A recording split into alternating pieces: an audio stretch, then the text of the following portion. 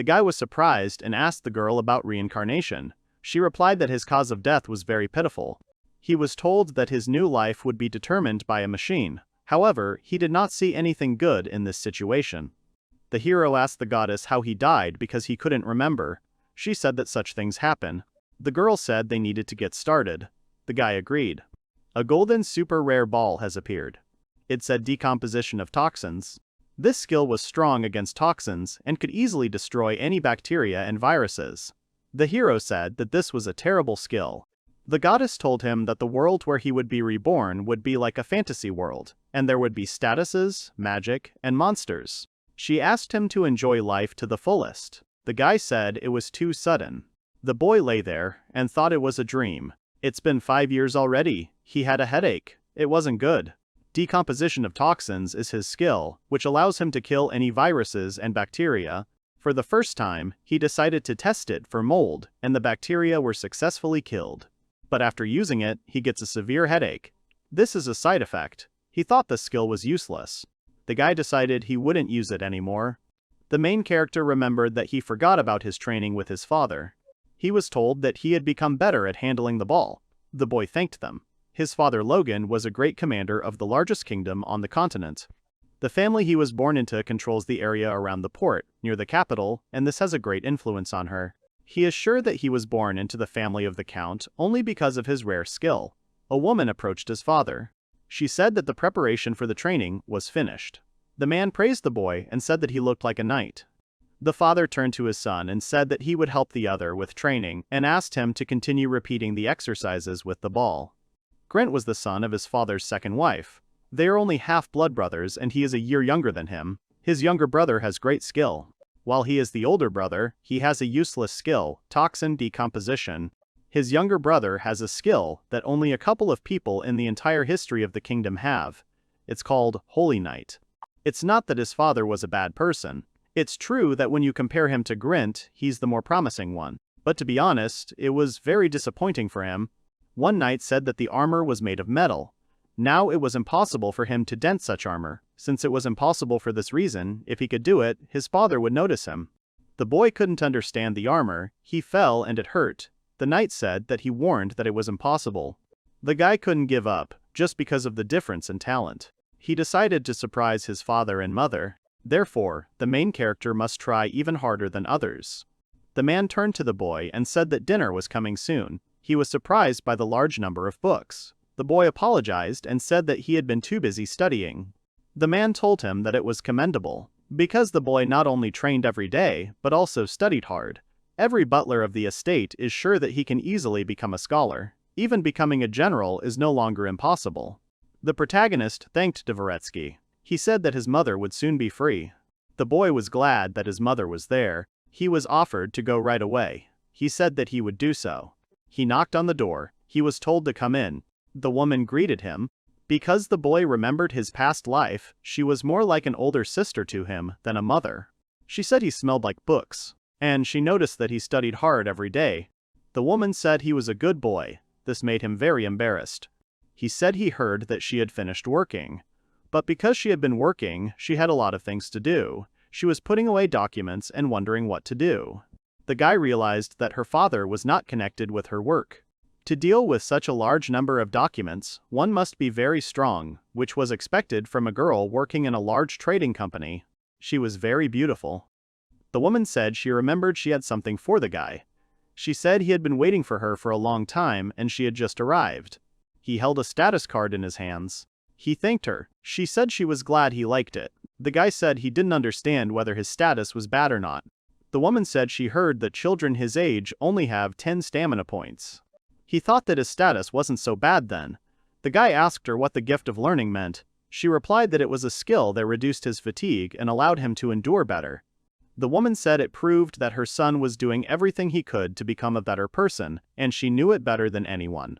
She said that she had another errand from her grandmother. She asked him how about going for a walk together, since they hadn't done that for a long time. He was surprised about the errand. The woman replied that she wanted them to buy some tea from the merchant, which they usually drink. He asked if the servants did this. The boy did not understand why his mother should do this. She assumed that his grandmother thought she had good taste. The boy began to think that it was his fault because he was not fit to be the eldest son, and because of this his mother had to go through this. She asked if he would mind joining her, and called him a great knight. He said he would go with her. They were met by a merchant. The woman said that she had come to buy tea and asked to show her several varieties. The boy saw a magic stone. The merchant said he was right and asked if he was interested in it. The boy replied that he was a little interested. Magic stones are usually located in the bodies of monsters, and their magic crystallizes in the stone. They have many uses, from using in magic rituals to creating accessories. High-quality stones can contain a huge accumulation of magic, which is harmful to the body. But this is a cheap core that is used to create tools. Nothing will happen to him even if he touches it with his bare hands. The guy thanked him. The woman asked if she could ask a question. The man answered positively. The hero thought that the stone smelled very sweet, like honey. He guessed it tasted like candy. The boy had never heard of licking magic stones. Even though he was only 5 years old in that world, he had definitely never heard of such a thing. He decided to try it once while no one was looking. The woman asked him what had happened. The guy said nothing. He asked if he could buy the stone. The man asked if he liked it. He said he would give it as a gift. In gratitude for his patronage, the woman said she would take 3 types of tea. She suggested that the boy go for a walk. The yellow magic stone became colorless. The protagonist felt a surge of strength for some reason. The knight approached him and asked if he had decided to try to dent the armor again. He told him that the guy could twist his wrist. The boy was glad that he was not thrown back this time. However, his wooden sword was broken. The knight was surprised that the main character cut through the iron armor with a wooden sword. The boy asked his mother not to be angry. She said she couldn't accept it. His mother had a reason to be angry. Grint will be the future head of the house. He will also announce Grint's engagement to the Marquis's daughter. He believes that it is too early to announce the engagement now, when Grint is only 4 years old. The woman said she was sorry that his father cared more about the other guy than him. He said she shouldn't worry and everything was fine. To tell the truth, he was a little offended. But most of all, he is upset to see his mother so sad and lonely. For his father's recognition, he must try even harder. He still doesn't understand what happened that day. Everyone says the armor just wore out. But it was after he licked the stone that the girl said they had arrived. The estate was quite magnificent. After all, this is the estate of the kingdom's only archduke. The man turned to the woman and said they would go greet Grint's fiancée and her family and they could wait in the lobby. She said they would do so and called the boy to come with her. His father's second wife turned to him and said that the Marquis was already tired of waiting for them. The main character's mother asked if her son had the right to be present at the meeting and what that meant. They were told that there had been some mistake in compiling the list. Each family was only allowed to bring 1 child, and the Reinhardt family was already there with Mr. Grint. The woman said it wasn't their fault and asked to let the boy in. They told her they couldn't do that. The guy thought that it was most likely Camilla's fault. She did it so that he wouldn't get in the way.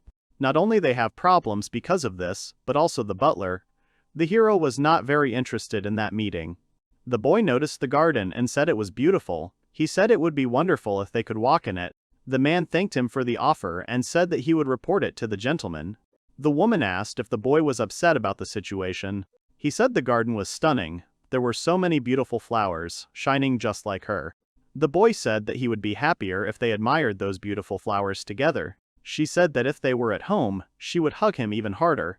He said that she hugged him hard enough. The butler said that the Archduke had given his permission to visit the garden. The boy thanked him. The man said that he had ordered someone to accompany them. A girl came out to them and said that she was pleased to meet them. She introduced herself and said that her name was Klein. The girl is the granddaughter of the head of the August house, Count August. The guy introduced himself in response. He asked what the Archduke's granddaughter was doing there. She said she was sorry for the mistake at home in August. Klein said that she would be their escort today and hoped that they would have a good time. The woman said that she thought her son was happy that the lady had agreed to accompany them. She said that she was glad to hear that, and she was also grateful that she had been able to communicate with them. The guy was surprised that the flowers were glowing and said that it was beautiful. The garden looked beautiful from afar, but it was even more beautiful inside. The girl replied that the garden was enchanting at this time of day. The guests began to whisper and say that the second son would be the next head of the house, the one with the skill, the Holy Knight. It was a godsend, considering how terrible their son was, who had no manners. It seems that in the near future, the kingdom will prosper with such an heir to the great General Logan. The girl said that it was better not to believe the rumors. Among the nobles, he was the most like a gentleman. The guy said that the girl was very beautiful. Then he said that the rose was beautiful. The girl replied that they were red and blue roses, a type of flower that can bloom at any time. They are known for being very difficult to grow. They require a perfect balance of water, light, and soil. Rose thorns contain deadly poison. It is said that one drop can kill 1,000 people. The poison causes unbearable pain and heat, so they are sometimes called fiery blue roses. The guy said that the name has a certain meaning. The woman said that these flowers could be a wonderful decoration. The guy asked if these flowers were used as interior decoration.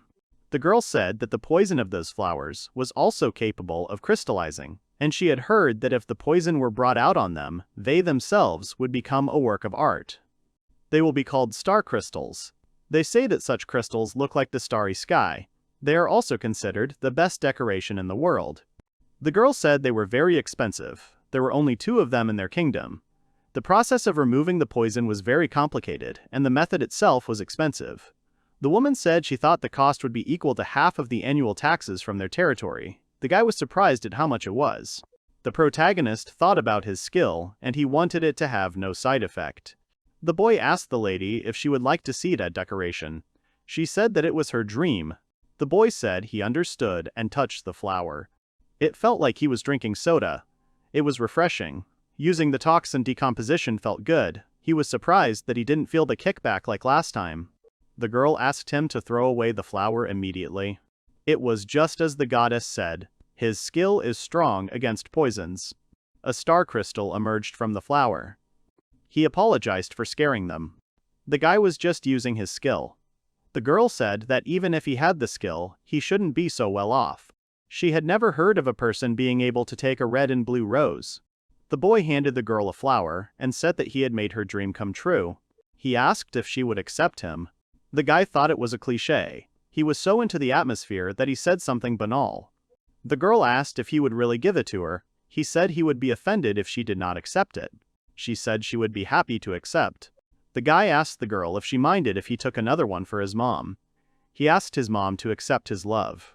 Klein said she was very sorry and would like to chat with them some more, but she had to go. The woman told her not to worry because thanks to her they had a great evening. The boy also thanked the girl. She said he didn't have to be formal. If he continued, he didn't have to talk to her. The guy said that his father was late, although everyone was already leaving. The woman turned to the maid and asked if she knew where her husband was. You replied that the count said he had to go to a night party, so he left early. The boy asked if he was really that useless in his father's eyes. The woman turned to the boy and asked if he liked his father. He replied that he was grateful to him for raising him, but he couldn't forgive him because he treated her so badly. The guy said that he couldn't answer for sure that he liked him. The woman said she was glad to hear it. She said she couldn't watch him suffer any longer and pulled him along with her. She said that they would go to the most beautiful place on earth, to their native kingdom. The guy was surprised. She said that everything was correct. When she took off the ring, the boy was surprised. She said that she didn't need it anymore.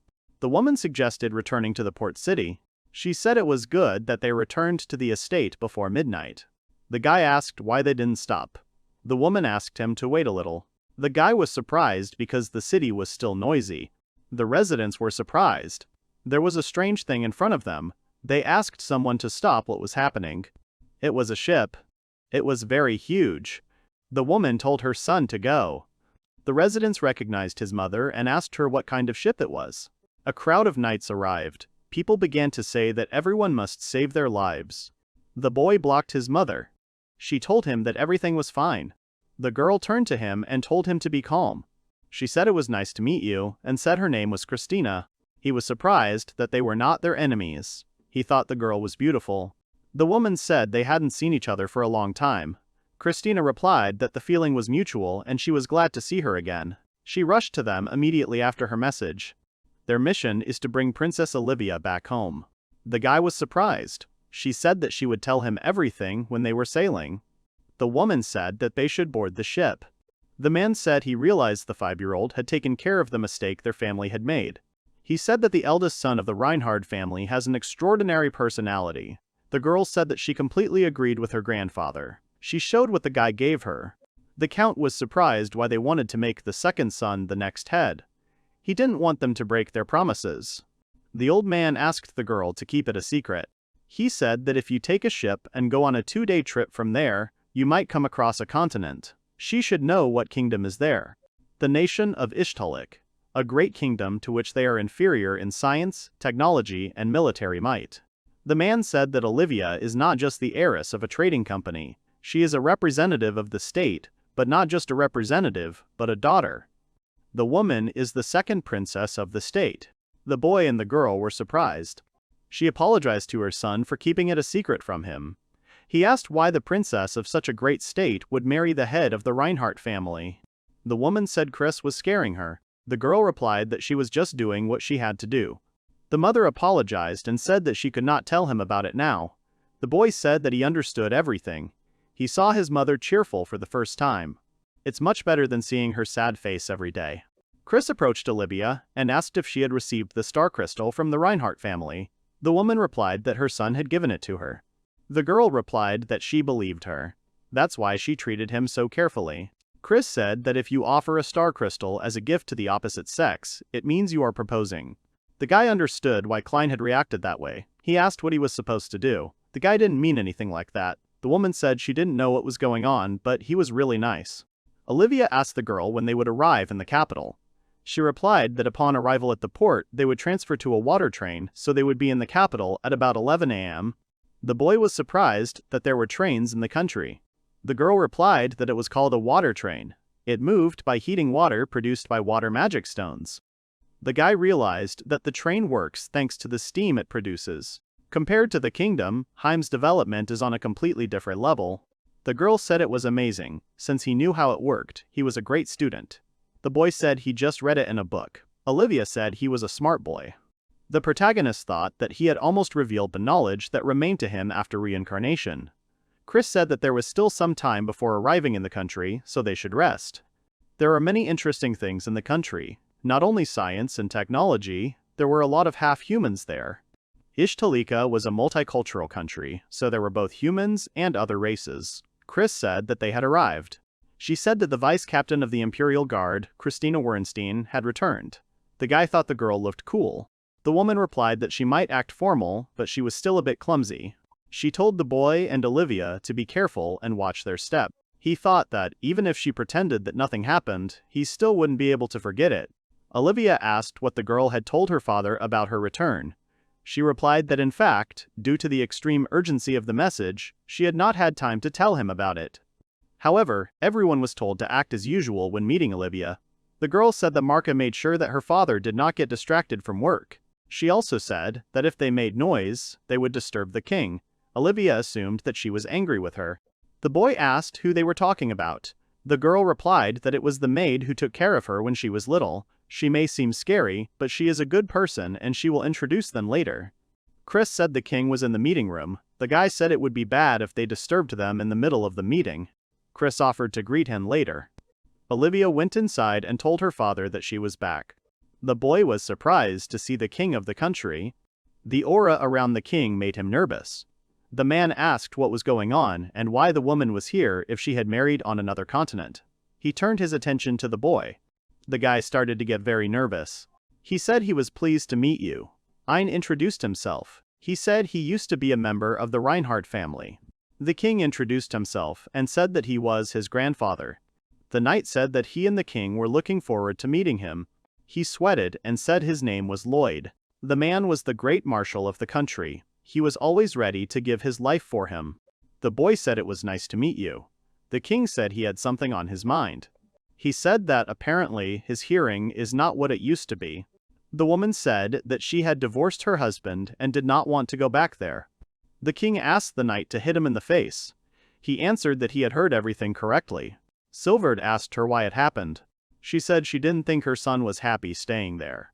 The king said they had to postpone the meeting. They were all forbidden to talk about what happened there. He turned to Chris and asked her to call his subordinates. They had to discuss this. The man turned to the knight and said that they needed to start gathering troops. He replied that he did not need to worry, and that Mr. Logan, although a veteran, was a simple knight in his eyes, and he would easily defeat him. Olivia turned to her father and asked him not to worry. She said that they could not attack them because of the promise of the first king. The princess said that she couldn't imagine that they would abandon the main character just because of the skill he was born with. The woman asked if the older sister thought the same. She replied that she did, but he still wouldn't listen to her. The boy thought that the first princess was the talking cat. Olivia asked if she could explain everything to her son now. He said that she could, because they had kept their promise. The Prime Minister asked to be allowed to do this. The main reason why Olivia got married there is because the Heim have a sea crystal that their country needs. The boy asked if this crystal was a mineral residue. He was told that it could be said that way. These crystals are made from the bones of monsters that live in the sea. In their country, they use them to create magical items. The boy said that he had only seen a few of these. He was told that they were ordinary magical items. Other countries do not use sea crystals. They create items from magic stones that can damage the user's powers. But their country uses a special method of using sea crystals to control this power. With this, they can allow everyone in the country to use magic items for free. However, all the crystals around the country have already been mined, and finding them has become more and more difficult. Therefore, finding no other way out, they began to request them from other countries. The boy realized that his mother had married for the sake of the people of the country. She said that it was her duty. The man replied that in exchange for the stone they should provide protection. Mr. Ein would become the Count of the Kingdom of Heim in the future. The king said he thought it was the best solution. He wanted to get his daughter and grandson out of the way of the sea dragon. The knight turned to him and said he thought it was time for them to start looking for a new magic crystal. The woman said that there was no need for that.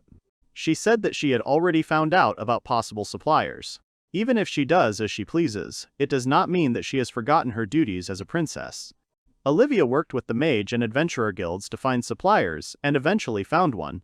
She handed the documents to the king and said that they could see more about everything she had said. It was written there about a country north of Heim. However, they should have checked everything by now. Sea crystals from the depths of the sea began to appear in shallow waters. The man said that a similar girl was searching, hiding her identity through an association of magicians. Her results were amazing. The boy thought that only he knew how much time and effort his mother spent on this. She played the role of the count's wife perfectly.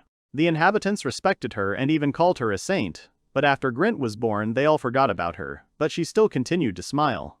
And no matter how busy she was, she spent a lot of time with him. He can't even thank her.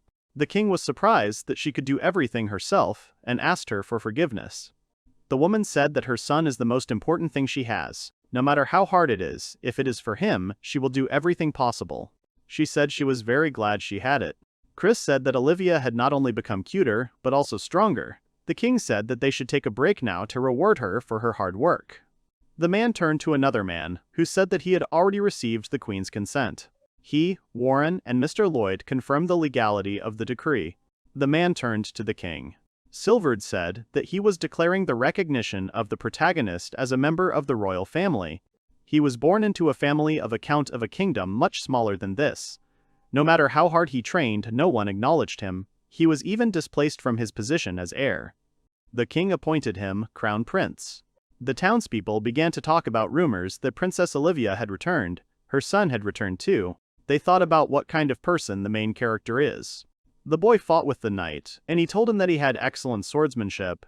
He said that the main character had put a lot of effort into training. The boy thanked him. He said that he was still not worthy. Even now, his younger brother could easily defeat him, although he had only recently started training.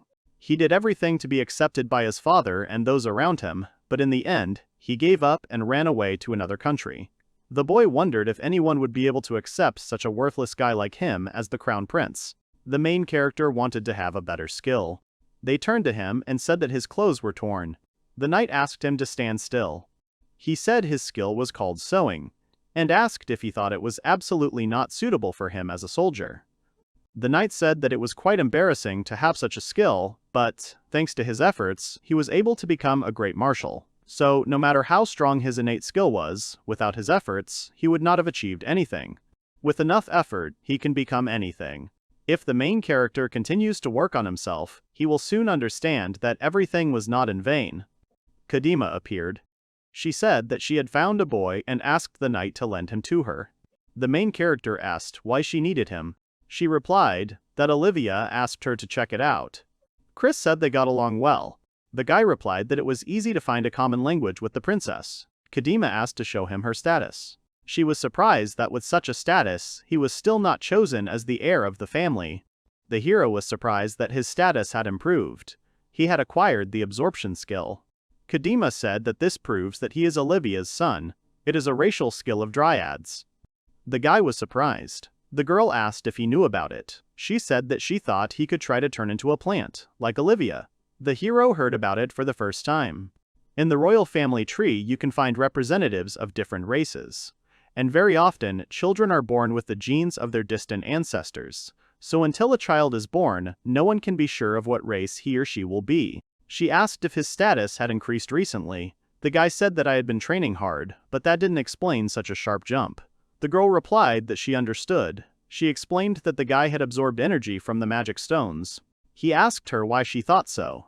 The princess replied that monsters increase their strength by eating each other's magic stones, but humans cannot use this method because it harms their bodies.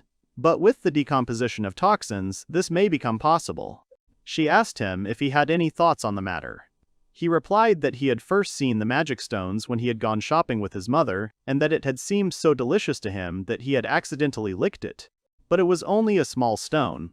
The boy does not think that it could affect him much. After that, he did not encounter stones. Chris said that she felt that Mr. Ein was absorbing the energy of the magic stone inside her. He said that it couldn't be. The girl replied that she was actually an elf, and every half-human had a magic stone. The guy realized that he should have one too. She said she felt it when they were heading to the capital. Later, the girl realized that she was very tired and almost passed out. The guy said that, at the time, he thought she was about to faint from clumsiness. He asked what was wrong with her magic stone and if she was badly hurt. He was told that she was fine, she just needed some rest. Now she had to test her theory. She took out several boxes of magic stones. The first box contains cheap stones, and the second box contains expensive stones. The guy decided to start with the cheap ones. The princess said he got it done quickly. The stones lost their color. He was given other stones. The boy wondered what they tasted like. They started asking him if he was okay. He replied that it tasted like walnut, which he doesn't like. He was told that the guy couldn't randomly absorb energy from magic stones. The girl said that she would explain everything to him now. There are two things to understand. The better the stone, the more it will raise his status. But each type of me has a limited amount of energy that he can absorb to improve his status. It wasn't as easy as he thought. The girl replied that he had already absorbed enough. The guy said that he had gained a new skill. She replied that it was because he had absorbed energy from a high-level monster stone. Chris approached him and asked if he was really feeling well. He replied that he was fine. However, when he first used the toxin decomposition, he had a severe headache. The guy was surprised that everything was fine now. The girl replied that it was because of his gift of learning. It strengthened his body and improved his immunity. His mother entered the room. She said she hadn't seen him for a long time. The princess said she hadn't found any problems. The woman called her son to come with her. They met the king, and she apologized for keeping him waiting. The man showed the main character the royal treasury. The guy asked why they came there. His grandfather replied that as a reward for his achievement, Olivia asked him to give him something. It was the country's national treasure, a magical stone. More than 500 years ago, a demon king appeared on the continent, and Dullahan was one of his minions. With his ball, he could separate heaven and earth. He was a strong warrior dressed in black who made history. The woman said that their ancestor, one king, defeated all the monsters and founded a kingdom. He was recognized by everyone as a hero of the world. The protagonist felt that, even if it sounded like a simple fairy tale, he still couldn't hold back his excitement. The king turned to the girl and asked if she could change her mind. She replied that maybe it was called a national treasure, but in fact, it was their family's treasure. The king stopped her and told her not to come closer, because the magical energy could harm her. The poison disappeared around the main character.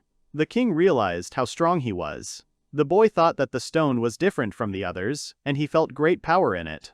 He put his hand on it. Even without absorbing it, the energy flowed into him. The king was surprised by the power. He said that if the guy can't, then he should stop. The hero was surprised that he was full of strength. The girl looked at the sky and wondered when she would be able to meet Ein again. The girl said that he had acted dishonestly if he had disappeared immediately after giving the gift. The maid approached her and said that the master had asked her to check on her work. She said that all the papers were on the nightstand and she could take them to him. Klein replied that she had been concentrating on her work and had managed to get everything done in 2 days. She asked me to tell her father to give her a more difficult task next time. The maid said she would pass on the request. However, that was still not enough. She had to become better. The next time she met the protagonist, she had to be able to support him in his difficult times. The girl received a letter. She fell on the bed and asked what it was this time. The maid told her to prepare a letter for him.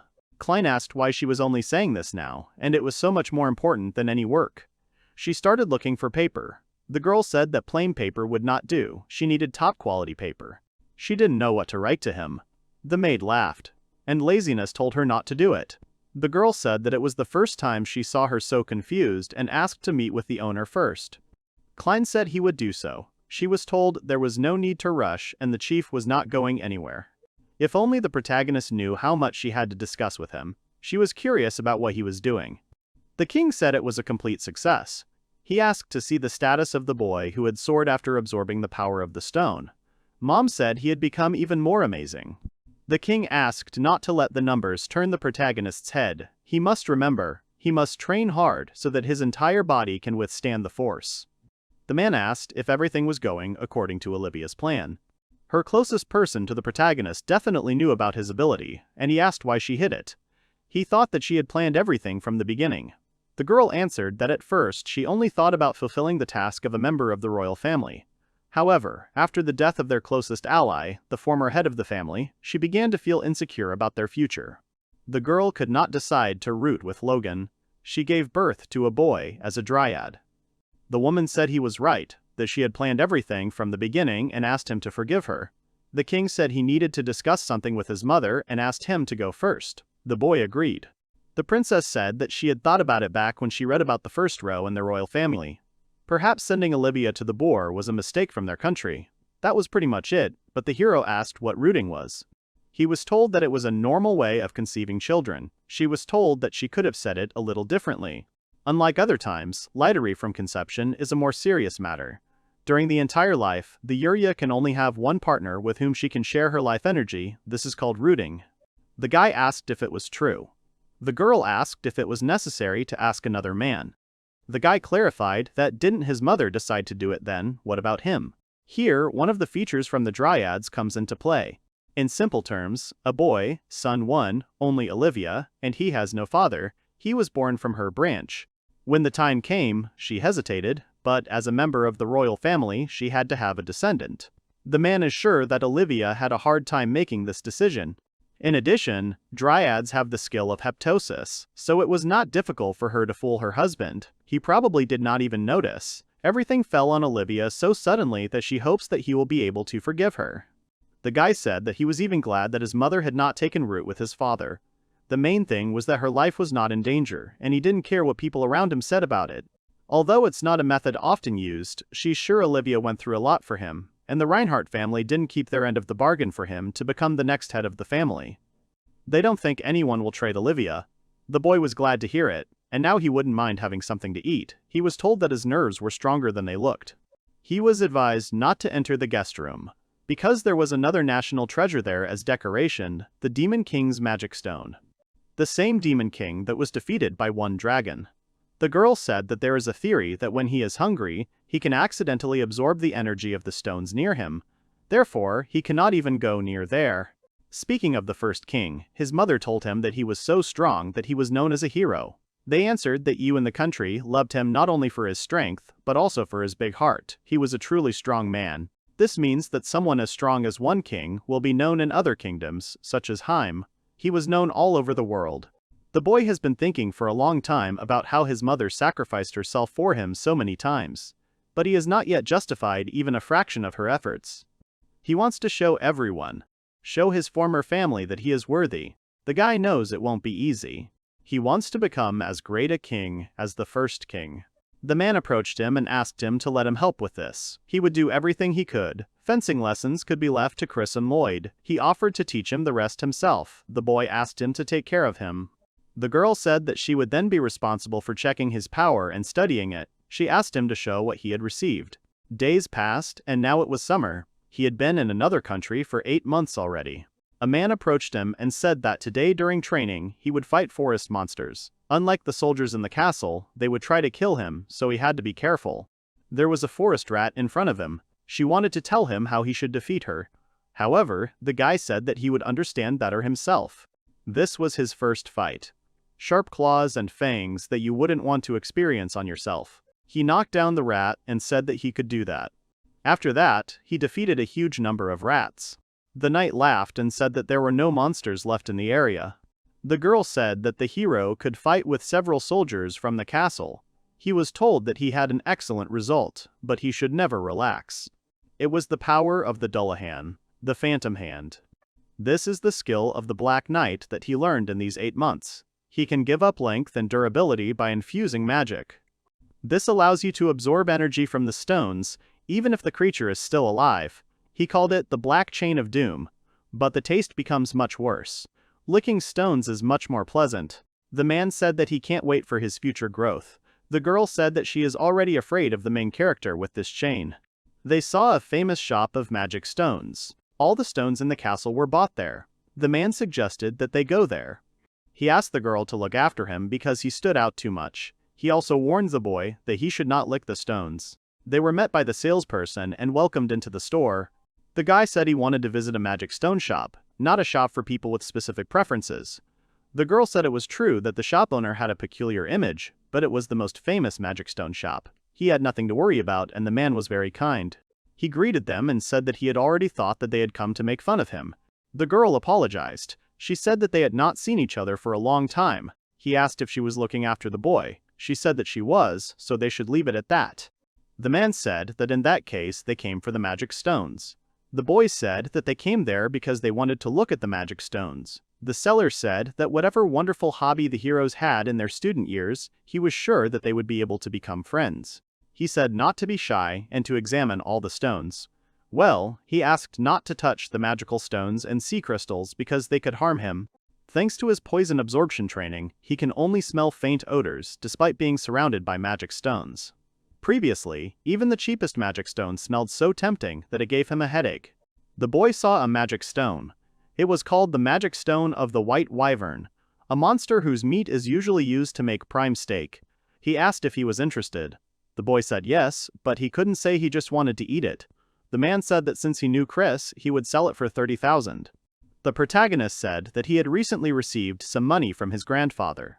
The girl replied that in that case, it would be good if he spent it on something he really needed. However, she asked him to keep the fact that he is a crown principal a secret, as well as his magic of absorbing magic stones. The boy started collecting different stones. The man said that he would then wrap everything up for him and asked him to wait a little. The main character saw a stone that is known as the Cursed Gem. Rumor has it that it haunts its owners in their dreams, and that display case was made specifically to seal its power. The boy thought that he really felt some strange energy coming from him, but he thought that it was not evil. He wondered if the princess could learn more about the magic stone. The boy asked if he could sell him this magic stone along with the display case. The girl asked him to stop, and it was not too late to refuse before something bad happened. The man said it didn't look like he had subdued it. He said he would sell it and the display case for 300,000. If something happens, they'll just put it back. The girl said she realized there was nothing she could do about it. She thought the king would approve, since the merchant was the one who sealed it. The man said he would give it to them then. The boy said he would look at the other magic stones then. The seller said he thought I was the new crown, the prince, a brave man. Chris said she didn't know what he meant. He told her that if she was going to play dumb, she should try harder. The man said she had set herself up. The girl asked him to keep it a secret. He said he wouldn't tell anyone, but she's not very good at keeping secrets. The guy asked her why her eyes were red. She replied that it was just a grain of sand. They knocked on the boy's door and asked for permission to enter. He allowed it. A woman came to him and said that she had come to help him change his clothes. The guy said he didn't know how to tell her about it, but he could change his clothes himself. She said she was Olivia's personal maid, so her duties also included taking care of her son. The guy asked if she had any other important duties. She told him not to worry about it. He said he would obey. The maid said she had something to tell him. They gave him a letter. It had no information about who sent it. This letter was sent by a nobleman from Heim through another kingdom. Because of what happened to him and Olivia, the kingdom severed all ties with the Heim kingdom. Therefore, this letter was sent through another country. She doesn't think the letter is important because it came from Heim, so if he doesn't know who might have sent it, she should get rid of it immediately. The guy thought that they wouldn't go to so much trouble to insult him. The girl wrote to him that that night she had experienced a wonderful day in which even the most beautiful and expensive jewelry faded. The boy thought that there was only one person, besides his mother, to whom he gave a flower, and this could not be a mistake. She apologized for not being able to write her real name there. The boy realized that this meant that Klein was going to his country. The woman asked if he was going to answer her. The boy replied that yes, after all, she had treated him well. However, it must be difficult to get from her country to his. She said she thought it was possible, especially if the girl was on good terms with Olivia. The guy said he was glad to hear it. Time flew by unnoticed, and now autumn has arrived. Throughout the whole time, the wind gradually became cooler. The heroes were supported by his friends and family. The knight said that this time he would be a contender for victory. However, the guy put a sword to his throat, and he said that he admitted defeat. The boy was happy that he won. His mother told him that he tried his best, but still got scratches. He really looked cool on the battlefield. The main character thanked the knight and Chris for teaching him fencing. The girl said that she was very glad she had been watching him for a year and a half. The knight said that they are soldiers who must protect the prince, and they cannot be weaker than him. Now, before the sun sets, they must gather and run another lap around the city wall. The guy said that he won because of his ability to become stronger by absorbing magic stones, so he should not be so strict with them. He replied that one of the hero's abilities is the gift of learning, which allows the user to become stronger based on how much effort he puts into training. And it was only thanks to this skill that he was able to deal with the former decomposition of toxins. This means that Ein became stronger due to his own efforts, not skills. Based on this, he is ready at any time, so he said to start when the main character is ready. The guy was surprised, and the man said that he should fight him. Residents began to think that an earthquake had occurred. The knight said that the boy was able to return from his attack. Slowly but surely, he was closing the gap between himself and one king. The girl gave the boy some water. He thanked her and said that it would be better if she did not approach him right now. The boy was very exhausted, so there is a chance that he will unconsciously absorb some of Chris's magic stone again. The knight suggested that they call it a day. He turned to Olivia and said that he thought the hero would be fine with his current power level. She agreed. The woman said that the main character would be 7 years old this winter, so she thought that would be the best time to start his training. He asked her about it. Olivia answered that he would go to the academy. The guy, even thinking about the fact that he will go to the academy as a crown prince, begins to get nervous. Chris approached him and said that if he was not busy, they could go for a walk. The entrance exam was to be held tomorrow. She asked him what field of study he was going to choose. The boy said he would choose fencing. The girl replied that she did not think it was the best choice, but she was sure that the hero would win easily. The boy said that he should hope so. However, there was something that was bothering him. He would ask if Chris and the knight would win if they faced his father Logus. The boy apologized and said that he shouldn't have asked that. The girl said that she understood him and asked him to let her show her something. She said that she was going to throw her sword on the ground and asked him not to lose sight of her until the sword touched the ground. The girl disappeared. She touched the hero's shoulder and said that she was still there. Chris replied that she had moved when the ball touched the ground. She was sure that the man would not have been able to follow her movements either, so she thought that he knew perfectly well what it must mean. The boy said that it was good that he had decided to become stronger than one king, but now he understands that to do this he needs to become stronger than Chris and Lloyd. She said that she would do her best. The boy thanked her. The girl's ribbon came undone, and she asked for forgiveness. They were walking down a street that was very crowded. She said that the street was called Academic Street, so it was always full. However, there were not only students there, but also security guards and several researchers. The guy said that one would go further. The girl told him to give it his all. He saw a boy who had hit a wall. He was told that if he had no motivation, he should go home. The examiner was rude. He asked who would go next. During the entrance exam, no one's name could be given. This was introduced to make the exam 100% fair. During the exam, of course, you can use a sword, but no one forbids you to use martial arts. And you can also use your skills if they are not ranged attacks. However, due to the uniqueness of his skill, he is not eager to use it. The examiner told the boy to come up and try to overcome him. The guy thought about how he needed to be faster. He needed to make sure he couldn't predict his next punch. He needed to use his speed to get behind him and punch him. The examiner said that he was too conceited and did not have even a grain of the necessary technique. This man was stronger than the knights. The guy replied that it didn't mean he didn't have a chance to win. Besides, it was just an exam and he didn't have to win. The man said that looking at his technique, he was sure that his master was just as worthless. He asked how about finishing. The guy said he wanted to continue testing. He was told that he shouldn't even think about holding back because he was an examiner. The man said that a trash like him who didn't even know how to use his powers was raised by a family of trash. He told him to come over and let him teach him a few lessons. The boy asked if it was not a magic or ranged skill, he could use it. The man confirmed it. The boy thought that he could not leave it as it was. The examiner insulted everyone who taught him fencing, and even his mother. The man began to demand an explanation from the boy.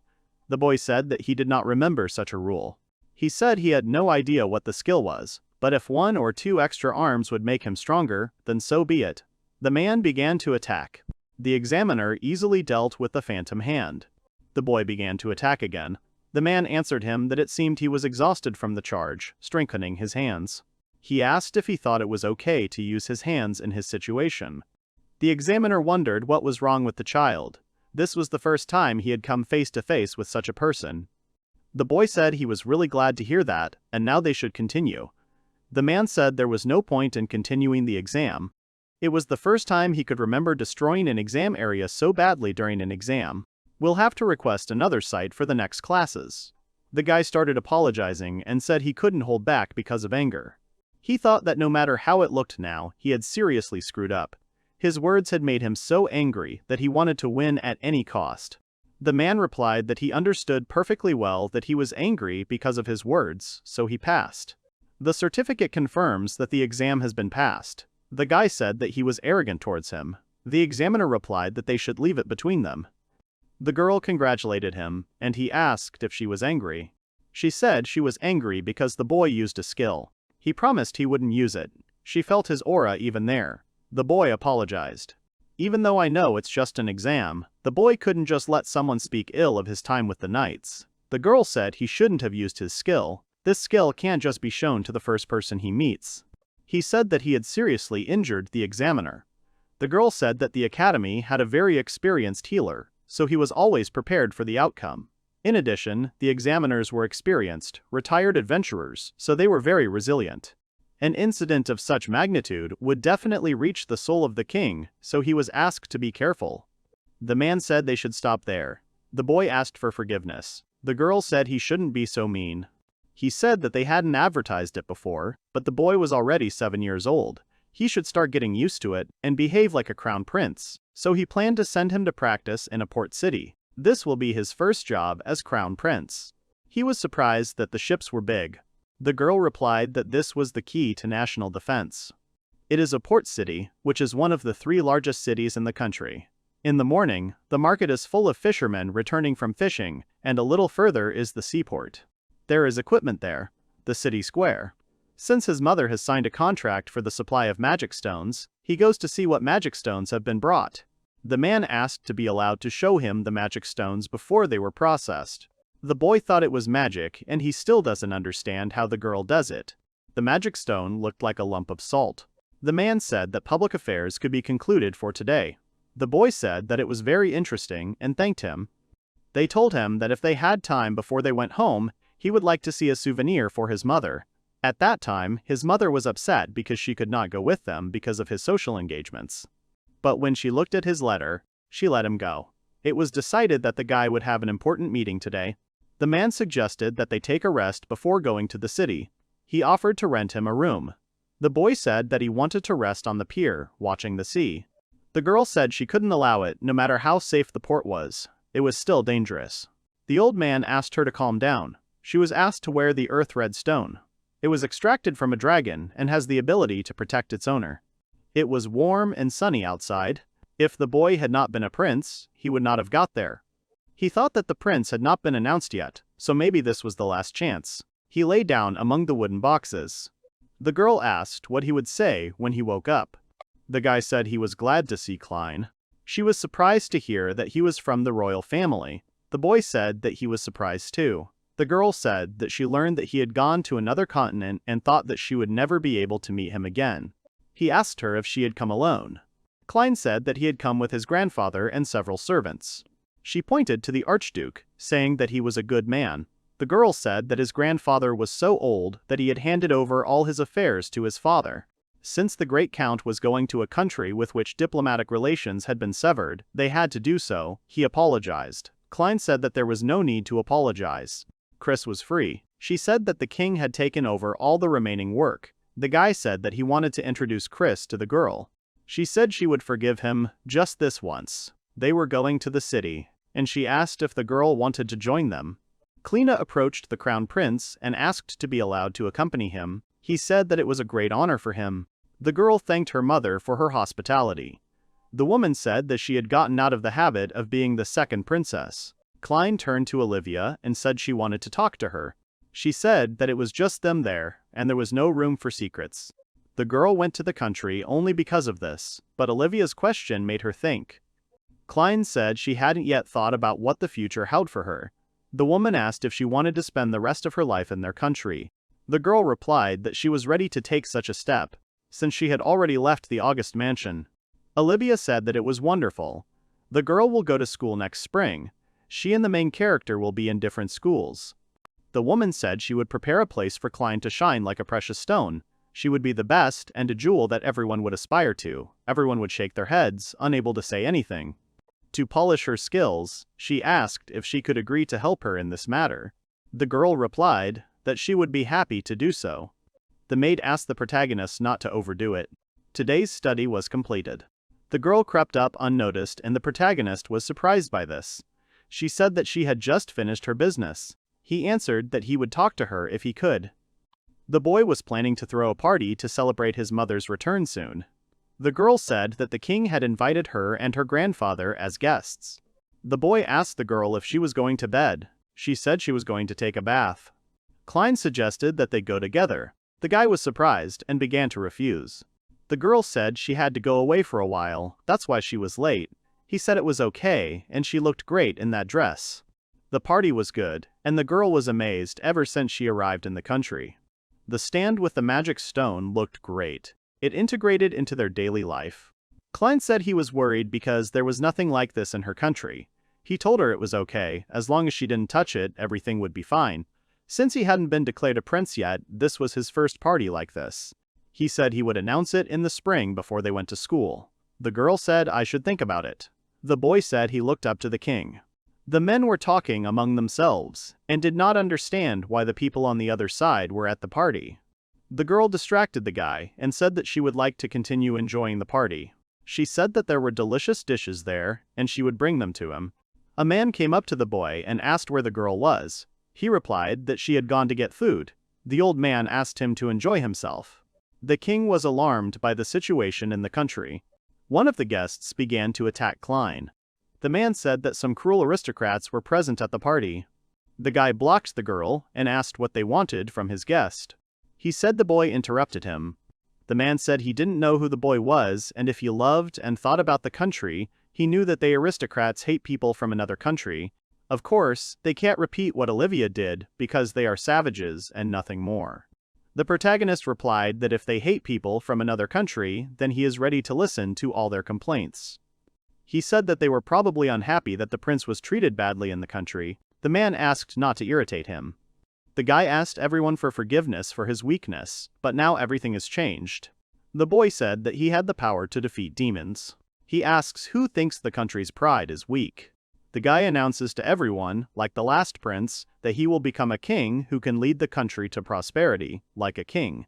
On that day he actually became the crown prince of the country. The girl said that the boy had done a good job. He thanked her. The king said that it was too sudden for him, but he was glad that everything went smoothly. The man said that the nobles highly appreciated the main character. He thinks that this incident at the reception will be widely spread. The ruler said that in another situation he would punish him, but he had to endure a lot. The speech that the guy gave is the speech that the one king gave. The king was very surprised, because he had never told him about her. The old man said that Lady Klein was doing her best. At this rate, she would be enrolled in the girls' academy next spring. He suggested that she become highly educated in every aspect of science like a queen, and become a princess who can influence many people. The woman asked if they had checked their luggage yet. They answered yes. They will go to different academies. The girl said that they should do everything in your power. The woman suggested going to the academic district to accompany the hero. Chris said there would be a stir if Olivia showed up in a crowded place. The woman said she was very worried about her son. The girl said it was time for them to leave. Mom told him to be careful. She told him to enjoy his school life. The guy said there were more people there than when they took the exam. He couldn't imagine having to go through that place every day. The girl said that the only hard part was the crowded road. From today onwards, the boy will attend this academy. While he is at the academy, he will be guarded by another person. He bowed his head before the prince and said that it was a great honor for him to meet him. His name was Dil Galatia. He was the son of Lloyd and Marche. He may be a novice knight, but he has long surpassed his peers. The girl is confident that Dil will be able to protect him on the academy grounds. The boy was surprised that they were married. The girl replied that they both served in the castle. The boy replied that he had no idea about it. Dil said he was very grateful to be chosen as his bodyguard. The guy replied that he was very pleased too. The girl said that a guy should not be formal and should not be shy when communicating with Dil. The boy said that if he was always there to protect him, then he could call him by his name. The guy said he had to refuse him because he was just a bodyguard. The girl replied that she would wait for him there while he was at class. The protagonist wondered if he was really that hopeless to cause so much trouble. He asked his guard if he remembered correctly that the academy had no reception for new arrivals. He was told that the class would end at noon, so he would give him a tour after lunch. The guy said that the hero needs to go to first grade. There was a huge door in front of them. He asked why it was so different from the other classes. They told him that only the students with the best grades studied there. This is a place for those whose abilities will be used for the good of the country in the future, regardless of their origin. The guy said that in that case he would try his best. He didn't understand how to open the door because there were no handles. Since there are very few students there, he needs to get along with everyone, otherwise everything will be lost. The professor came in and introduced himself. He said that he worked there as a magical engineer and would also be their class teacher. He was not originally supposed to be the class teacher, but since one of the teachers retired, he agreed. Since the class was special, he expected something from them. The man said that they should show the best results, and with that they can be free. He said that as long as they were producing results, they could skip classes, but they would still need to take tests every 6 months.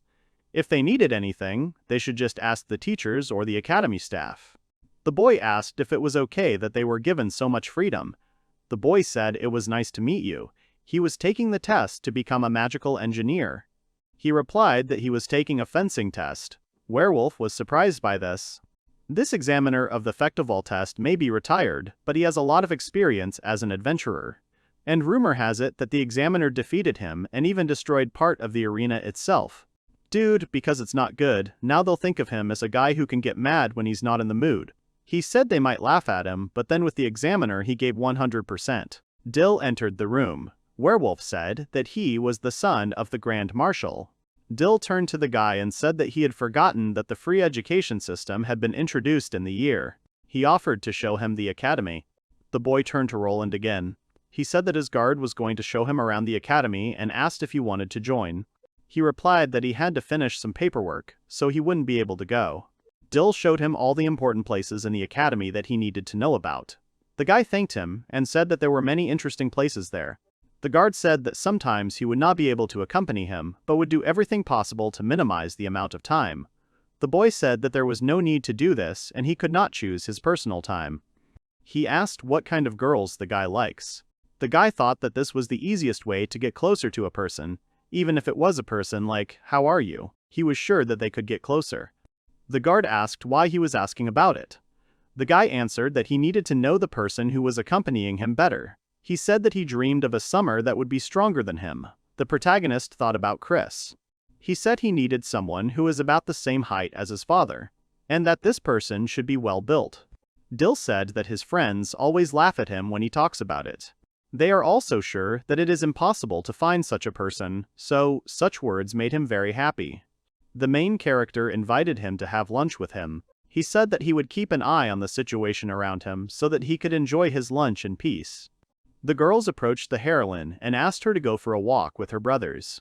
Klein replied that she was grateful for the invitation, but that she was from a common family and could not have relations with the nobility. She was told that this was not true at all. She said that she really appreciated it, but if she got into trouble, then the prime minister would be responsible for it. The girls started apologizing to her. The knights examined the door and said that it was made so that it could not be opened without the proper magical device. They do not know who could have done this. The man asked to send a message to the castle and immediately bring him a list of the knights who are there. The escapee was a former adventurer. He is a serial killer who has killed countless people for money. The guard asked the prince if he had any complaints. He replied that everything was fine, but that since he started his free time, sometimes he thought that he should learn something. The protagonist asked about the teacher. He was told that this matter could not be told in public. That person had problems with his ideals and actions, so he was fired. In the past, he was involved in several criminal cases against commoners that went against the Academy's regulations. The guard also helped a little in the check, but he was a man who did not have even a fraction of the noble dignity. The boy asked where this man was now. He was told that he was sent to the knight's place to watch over the well-being of the knights. Dill said he thought he deserved the punishment. The protagonist said that he is a member of the royal family, but he still thinks that it is wrong to use his status to humiliate and use other people. He thinks that in the future he will not do anything like that. The guy suggested talking to him less formally. Dill replied that he was his bodyguard, so he couldn't afford that. Chris turned to the hero and said that she had some business with the guards and asked to leave him for a second. He agreed. She thanked him and said that she would be back soon and asked to stay put. The men approached the girls and said that it was dangerous to walk around without bodyguards. They were polite enough to provide the service of bodyguards. The guy defended the girls and told them to leave. The men turned to him and asked what he was doing. One of them decided to teach him a lesson. However, the boy dodged the attack. The men said he was wearing a Royal Academy uniform. The boy replied that he was very sorry. The protagonist defeated the men. Chris said that his actions were commendable, but he should have warned her first. She said that since he understood, then it was okay, and asked why he always created problems for her. He replied that he just couldn't stand by and watch them try to hurt her. The hero's mother said that she was very worried about his actions this time. Chris turned to the girl and asked her to scold him too. She replied that it was possible. She thought it was cool. In front of the boy was a dagger as dark as darkness. He was told that he was a crowned prince, so he should take care of his appearance. They asked him to try holding it in his hands. The boy thanked his grandmother for giving him the incredible dagger.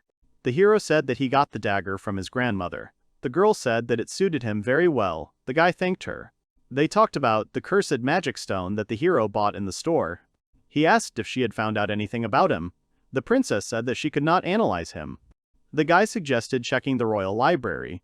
The girl replied that she had read all the books about magic stones. She said she had a very hot-tempered nephew. He was told he couldn't resort to bad action. He said he was sorry. The girl suggested trying to suck the stone. The boy asked if she had called him for this. He was told that it would be fine if he just touched it a little. If something happened, they could just seal the room completely and destroy the magic stone. The boy said that he was the one who brought the stone, so he could at least try it. The magic stone turned to him, looking for what it found. The girls were surprised by the voice. They asked to put it back in the magic stone. The princess said that he didn't need to use phantom hands and just put the stone back. The hero's body was heavy. He was told that it was because he was using phantom hands. The guy was very surprised. The girl was outraged that he had absorbed more than she had told him. He said that was not true. This generally only happens between unique stones, although even beings with magical stones inside them have a connection with other beings while they are alive. In the past, people have witnessed a surge of power that erupted when two stones were placed close to each other. The cursed magic stone that the prince bought was not just a coincidence. The princess said that Chris would get angry. The girl tried to stop her and said that the room was a little messy. She said they were making noise again. The princess asked what she had in the box. The girl said that it had a gorgeous cover and it must be worth a lot. Klein asked what kind of book it might be. This book is written by a famous elf who has dedicated his life to writing about subjects. It is written in an ancient elven problem language, and the most offensive thing is that few elves can read it. The princess does not think that Krisa lived in the capital and is unlikely to know. The man in the portrait may be a Doulahan. He looked somewhat like the main character. Chris saw the book that was in the package. She began to study it. The protagonist read about a campus competition. The werewolf said it was an annual event to help improve relationships. Academies on campus. The guy asked what their class was going to participate in, to which he was told they weren't. As for the Royal Academy, Class 1 and 2 have a big gap in abilities compared to other students and their age. The class hour ended and the hero decided to practice. The man asked if the protagonist had warmed up, and if he had put on his armor correctly. He said that he knew that the boy was aware of this, and although the summoned monsters were not capable of killing him, their attacks were capable of releasing a shockwave that could knock out an opponent. The man was indignant that no one should go at the red bison with bare hands. The guy said that sometimes you have to go head-on. He said the training was a bit grueling. The guy said he wouldn't be able to participate in the campus competition. The girl said it looked like he would be competing in a public match against the winner of the fencing competition. The girl said that now that she thought about it, it was somewhere there, the place where she had recently been saved by the crowned prince. Chris turned to the hero. The girl was soon told that since Kleina visited the palace quite often, could she tell them stories about the prince? She replied that the guy can be quite problematic, but he is the type of person who takes care of everyone. The girl cannot express how happy she is that she can stay with the prince.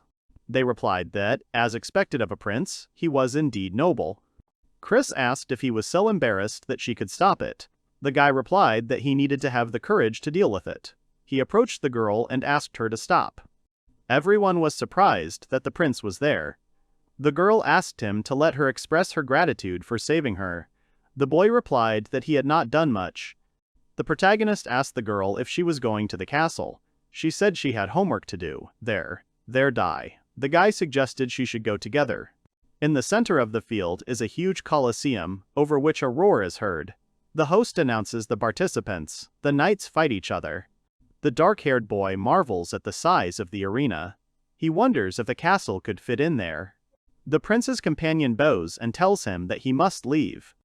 The prince replies that he will cheer for his servant at the fencing competition. The prince asks Dill how he got nervous. Dill is surprised. The prince smiles and says it's obvious. The servant is ashamed. The prince says he feels better when he sees his bodyguard is agitated. When Dill asks, he says he doesn't mind being called by his first name. The bodyguard refuses because he is just a servant. The prince says he will try to persuade the bodyguard next time, but he says his answer will not change and leaves. The prince is surprised to see the servant so open. The girl with the sword is glad that the prince and his bodyguard are getting along. The prince is dejected that the servant does not want to call him by name. The girl offers to take the prince to his place. The boy asks if they can go to the academy first. The prince says that he forgot his grandfather's pen in the classroom. The girl says that there is still a lot of time before the performance and she can go with him. The guy refuses and leaves, promising to return soon. The prince heads for the doors. He thinks he's taken the long way to class and that the academy seems big when there's no one inside. Suddenly, he becomes wary and stops. He looks towards the fountain. The prince is surprised by the strange smell, which seems to combine many different ones. He assumes that the smell comes from the cafe. Someone rustles in the bushes, attracting the prince's attention. The vampire pins the tied-up werewolf to the ground and asks if he has the day off. The vampire sighs, calling him a pain in the ass. The werewolf is scared. He says that he forgot his things in the classroom and does not understand why he is tied up. The vampire promises to let him go, and the werewolf breathes a sigh of relief. The vampire smirks. The vampire says he has changed his mind and is going to take the werewolf with him as loot from the mission. He grabs the werewolf by the neck. The vampire says he is a vampire, says he hasn't drunk blood in a long time, but now he will definitely be full. He is interested in what werewolf blood tastes like. He asks if the werewolf himself is interested in this. The vampire says that he can drink all the blood of the werewolf and kill him with it. He continues to hold the tied-up werewolf and starts laughing loudly. The prince enters and asks if the vampire is the reason for the atmosphere at the academy. He turns to the vampire, frowns, and asks menacingly what he is doing to his friend. The man frowns, still squeezing the werewolf's neck, and asks what happened to the guys outside. The prince replies that they tried to attack him and he knocked them out. He demands that his friend be released immediately. The vampire is surprised that his minions were knocked out by a child. He sighs, still holding the werewolf by the neck, and says that he does not like trouble. The vampire is furious. His eyes are wide with anger, he clenches his clawed hand. He screams that the prince is causing him problems and it really pisses him off. The prince frowns and says there will be no problem if the vampire surrenders. The man asks if the prince thinks he is an idiot and says he will not return to prison. The prince grips the hilt of the dagger. The prince jumps up and shouts that he will catch the vampire himself in that case. The prince wounds the vampire, who releases the werewolf from his hands. The prince catches his frightened friend. The vampire lands on the pedestal, exhales, and says that the prince is fast. The prince looks at him. The prince frowns and asks the vampire what exactly he was planning to do at the academy. The werewolf lies tied up on the floor, breathing in fear. The man replies that he was hired by a noble gentleman and given a task. When the prince asks about the gentleman, the vampire replies that it is time for him to leave. The vampire screams that it will be bad if he gets caught after all this. He throws his bandaged hand up. A spherical object appears in his hand. The vampire throws a bomb, smoke fills the room. The vampire says that he used to be a traveler and learned not to care who his opponent is. The vampire kicks the prince hard in the stomach. He doesn't care that his opponent is just a child. The prince cringes in pain. The prince jumps aside. The vampire is completely surrounded by a smokescreen. The prince says that he is used to fighting, he can't see anything, and he will simply lose if this is not stopped. The boy remembers the girl's words about not showing off his power thoughtlessly. The prince mentally agrees that it could be dangerous, but the vampire hurt his friend. The vampire rushes at the prince with a sword, promising to cut off his head and drink his blood. Suddenly he gets hit in the face and is surprised. A long black phantom arm emerges from the enraged prince's back. The prince strikes again, shattering the wall into pieces. The wall collapses. The debris falls to the floor. The hall is covered in dust. The vampire, who jumped far away from the prince, looks at him in amazement. The prince frowns and approaches the vampire, saying that he did terrible things to Ronaldo, and now the prince must catch him. The vampire says that there is no need to be overconfident just because the prince was able to hit him. The vampire grabs a huge boulder and throws it at the prince. The man, sarcastically, asks if it is okay to talk so rudely to adults. The prince repels the attack, smashing the stone into pieces. The boulder shatters into pieces. Suddenly, a vampire appears and screams that he does not need the prince's blood.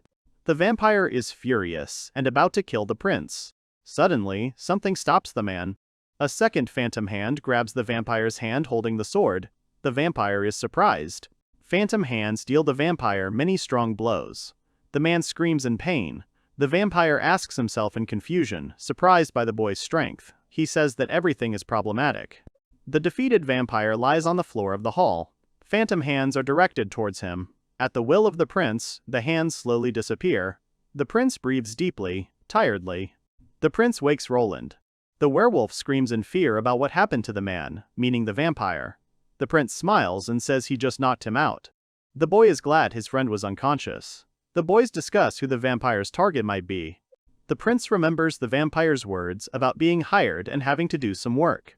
The boy remembers the servant's strange words about a man being fired because of past problems, and the smell outside. He begins to guess. The prince asks the werewolf to get out and bring a girl named Chris to the cafe. Roland doesn't understand anything, he calls the prince, but the boy is already running away. The prince runs to the river. He asks the man sitting there if he is sure he can sit in the cafe freely, calling him his former teacher, the wolf Magnus. The former teacher is surprised that the prince was able to catch him on their first meeting. The prince says that it was his guess, and that there was no one else to hire a vampire for the job. The former teacher dodges the prince's question about the approaching scent.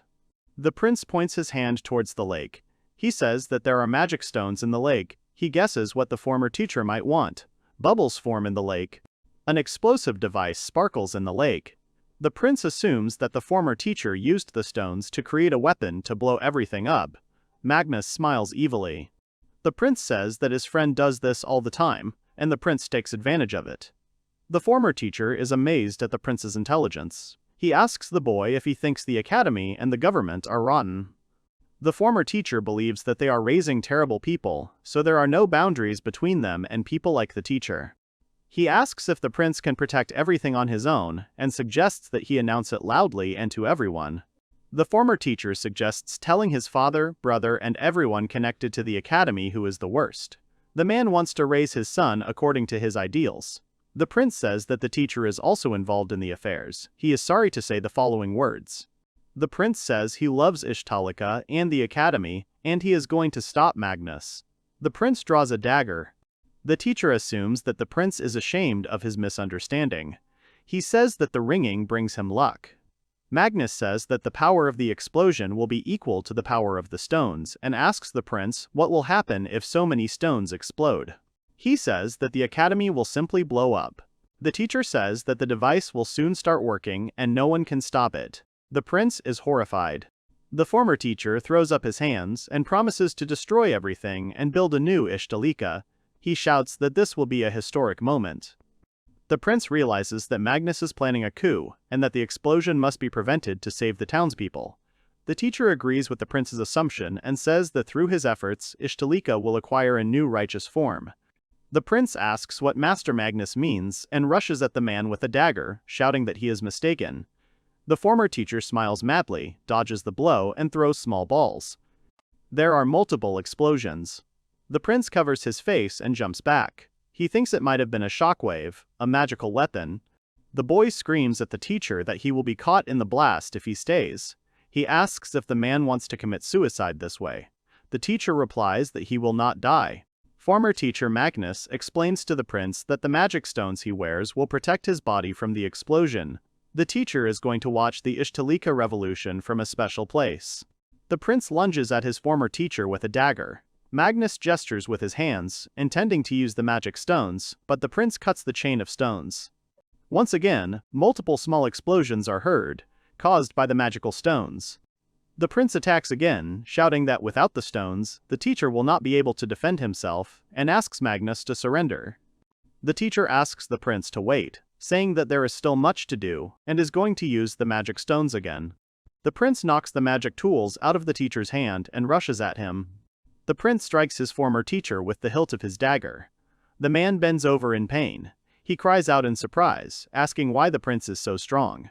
The boy replies that Magnus's wish did not come true. Former teacher Magnus lies on the floor, arms outstretched. He is defeated. The prince approaches him and ties him up. The prince begins to take off his clothes. He needs to hurry. The former teacher asks if he is going to defuse the bomb, because if the boy does something wrong, the explosion will go off sooner. The prince dives. The boy swims to the bottom in search of the bomb. He finds a huge construction of 2 blocks. The bomb sparkles brightly.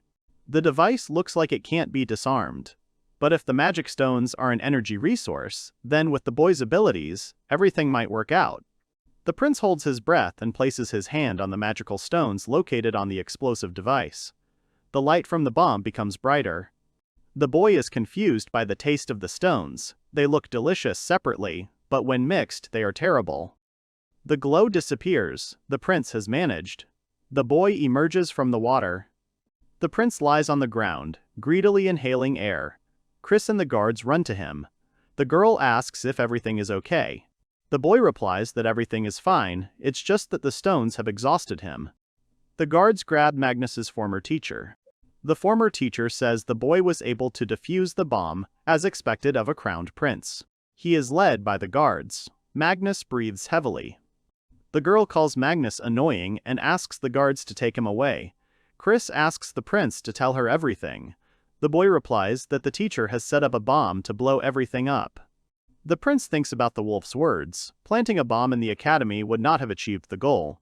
If the teacher really wanted to destroy everything, it would be better to destroy the people. And today is the day when people gathered in one place because of the competition. Ain thinks about Chris's words about the king and prince waiting for him. He also remembers his dialogue with the servant. The boy promised to cheer for him at the competition. The prince guesses that the wolf has planted more than one bomb. He looks furiously at the teacher leaving with the guards. A smirk appears on Magnus's face. Former teacher Magnus turns around sharply and shouts to the prince that such a guess was expected from the crown prince, but he can no longer do anything. Chris angrily asks where the other bombs are. Magnus laughs hysterically. The prince thinks the bombs are in the arena. Chris asks him to run away, but she wants to stay. The prince resists because he is the only one who can defuse the bomb. The boy says that if he runs away alone, his grandfather, Lloyd, Dill, Klon, and other people might get hurt. Chris looks at the boy with fear and says that he will also put his life in danger and go with the prince. The girl asks him to hurry. A battle is unfolding in the arena. A swordsman with dark hair strikes his fair-haired opponent, and the host awards him a point. The man raises his sword. The king wonders how these two can get a point. His guard does not like Dill's behavior. The king asks if Dill's opponent is his friend and says that forcing them to fight was unfair. The prince's servant is trying to catch his breath after the fight. He looks at the arena where the prince should be sitting, but 2 of the 4 chairs are empty. The servant looks for the prince in the arena, but he is nowhere to be found. The man remembers his words that he would root for him. The man thinks that the prince is not the one who would break his word. The servant understands that something has happened. On the one hand, there is no need to worry, because Chris should be next to the prince. The host announces the round. The fight begins. The opponents cross swords. The servant frowns, clenches his teeth. He thinks about his master. People begin to gather near the arena. The villagers look at the running prince and Chris in surprise. There are too many people at the main gate. They need to move to the back. The prince doesn't know where they are. The boy asks about the back gate. Chris explains that the gate is no longer used because the station was built. There is a park by the gate and a bronze statue of the first king. Hearing this, the prince knows that this is the right place. The prince smells a strong odor and tells the girl that it comes from the bushes behind the bronze statue. There is an explosive device with huge stones. The bomb glows brightly. The prince covers his face with his hand. The bomb is about to explode. This is very bad. The explosion must not be allowed, not now. Chris strikes, whirlwinds, rocks, and leaves fly around. The prince is thrown forward. The girl screams at the boy to do it. The boy rushes furiously towards the glowing giant stones. The bomb burns brighter and brighter. The prince must make it in time. He stretches out his hand. The fight continues in the arena. The dark-haired guy rushes at his opponent, asking why he is distracted at the beginning. The guy is anticipating his first victory. The dark-haired boy is preparing to defeat his opponent to become the strongest. But the servant is distracted by something again. He sees Chris and the prince. They are standing on the balcony and calling Dill. The prince and the girl stand on a balcony surrounded by other spectators. The boy challenges Dill to win the fight. The servant says he will win this round. The dark-haired swordsman freezes in surprise. Dill strikes the dark-haired swordsman. He falls forward, arms outstretched. Dill leans on his left leg and lowers his sword. The king and his guard lean forward to get a better look at what is happening. The prince is happy for his servant. The girl next to the gray-bearded man freezes. Dila the host announces Glacier as the winner. He is awarded a point. The audience rejoices. Loud applause is heard. The king and the man with the long beard smile. The girl sitting next to them claps for the winner. The servant and the prince walk towards each other. Dill is worried about the prince's appearance because he is covered in bruises. His clothes are wrinkled. The boy smiles. The river is surrounded by mountains. A long black shadow floats in the water. In Ishtulik, the palace, the roads, the houses of the residents are covered with snow. The light is on in the store. Some clothes are hanging on hangers, others are neatly folded. The prince and 2 girls go shopping. As a reward for the events that happened with the wolf Magnus, the grandfather allowed the boy to leave. The boy and his companions are walking along the pavement. The prince is smiling contentedly, and the girl is looking at the winter city, walking alongside him. The prince is surprised by the amount of clothes he bought. Chris says that all the clothes suit him, but the boy is confused by the price. Ain is the crown prince. It is strange for him to wear cheap clothes. The boy shudders from the cold. The girls are worried that the prince is cold. The wind is quite strong. The girl in the dress asks if he has a scarf, and the boy replies that it would be nice to have one. Chris makes a note. The boys discuss how beautiful their town's harbor is, which is shaped like a crescent. Chris notices many reefs towards the open sea. Chris explains that when the country was found, the continent reached the reefs in the open sea, and the shape of the harbor was caused by monsters attacking. Ain and the girl look at Chris in fear. One must have a huge rank to do this. But only one monster that has a large size and the power to control the waves, the Sea King, could do this. Thunder and lightning surround the body of the giant sea dragon. The monster bares its teeth. The prince and the girl in the dress swallow nervously. The sea dragon is so huge that it was able to change the shape of the continent. Tens of thousands of people became its victims. This monster is second only to the demon lord in terms of the number of victims. The girl asks if the dragon was suppressed. Chris replies that it was, but once every 100 or 200 years it reappears. Chris looks into the distance and says that it would not be surprising if the sea monster appeared again in the near future. The girl clenches her fist in fear. Chris tries to calm the boys down, saying that they will be able to protect them because research and technical capabilities have grown significantly since then. Chris apologizes for such a scary story, but the guys answer that it was important and nothing terrible happened. The prince asks where they would like to go, and the girl answers that she would go to the store.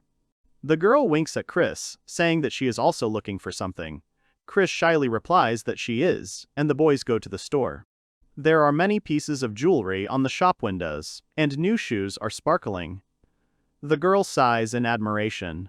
The prince's grandmother loves this shop. It has a wonderful atmosphere. The girls are going to look at the second floor. The prince stays on the first. The shop assistant smiles at the prince, standing with a towel over his arm. The boy is a little puzzled. He decides that he wants to buy something after all. Night falls on the city. A bright moon burns high in the sky. His Majesty raises his hand with a glass and shouts hooray. There is a celebration in the hall. The king laughs and says that today is a pleasant day. The prince notices this because his father has put in a lot of effort. Someone draws the prince's attention. A woman and a girl hand the boy boxes with bows. The woman gives him a pen with a coat of arms, and the girl gives him a silver bracelet. The prince thanks his mother and Klein. Then the woman asks where Chris is. The prince replies that he hasn't seen her. The mother calls Olivia a shy person, and the prince doesn't understand anything. The girl sends the prince out onto the balcony. At the boy's puzzled look, the girl and the woman wink, saying that they have intuition. Ain goes out onto the balcony. It's snowing outside, unexpectedly. Chris appears on the balcony. The girl is noticeably nervous and embarrassed. When the prince asks where Chris was, the girl replies that she was helping Maze with her things. But Maasa is busy today, and the prince realizes that the girl is lying. The boy laughs, catching Chris in a lie. The girl trembles, blushes, clasps her hands in embarrassment, and turns to the prince. The girl squints in embarrassment, leans towards the prince, and puts a large scarf on him. She blushes deeply and cannot say a word. The prince asks if the girl has recently bought a scarf.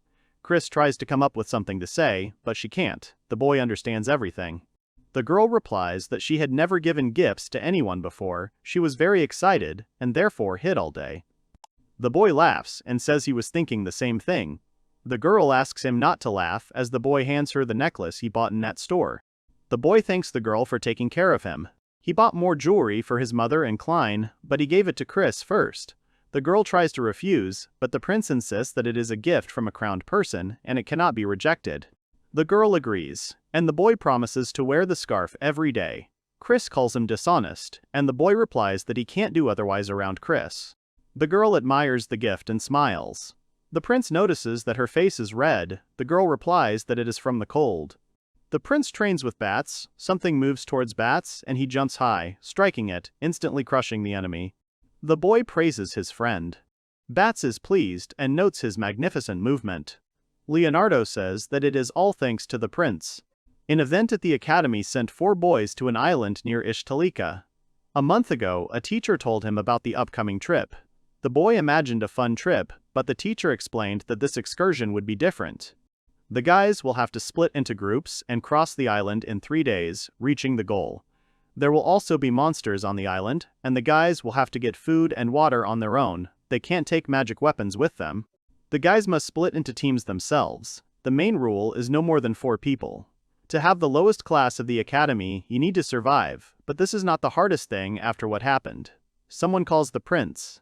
Bats, Roland, and Leonardo ask if the prince has a team, and if not, they invite him to join theirs. The boy agrees. Bats is very happy about this. The boys are walking through the forest. Bats is sure that the professor was just scaring them, and for such a strong group as theirs, no problems are scary.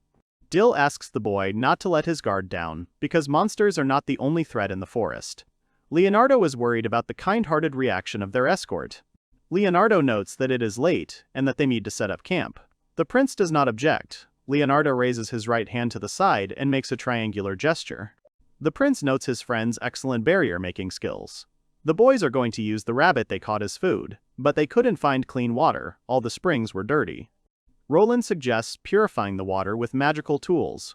Dill points out that they shouldn't have brought them to the island, but the boy smiles and says he'll purify the water right now. The boy suggests processing the magic stones that the monsters dropped and putting them in the water to cleanse it. The prince is hesitant but agrees. The stone purifies the water. Roland says he changed its density and added minerals. Bates admires the taste of such water. Leonardo calls his friend a genius. Dill says that tools are not made so easily, but Roland did it. The prince thinks that he and Bats will be the vanguard, protecting the group from monsters, while Roland and Leonardo will supply the rear. The boys smile happily. The prince thinks that they will make a great team. Bats, by the way, says that he found food on the way and takes out of the bag the tubers of some plant that seem poisonous. Leonardo says that these are fruits, but they look like some poisonous kind. The prince is going to check if there is poison in the fruits and wants to absorb it with his power. The prince places his hand on the striped fruit and is convinced that it does not contain poison. Roland exclaims in surprise that the prince can tell the difference. The prince remembers that he saw fruits in a book. They are not poisonous. The guys are happy that now they have more food.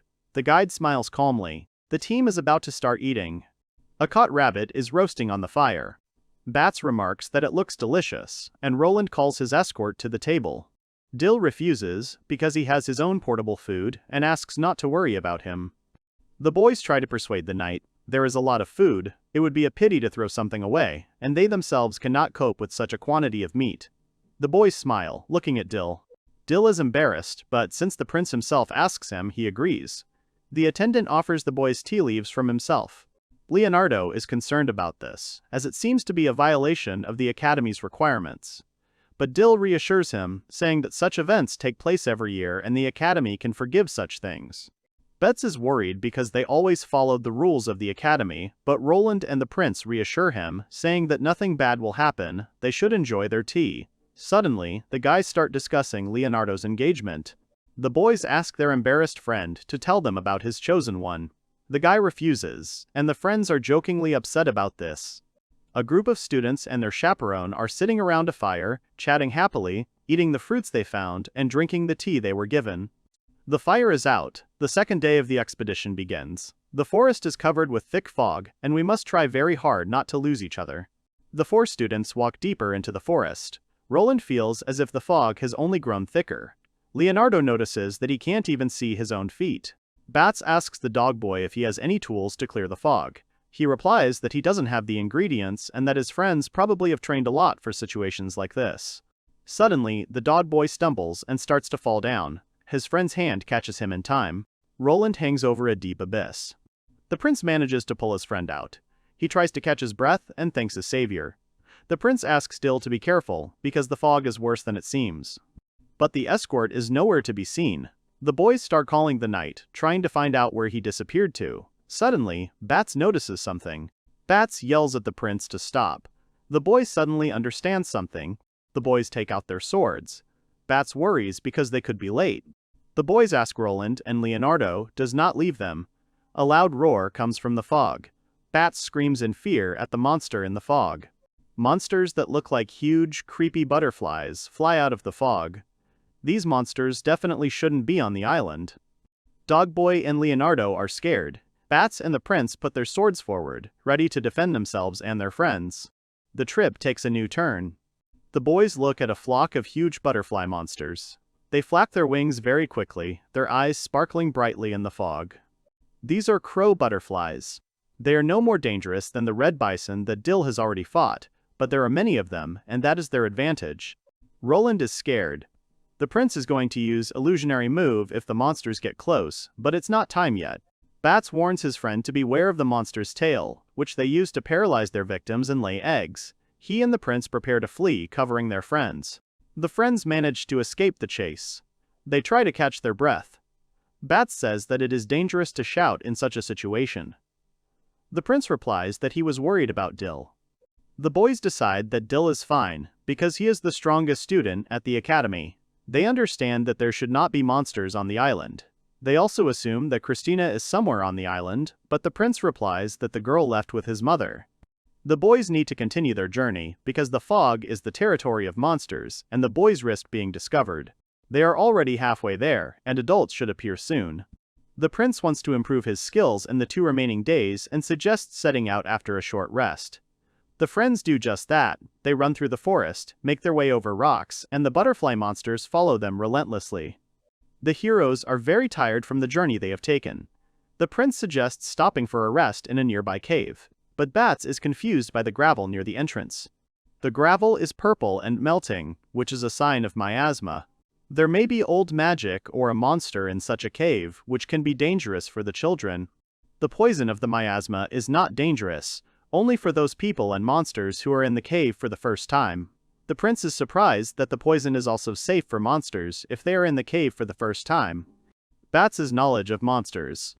His father constantly fights dangerous creatures and teaches Bats a lot. The boys stop to rest near a cave and set up a small camp. The prince is worried about Dill. It can't be that he simply lost sight of the boys and missed the monsters. The professor assured him that the trip was safe. The boy sits by the smoking fire and thinks. He reflects on the current situation. He finds the island strange. Suddenly, a strange noise from the bushes attracts the boy's attention. He turns around but sees nothing. And then a hunch comes to him. The prince wakes up the dog boy to share with him. Roland thinks it's time to change the guard, but the prince asks about the stone that collected dirt while the boys were cleaning the water. Roland says the stone can collect other things too. The prince asks to borrow the magic stone.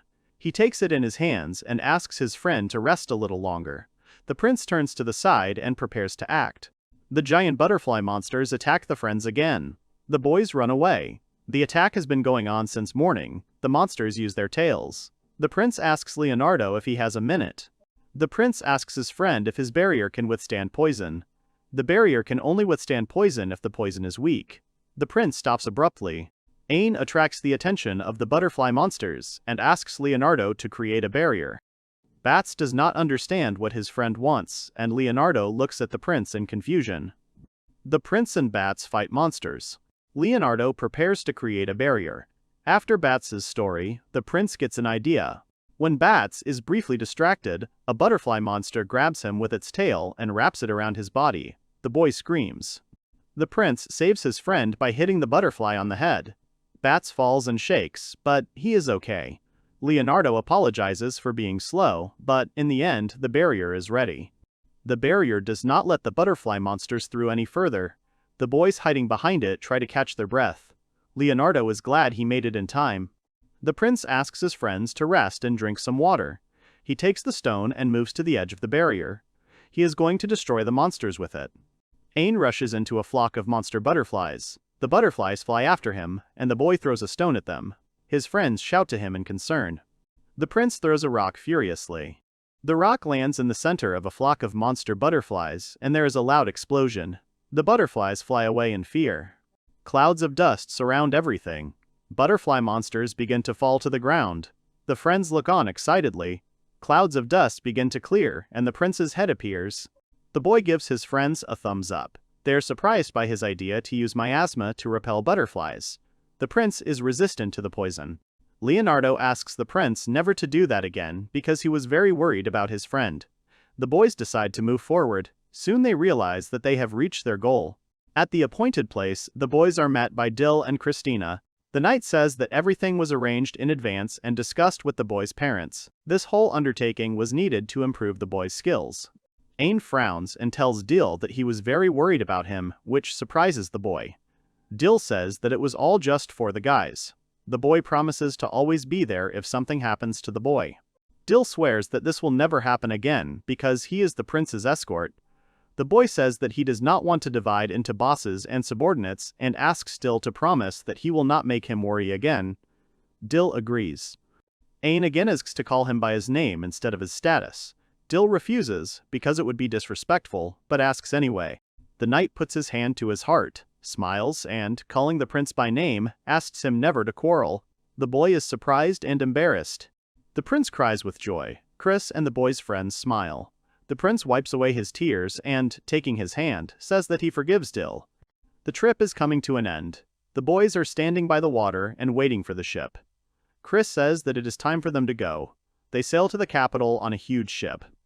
The prince asks if Chris was at the battle site. The girl confirms, saying that she hid with magic. She is surprised when their eyes meet. The prince says that he smelled a familiar scent then, which confuses Chris. Suddenly, the ship starts shaking. A crew member runs in and reports that there is a monster overboard. A huge kraken appears in the water. Chris orders the cannons to be loaded. The kraken gets a through blow to the head. The prince sees giant fins and a huge jaw. A large funnel appears, sucking the kraken into it. Chris is shocked. The water is seething, and a huge dragon appears from it. It holds the defeated kraken in its teeth. The dragon's body writhes. The sea dragon lets out a deafening roar. Everyone is scared. Chris hugs the prince and demands to get everyone out while the monster is busy eating the kraken. The dragon ate the kraken. The monster was immediately reported to the capital. The dragon did not pursue the ship. The monster did not appear several months later. 6 months have passed since the appearance of the Sea King. The monster has not appeared again.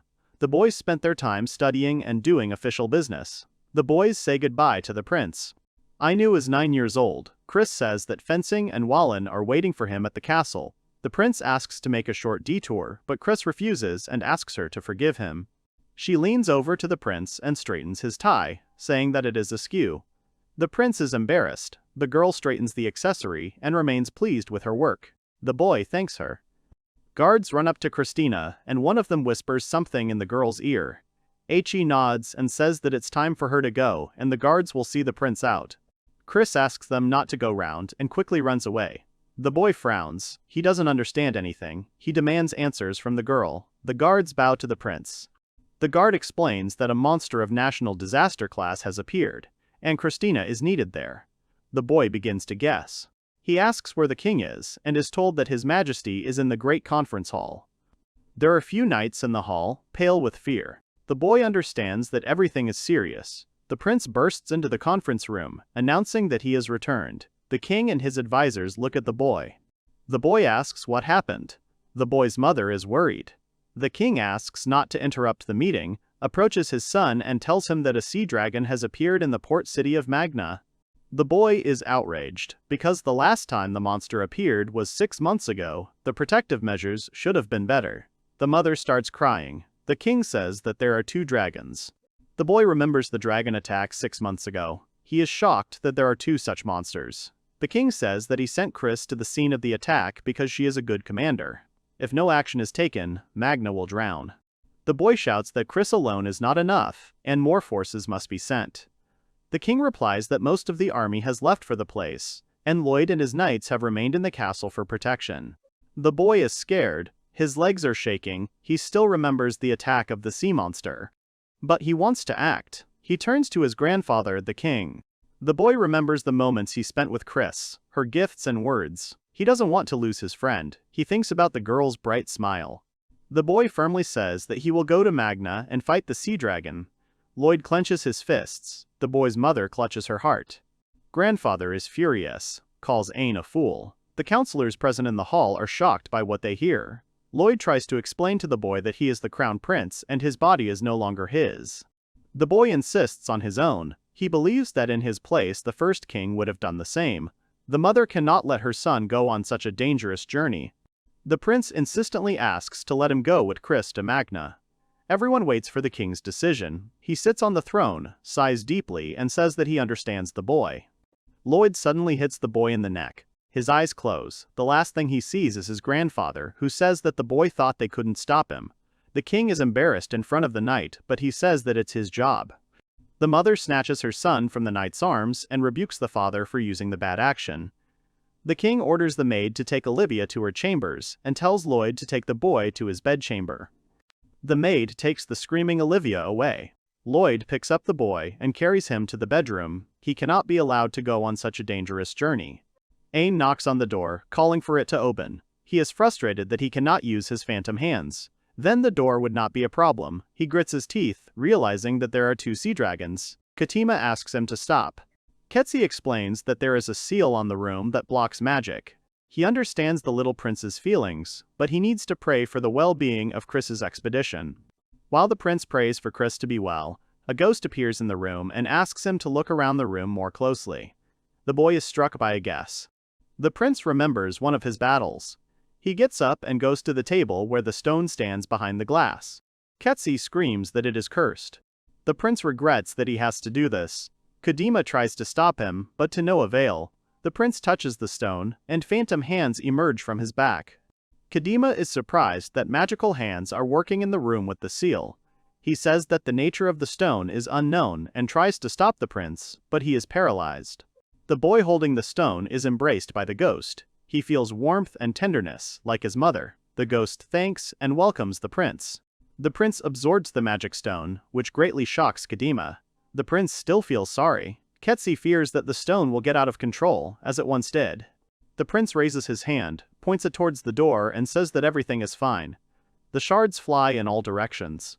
Kadima is very scared. Ain broke the magic seal. Kadima does not give up trying to stop the prince and gets hit on the head with a shard. He asks the prince to wait as he leaves. Ain goes out the door, where he is greeted by an unknown person.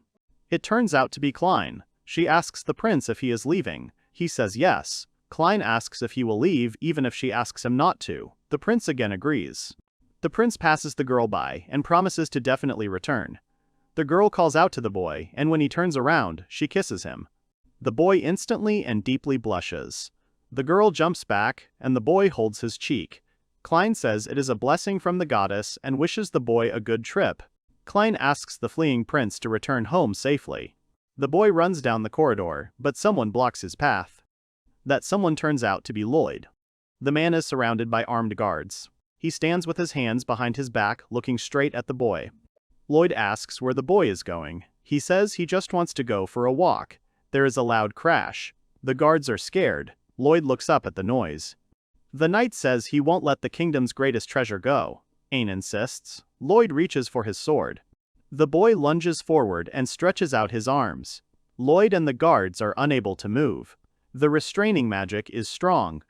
The knight understands that the boy has become stronger and cannot be stopped. He lets the prince go and asks him to remember the responsibility that lies on his shoulders. The boy turns and runs away.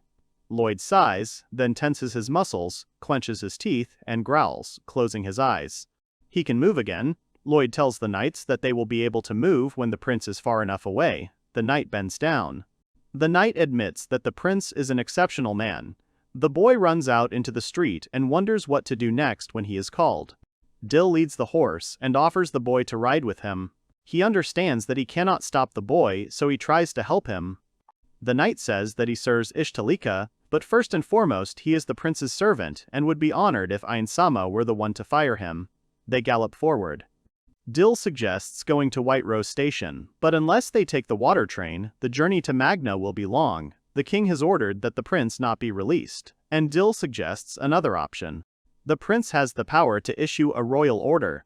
This will allow the ordinary order to be rewritten.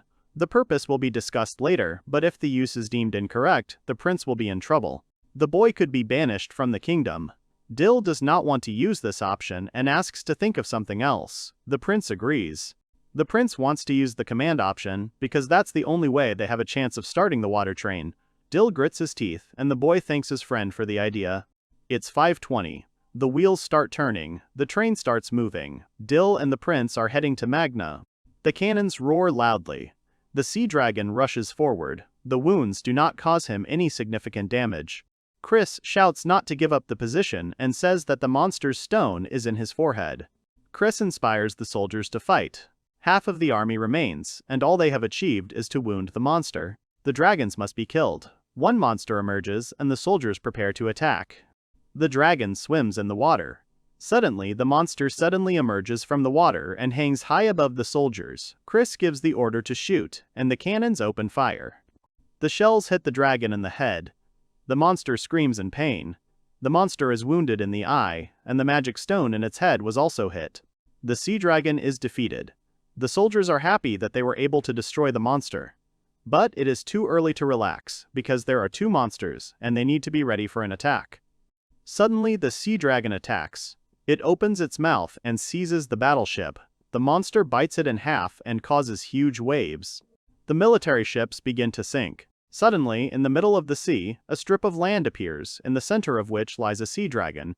The dragon dies. The soldiers die with it. They are torn in half. Chris is amazed by the monster's abilities, and then she remembers the second dragon. Suddenly, a second dragon appears. It attacks from behind. Chris turns around. She wants to hear Ain's voice one last time. She calls the dragon to attack and activates her sword. Suddenly, a thick layer of fog covers the dragon. The girl is surprised. She does not understand where he is from. The fog clears, and the girl sees something that shocks her. Chris sees Ain and asks what he is. The boy explains that it is his skill, dense fog, that limits visibility. But the girl wants to know why the boy is here and asks him to return to the capital. The boy turns to Chris. The boy uses the power of the royal command, declaring that he will now fight the monster and asks for support. Chris is surprised.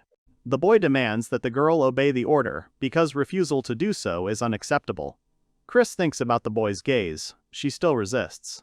The prince gives Dill command of the ship, and he kneels. Suddenly, a sea dragon bursts in, and the boy screams that he is now his enemy. The sea dragon roars loudly. Numerous phantom arms grow from the prince's back. The prince points them at the monster. The hands grab the monster. The dragon attacks the ship, hitting it with its huge head. The knight on the ship groans and tries to defend himself. The boy fights the dragon. The knights try to stay on their feet. Chris says she never heard the boy plan to fight alone. The prince replies that he never said that. Phantom hands grab the dragon's jaw. The monster stopped. Chris is surprised that the prince could do this. The boy notes that the training with the red bison was not just a waste of time. A boy climbs onto the head of a sea monster using phantom hands. He plans to drink the magic stone using the sting of darkness. The stinger pierces the dragon's head.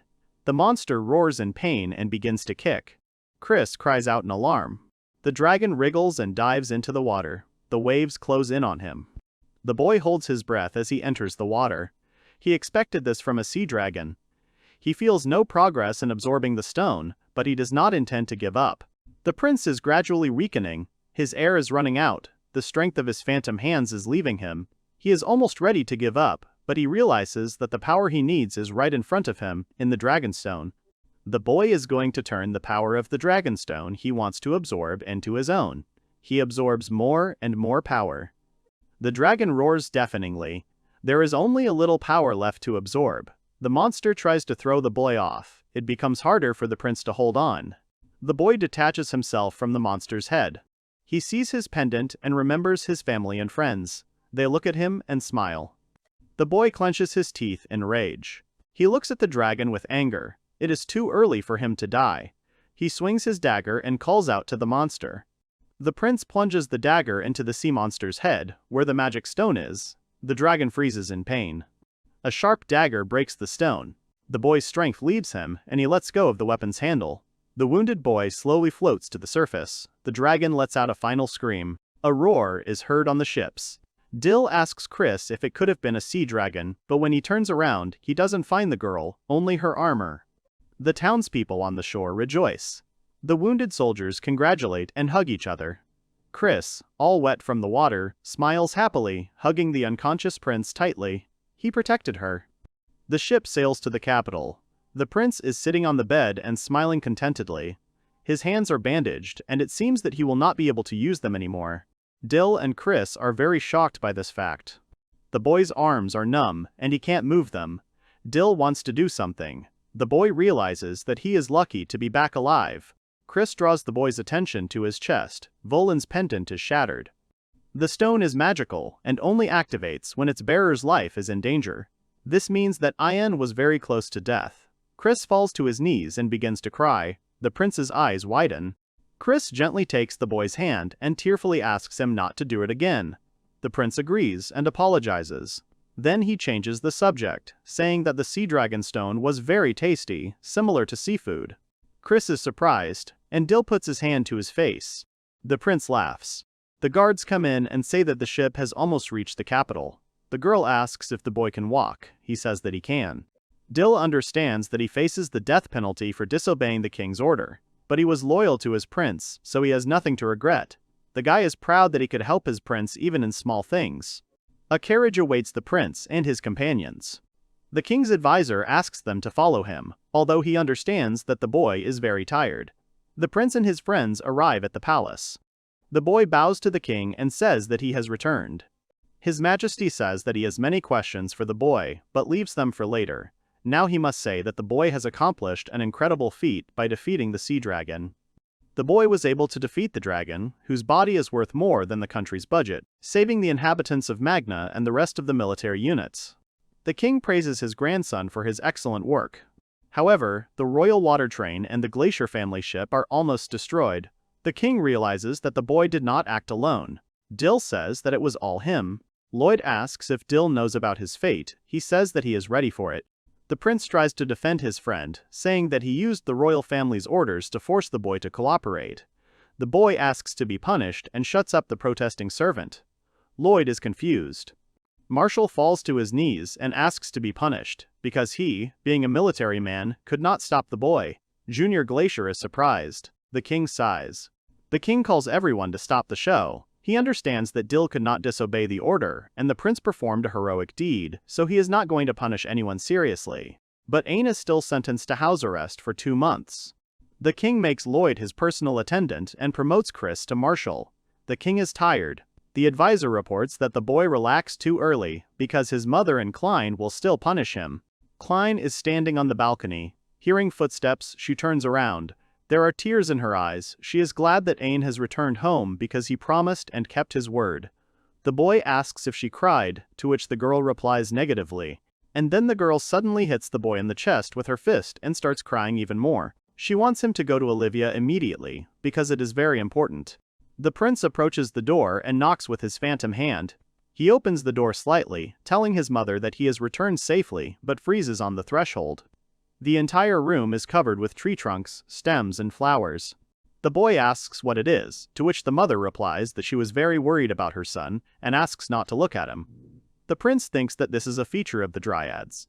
The woman calms down, because now everything is fine, and her son has returned safe and sound. The woman clasps the boy's head in her hands, and the child begins to cry. He himself is surprised by this. The woman presses the boy to her chest. The woman says there is nothing to be afraid of anymore. The boy can let loose. There are only the 2 of them in the room, so the prince can cry. She hugs her son, who begins to sob loudly. He has done his duty and can afford it. Katima checks on the prince. Ketsi scolds his highness, because he always does things his own way. The prince apologizes sheepishly. Sensitivity returns to his hands, and Ain can eat on his own. Chris is ready to come to the prince's aid and feed him. Katima calls her a fool. The cat asks the prince to show him the status card, because the boy ate the cursed stone and the sea dragon stone. The prince takes out the card. The defense, agility, strength, mana, and health indicators have increased significantly, which surprises Chris. This is obvious, because the prince ate 2 national relics and is now developing at an abnormal rate. The prince is interested in his new skills. He received the sea current from the dragon, and the great dark magic was once possessed by the great demon witch, according to Katima. Chris explains that witch had dark magic, and that great dark magic could belong to the elder lich. The boys look at her, wide-eyed in surprise, and ask where she learned that. The girl says that the elven texts of Katima's books seemed familiar to her, so she read them. The cat laments that the language expert was nearby all the time. His work is in vain. He asks the girl to read the book about the elder lich in Elven. It turns out that Dullahan was the husband of an elder lich, the owner of great dark magic. They supported the demon king and helped him develop his lands. The prince realizes that he has absorbed the stone of Dullahan's wife. The dagger in the picture in the book looks like the prince's dagger. The elder lich created it from her core and gave it to her husband. The dagger's power was so great that it could be compared to the power of a demon. Katima understands everything. The boy realizes that the dagger and the cursed stone were brought together by the power of Dullahan. The result is a magical stone of 2 lovers.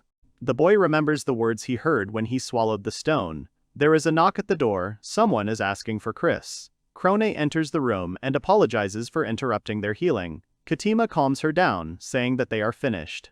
The girl says that the boys need to go to the port with Lloyd. An envoy from the trading company has arrived there to supervise the cutting up of the dragon's carcass. An egg is found during the autopsy. The boys exclaim questioningly. The port is bustling with activity. Using special devices, body parts are being separated from the dragon. The representatives of the trading company are approached by Lloyd, the escort, Marshal Chris, and a squad of knights. The escort, marshal, and representative greet each other. The prince announces that he is here too. The merchant is not sure that what they have found are dragon eggs. He asks the military to follow him. Chris and Lloyd freeze in place. There are 2 dragon eggs. One of them begins to crack, and the marshal gives the order to take up arms. The knights raise their swords and prepare for battle. The attendant orders Chris to keep the prince away from the eggs. The girl obeys. The boy says that he knows everything. The second egg begins to crack. Instead of a shell, a small horn appears from the egg. 2 very small, cute dragons hatch from their eggs. They make a loud squeak. The marshal, the attendant, and the prince stand still in amazement. The baby dragons finally emerge from their eggs. They flounder and squeak. The prince asks if they are really going to be killed. The marshal answers in the affirmative, and the attendant takes out his sword. The dragon squeaks in his direction. The little ones tremble as Lloyd approaches. The prince disagrees. He leans toward the dragons and smiles at them. The attendant warns him to be careful. They are dragons after all. But the little ones seem happy to see him. The dragons hug the boy. He realized that since he had absorbed the magic stone, the dragons had mistaken him for their dad. The guards, Chris, and Lloyd gaped. The prince asks the attendant if he can kill the dragons. He answers affirmatively. Having made sure that both Dill and even the castle guards can handle the little ones, the prince asks for time. He wants to keep the dragons for himself. The prince and Klein smile as they play with the baby dragons. Ain tries to feed the baby dragons. Klein stands nearby and laughs.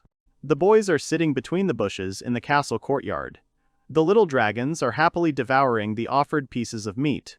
The prince is delighted that they have such a good appetite. The boy had to argue with his grandfather for a long time to get permission to keep them.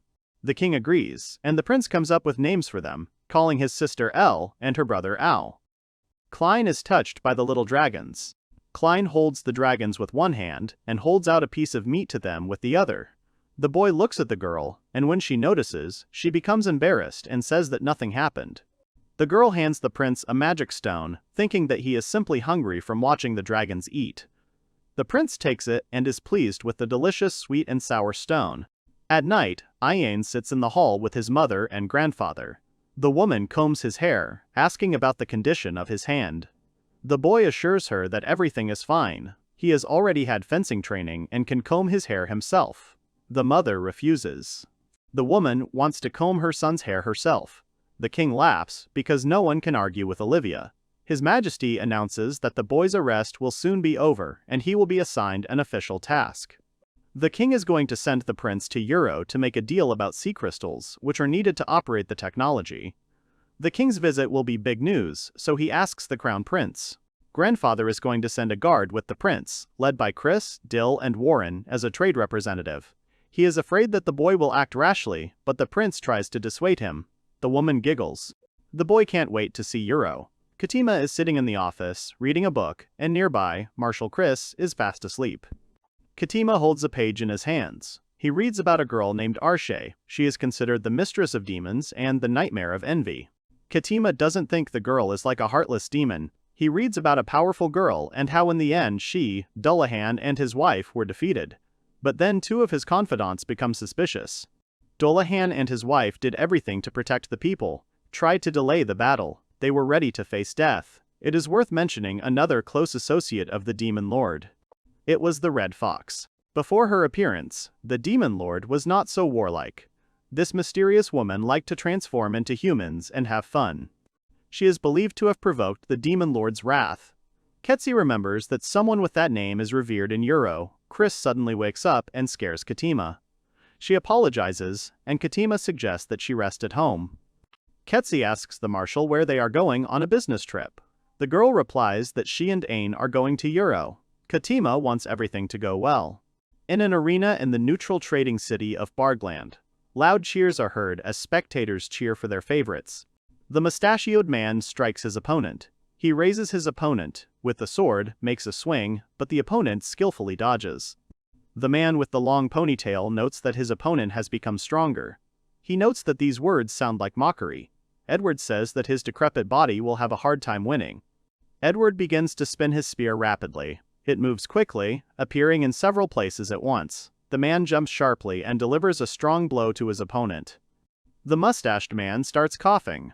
Edward of Euro is declared the winner. He extends his hand to his opponent, and his opponent says that he always wonders how to beat him. The son of the defeated knight screams in anger as he watches the fight from the balcony. He promises his mother that he will one day avenge his father.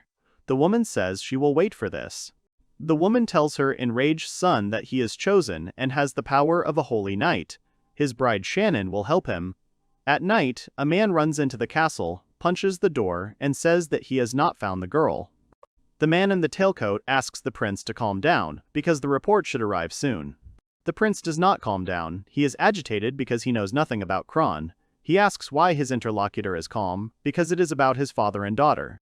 The minister kneels and says that he must hold on and show strength. He remembers a conversation with his father about how it would be better for Kron to stay in Ishtalik. He is surprised that the girl became attached to the prince after one meeting. The minister remembers how Kron asked him and his father to let her go to Ain. He mentally apologizes to Prince Tiger's feelings. A guard bursts into the room and announces that they have tracked down a carriage that may contain the minister's father and daughter. The prince urges him to rejoice, because the man will soon meet his loved ones.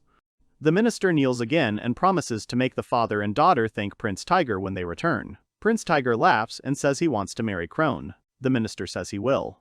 A pleased Prince Tiger demands to see Grint, saying that he will become his personal guard. He thinks dreamily about how beautiful Kron is and how much he wants to talk to her again. Prince Ain sits on the sofa and smiles enthusiastically. The son of the knight who lost in the arena frowns. Prince Tiger sits on the throne and smiles. A giant destroyer called the White King, which was created for the personal needs of King Ishtaliki, arrives in the Duchy of Euro. The king is worried about his appearance, but the advisor reassures him. Guards line up around the gangway to the ship. The king and advisor are confused by who is leaving the ship. Ain introduces himself as the representative of the king of Ishtalika and greets King Euro. They become acquainted, and the king invites the boy and his companions to follow him to the palace. Advisor Ed looks at the prince warily. To the king's question, he answers that the prince is not holding back his powers, which is why a huge monster resembling a defeated sea dragon can be seen behind him. Ed notes that although Chris is strong, the boy is clearly superior to her in fighting monsters. He wonders what the prince's true strength is. The duke urges them to go to the castle. Prince Tiger appears in the room. He asks if the duke has started negotiations without waiting for the prince himself. The duke says that he had no agreements with him. The prince says that he is on an official visit. Grint and Ain lock eyes. They weren't expecting to meet here. Grint holds a package in his hand. He raises an eyebrow. Grint shouts that Ain is his real older brother who ran away from the Roundheart family. The boy points at Ain, getting the prince's attention. Everyone present is surprised. Ain turns to his brother and asks Chris and Dill to lower their swords. Wallen reproaches the prince for his rudeness, but Ain replies that preemptive attacks are unacceptable according to the law of the first king. Ain wants to hear Prince Tiger out and tells the duke that the time is not right for negotiations. Grint urges him to be polite to the third prince, but Ain counters that he is the crown prince, which is higher in status. He demands Grint to shut up. The duke asks what urgent mission brought the third prince to Euro. He replies that it could only be one thing. The third prince shouts that he has come for his promised wife, Crone August. Ain is confused. Chris and Dill are surprised. The third prince wants to conduct an investigation to find Crone and her grandfather. The third prince accuses the Duchy of Euro of betraying Crone and her grandfather in order to gain Ishtalika's trust and begin diplomatic relations. The duke and his advisor gape in surprise. Warren tells Ain that Euro has been accused of human trafficking, and as allies they cannot remain silent.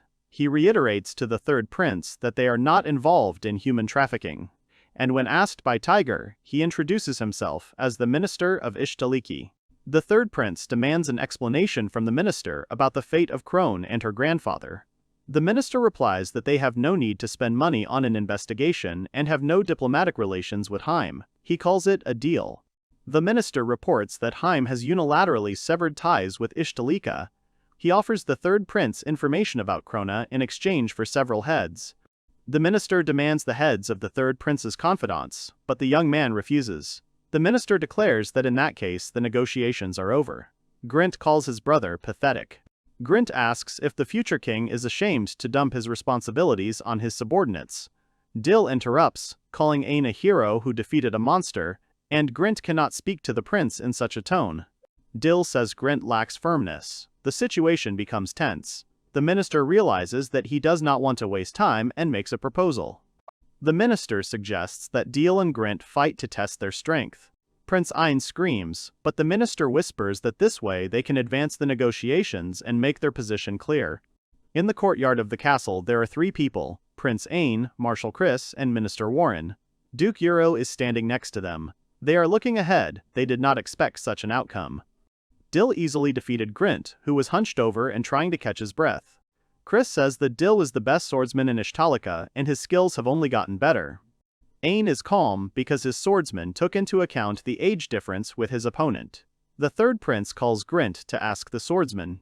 Dill agrees to a second duel. Grint straightens up and activates his Holy Knight skill. He rushes towards Dill, promising to show what he can do. The audience is surprised. Grint throws himself on top of Dill. The swordsman looks up. The blow occurs. Everyone waits to see how the battle will end. Grint is defeated, and Dill concludes that the fight is over. He approaches Ain, kneels, and dedicates this battle to his prince. Ain thanks the swordsman. The swordsman notes that despite his age, Grint is very gifted. He has the power of a holy knight. He hopes that he regretted his words. The minister says that he was very worried. Warren suggests that Duke Amor return to negotiations, and tells the third prince that he will soon provide written information about Krona, which he possesses. Ain asks the minister what exactly he wants to tell. The minister reveals that he indicated in the letter that Ain is one of the most important people in Ishtalik and that he and Krone have a relationship. This infuriates the third prince. Negotiations resume. The parties come to an agreement. A giant stone is pulled out of the water with a net. Ain and Chris walk through the city. Chris asks why they went for a walk. Prince Ain replies that he wants to understand what is missing in Euro so that he can start trading with them. For example, there is no wheat in Euro because of the sea winds. The Kingdom of Heim sells wheat at a very high price, since they produce the most of it. Ain thinks it would be good to sell the wheat to Euro at a reasonable price and dump so much that Euro sells the surplus and bankrupts Euro. Chris points out that the prince's proposal would put all of Heim's farmers out of work. The prince agrees, but says it would be great if there was wheat in Euro W. Ed accompanies the group to the ship. He reports that the Duke was pleased with the negotiations and asks to accept the gift. When asked what is in there, the man replies that it is a statue of the guardian god. The statue turns out to be a scarlet fox. Chris says that this creature protects the inhabitants and brings good luck. The minister expresses his concerns. The prince interrupts the minister and says that this is one of the forms of the red fox. Warren agrees, confirming that this is what he meant. Chris says that the fox's minion has drawn the wrath of the Demon King. Ain laughs. He realized that he made a mistake in taking the girl in, thinking that she was just lonely. Ain is acting strange. Marshall tries to help, but he can't move because of the restraining magic. The girl feels trembling. Prince Ain holds his head. A bright light comes from him. Prince Ain's dagger begins to sparkle. The light is very bright. The prince swings his sword. He thinks that a certain woman has been trying to break their bonds from the beginning. He throws the statuette into the air. The boy makes a decisive wave of his hand. The minister and the marshal look at him, their mouths wide open. The statuette falls apart. There is a loud explosion. The minister and the marshal cover their faces. They do not understand what is happening. The explosion spreads to the ship. The armor of the destroyer, White King, cracked at the wave of Ain's hand. The boy falls down without strength, losing consciousness. Blood flows from his mouth. Behind Prince Ain there are two people, a man with light hair and a woman with dark hair. The boy stands with his eyes closed and his fist clenched. Ain lies on the lap of a woman with dark hair. Someone is singing. The prince cannot move. He does not understand where he is and who is singing. The woman apologizes for the trouble, gets up and leaves. The boy tries to stop her, asking questions. The prince comes to in his room. He remembers going on a mission to Euro, recalls the events that happened, but he does not remember what happened next. The bandages surrounding his right arm have a restraining spell written on them. The boy is surprised by this and is about to call someone first. The prince's mother and the marshal burst into the room. The boy is glad to see them. He says that he has no memory of how exactly he got into this room. The dark-haired woman hugs the boy. The women begin to cry. The marshal repeats the boy's name many times. The prince cannot understand anything. The boy's grandmother puts her hand to her mouth. The grandfather is happy to hear his grandson's voice. The boy tries to figure out what is going on and is told that he has not come to his senses for 6 months. The grandmother says that the boy will soon go to 4th grade, wiping away tears. The king takes the women away, suggesting that they postpone the conversation for later. Ain remembers that the last thing he saw was the statue of the Scarlet Fox. Ain holds his hand. He tries to understand what happened. Chris pushes the prince's carriage. They are met by Katima, the king, Lloyd, and the minister. His Majesty realizes that everyone is there and finally gathered. He invites everyone into the throne room. When the prince asks what they will do, Katima replies that he will see everything for himself now. Suddenly, the marshal realizes that he cannot move. Katima asks her to try again. He wants to make sure. The prince looks at the frozen Chris, who is trying to move and cannot, with confusion. A strange multi-layered ball appears in the air, which demands that no one approach. The minister and the king frown. The others look at the strange phenomenon in surprise. The ball begins to glow strangely and brightly. A glow emanates from it and moves towards Chris. Katima screams for the girl and the prince to get out of there quickly. The ball shoots, but the girl manages to grab the prince in time and jump away with him in her arms. The king says that Katima is right in her research. The prince asks what is going on, and Katima replies that it is the stone of the demon queen Arshay that is alienating the prince. The stone is in the throne room. According to the text of the book that Katima and Chris translated together, Arshay was a very shy queen. She only had 2 family members, the elder Lich and Dura Khan. They traveled together, explored the lands, and built small villages, which eventually grew into cities. The girl became a queen. Ain understands that she did not become a queen right away. When Durahan saw the fox, he lost his power. The queen began to reject the prince after absorbing the cursed stone. The attack on the demon queen was due to the red fox. The voice heard earlier also repulsed the prince. Katima also checked the young prince's status card without asking and noticed that some letters were distorted. Prince Ain asks if he could have been cursed in Euro. The minister replies that in that case the duchy would have damaged relations with Ishtalika. Katima says that the signs indicate that the prince is turning into a monster. Katima needs to do some research, which requires her to examine the prince. The king says they will ask the guild, the Kaiser, and the adventurers for help. Everyone is worried about the boy. The marshal congratulates the prince on passing the exam, but he will have to make up for half a year. She is glad that the Kaiser helped them, even though he was nervous about the crown prince turning into a monster. The boy asks if they are going to the Majolika shop, to which the man answers affirmatively. They need to buy tools. The shop is empty. There is not a single customer. Maolaka suddenly appears, saying that there are few customers in the evenings. The prince is frightened, and Chris condemns the woman for her strange pose. The man wants to close the store and continue the conversation. The man notes that they haven't seen each other for a long time. She assumes that he has been resting all this time, and wonders who he really is, a man or a monster. Chris is outraged by the seller's words. He replies that he understands sealing techniques and sees that the prince's aura is not that of a monster, but of a man who swallowed magic stones. The prince offers to tell Majolika everything. The seller compares the prince to the world tree from which the dryads originated and which absorbs monsters. The seller suggests going to the city of East, which is sacred to lovers of magical devices, or Bart, where a huge monster was defeated, in search of answers.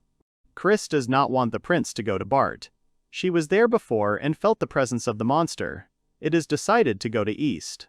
The seller promises to help and write a letter of recommendation. Chris asks to sell her special concealment devices. The prince says there will be 3 of them, and the seller demands a high price, which the marshal agrees to. The prince is surprised. He realizes that Chris and Majolika have known each other for a long time. Chris explains that her older sister, Kaiser, and Majolika were in the same group. They note that her sister was troubled, but very strong, stronger than Lloyd. The boy asks to tell Chris about her sister, but she apologizes, because it is impossible for now. The boy strokes her head, and Majolika compares her to an animal. The prince is expecting a trip to East. Crone is sitting next to him. She is unhappy, because all the time the prince was unconscious, she and 2 others took turns at his bedside. And now he is leaving again, and they did not have the opportunity to meet. Crone assures the prince that she is joking. She says that their dragons have grown so much that they no longer fit in the palace canals. The prince asks the girl to take care of them. Crone gives the boy a communication stone that allows him to send voice messages. The girl's grandfather improved it, and there are now more options for sending. The prince asks his girlfriend what would happen if the boy suddenly became a monster. He wonders if the girl's attitude towards him would change. The girl says no. The prince is surprised by her answer. The girl asks the boy to promise her if he is so worried, even if he becomes a monster. The girl asks him to promise that when he becomes a monster, Ain will give her a star crystal. Her dress flutters in the wind. The girl smiles. The boy blushes. He takes Crone's hand and says that he will do so if something like that happens. Having made his promise, the boy goes to East. People are walking around the station. They greet each other and look for the right trains. They try to wake Katima up, but she doesn't want to get up. The prince asks what she is doing here. The cat replies that she is going to use the knowledge she has gained in practice, and Dill explains that the girl snuck in through the luggage. Katima takes out her glasses, which she plans to use for disguise. She is very much looking forward to the arrival, but the prince asks her not to rejoice too soon. Katima demands that she not be treated like a child. A group of 4 people get off the train. They are dressed in camouflage robes. As they get off the train, they look at the city. Ist is the heart of magical research, with the most modern magical developments in all of Ishtalik, even though it is not the capital. The Tower of Wisdom is where cutting-edge research in magic is conducted. It costs a lot of money and is difficult to get into, and even the government cannot interfere with the scientists' activities. They use sea crystals. The prince thinks that his mother had to marry Haim for the sake of the crystals. He is annoyed that they are being wasted like this. Dill understands the prince's mood and suggests going to the inn. The prince decides to send a message to Crone. Ain explains that the city is cold and the tower is huge. Dill warns that their stealth regime will be broken once the robes are removed. The boys come to the place indicated by Majolica. It is a school at the Great Academy of Magic, where the main laboratory is located. The guard at the gate asks why they have come. He asks to see the letter, saying that adventurers often bring counterfeits. The man reads it carefully. The guard demands to call the chief professor. It seems that Majolica is very influential. The guard apologizes and asks to wait a little longer. The prince is surprised. The guests are greeted by the head professor Oz. The prince apologizes for the visit, but Oz is grateful for it. He is always glad to see the honorary professor Majolica. The prince is surprised to learn this information. The man in glasses asks the guests to follow him. There are many books in the large study. Stones stand under the glass. The professor sits down on the sofa. The professor apologizes for addressing them as ordinary guests when they met, since there were strangers on the street and he could not reveal the contents of the letter. The crown prince introduces his companions. Chris introduces himself as the marshal, Dill as the prince's escort, and Ketsi curtsies and says it is an honor to meet Professor Oz. The prince is surprised that Katima acts like a princess. The marshal says that the Ketsi is the first princess. The professor and Katima are happy to meet. They want to exchange knowledge. Professor Oz apologizes. He got too carried away. He wants to get back to the subject of their visit. The crown prince says it's about his body and the Scarlet Fox. Professor Oz is an expert in magical stones. He realizes that the prince has absorbed the Elder Lich's stone and the Dolahan. He is about to show something interesting. Oz shows the chest. He asks the children not to worry, because the room is under a strong spell cast by Majolica. The professor says that the chest contains what the crown prince needs. Marshal Chris takes Prince Ain by the hand. Professor Oz opens the chest. He lifts the lid and the prince sees 2 stones. These are the magical stones of the Scarlet Fox. Prince Ain and the first princess with a knight named Chris were shocked by the Red Fox's magic stone. Chris indulged in unpleasant memories from past battles, but the prince noticed her change in mood and placed his hand on hers, which surprised the knight a little. Ain smiled softly and told Cree that everything was fine. Chris replied confusedly that everything should be as the prince said. Continuing to smile, the prince thought that he wouldn't mind having such a stone on hand, because, as the Elder Lich said, it would hold back the Dulahan. Ain turned to Mr. Oz, saying that this exhibit was certainly valuable, because Majolica said that Professor Oz knew a lot about red foxes. The professor answered the prince that he had noticed correctly, and that this was the only stone he could get for his research. Ain asked the professor to help him with his research to learn more about his body, and he wanted to know the results of the professor's research. Professor Oz happily accepted the prince's request. Professor Oz said it would take him a couple of days to prepare the paperwork for him. The prince replied that it would not be a problem. The prince began to talk about a reward for helping the professor, which Professor Oz noticed. The professor said that he did not need a reward, because what could be more valuable than a meaningful conversation with His Highness? Here, Knight Chris intervened in the conversation, saying that those around him might mistakenly think that Prince Ain had taken advantage of his position and asked to accept his gratitude. Professor Oz put his hand to his chin and replied thoughtfully that only if they insisted. The professor asked anxiously if he could ask for something other than money in payment. The prince asked what he meant. The professor, with sadness on his face, began to say that there had been several cases of abduction of small children in Easta. The professor continued his explanation and said that the victims were orphans from the slums, so the case was not taken seriously. Clasping his hands together, the professor said that his heart ached for them, regardless of the children's status. Here the professor turned to His Majesty once again. Professor Oz bowed and began shouting a request for the prince to give the order to send more knights to find the killer.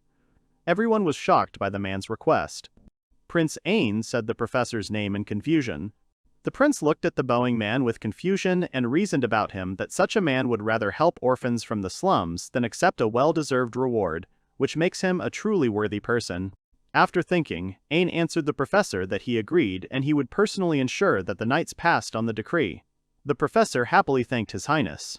Prince Ain also said that he himself would help with the search, which greatly surprised the others. Chris, getting up from the sofa, began to shout that no matter how many guards were next to the prince, this was impossible. But Ain, closing his eyes and crossing his arms, said that he did not want to just give orders. The prince, opening one eye, answered Chris that they still had free time while the professor was collecting material and asked her opinion. Chris looked at the prince silently. Unable to withstand the prince's pressure, Chris agreed with him, said that it was better to be with him than to try to hold him back, and exhaled restlessly. The prince replied that he already understood how she was thinking about him now. The worried professor turned to the knight and asked her in a distressed tone whether she really agreed with this, to which Chris replied that this was a common thing and that it was not worth paying attention to. The professor got up from the sofa, shook His Highness's hand and said that he would contact him as soon as he had collected all the information. The prince responded to the handshake, saying that he would wait and make every effort to catch the criminal. The prince's group had already approached the door by the time the professor rang the bell. Oz specified that he would ask the guard to escort them and asked him to put the hood on the group. The professor walked up to the desk and began rummaging through a drawer, saying that he had almost forgotten to give the prince something. The prince noticed Oz's action. The professor handed the sealed envelope to the prince. The prince asked what was in the envelope. With a serious face, the professor replied that there were old materials from secret research conducted in Easta, which were worth taking to the grave. He also added that the prince might find some clue there. The prince thanked the professor again for everything. At the door, the guard asked the professor why they wanted to see him. The professor told the guard to escort the distinguished guests. The guard obeyed the professor. Finally, the guard handed the letter to Oz, to which the professor thanked him. The guard asked the group with the prince to follow him. Professor Oz bowed once more to his guests as he said goodbye. When the professor was alone, he opened the letter. With an anxious face, he began to read the letter. Turning to face the window, the professor merely said that the time had come. A group of 3 people and the prince were leaving Professor Oz's estate. Chris suggested that the guys return to the hotel and take a break from the long journey, to which Ain agreed with her. The first princess said she would go shopping instead. The other knight addressed her by name, confused.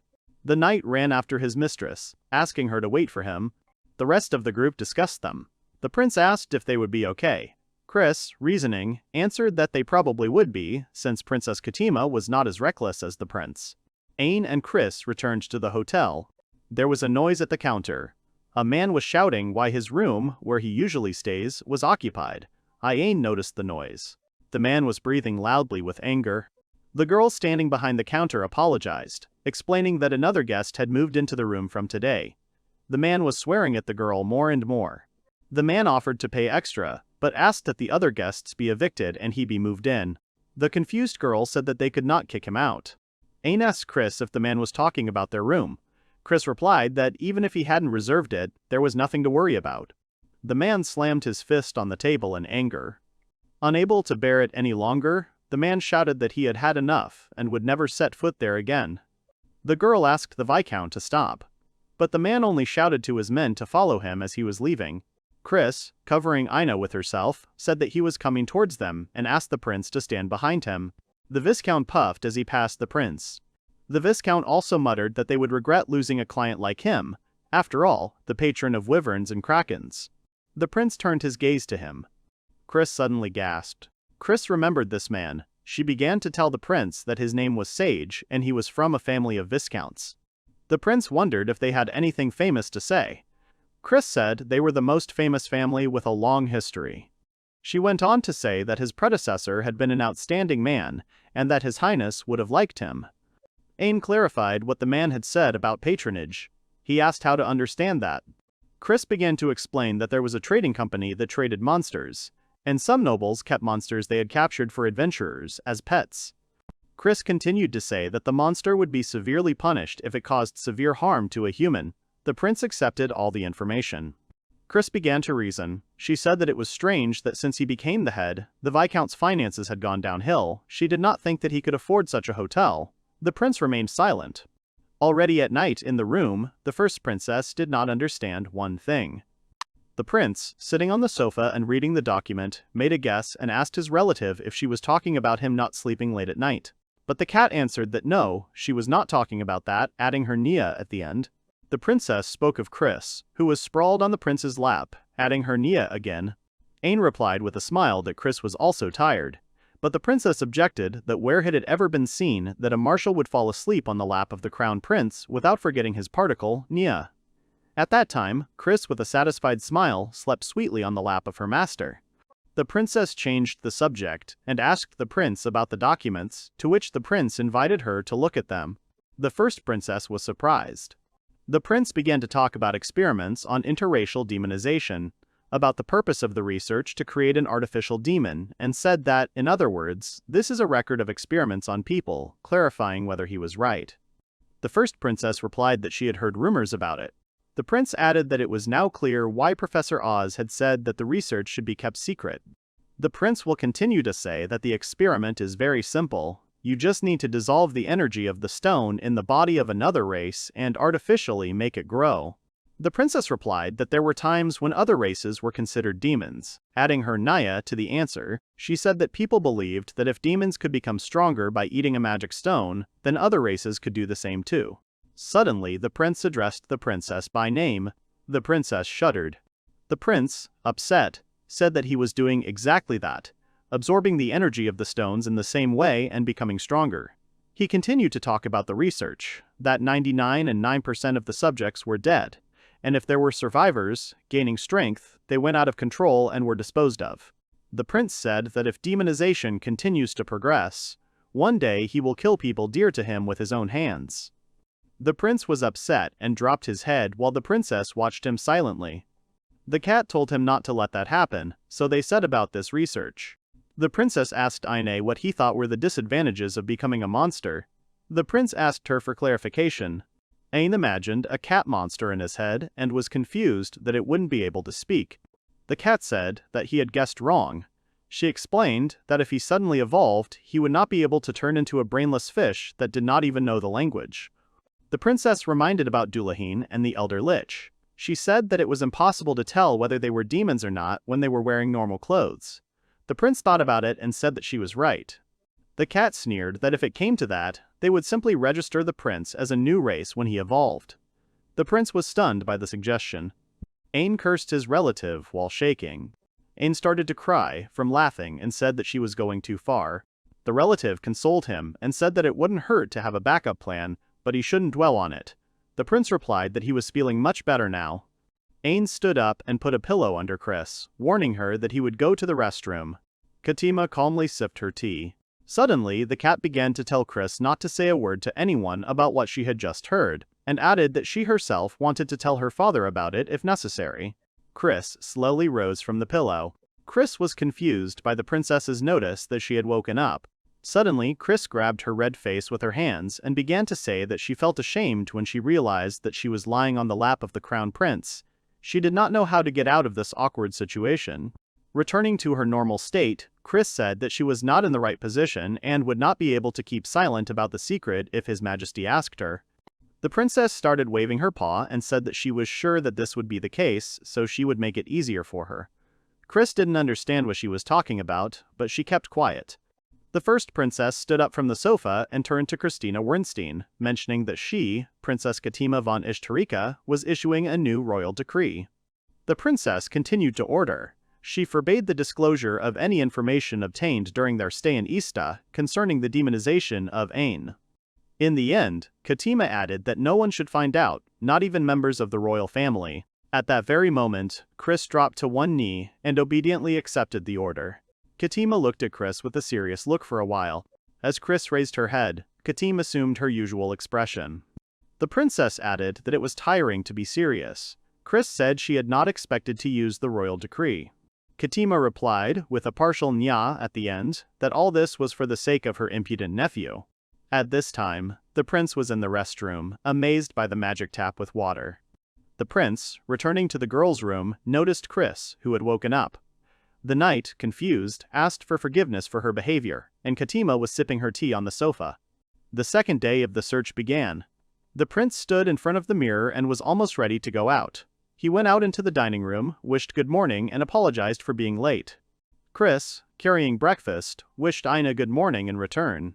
The girl began to justify the prince, that he sat until the morning with the documents, and recommended not to exhaust himself like that. But the prince objected. He needed to try harder to catch the criminal. The prince looked around the room and asked Chris where Dilla and Katima were. The knight replied that they had gone to the store for groceries, to which the prince expressed his sympathy for Dill. Ain warned Chris that he would then get straight to business, and the girl said that she would cook something. Suddenly, the prince was distracted by a message he received. The magical message came from the girl, in which she said that she was glad for his well-being. The girl was glad that the prince was doing well. She wished him health and not to catch a cold. The girl reminded that it seemed her grandfather was there too, to which the prince spoke out loud about him. The girl suggested talking to her grandfather if he met him.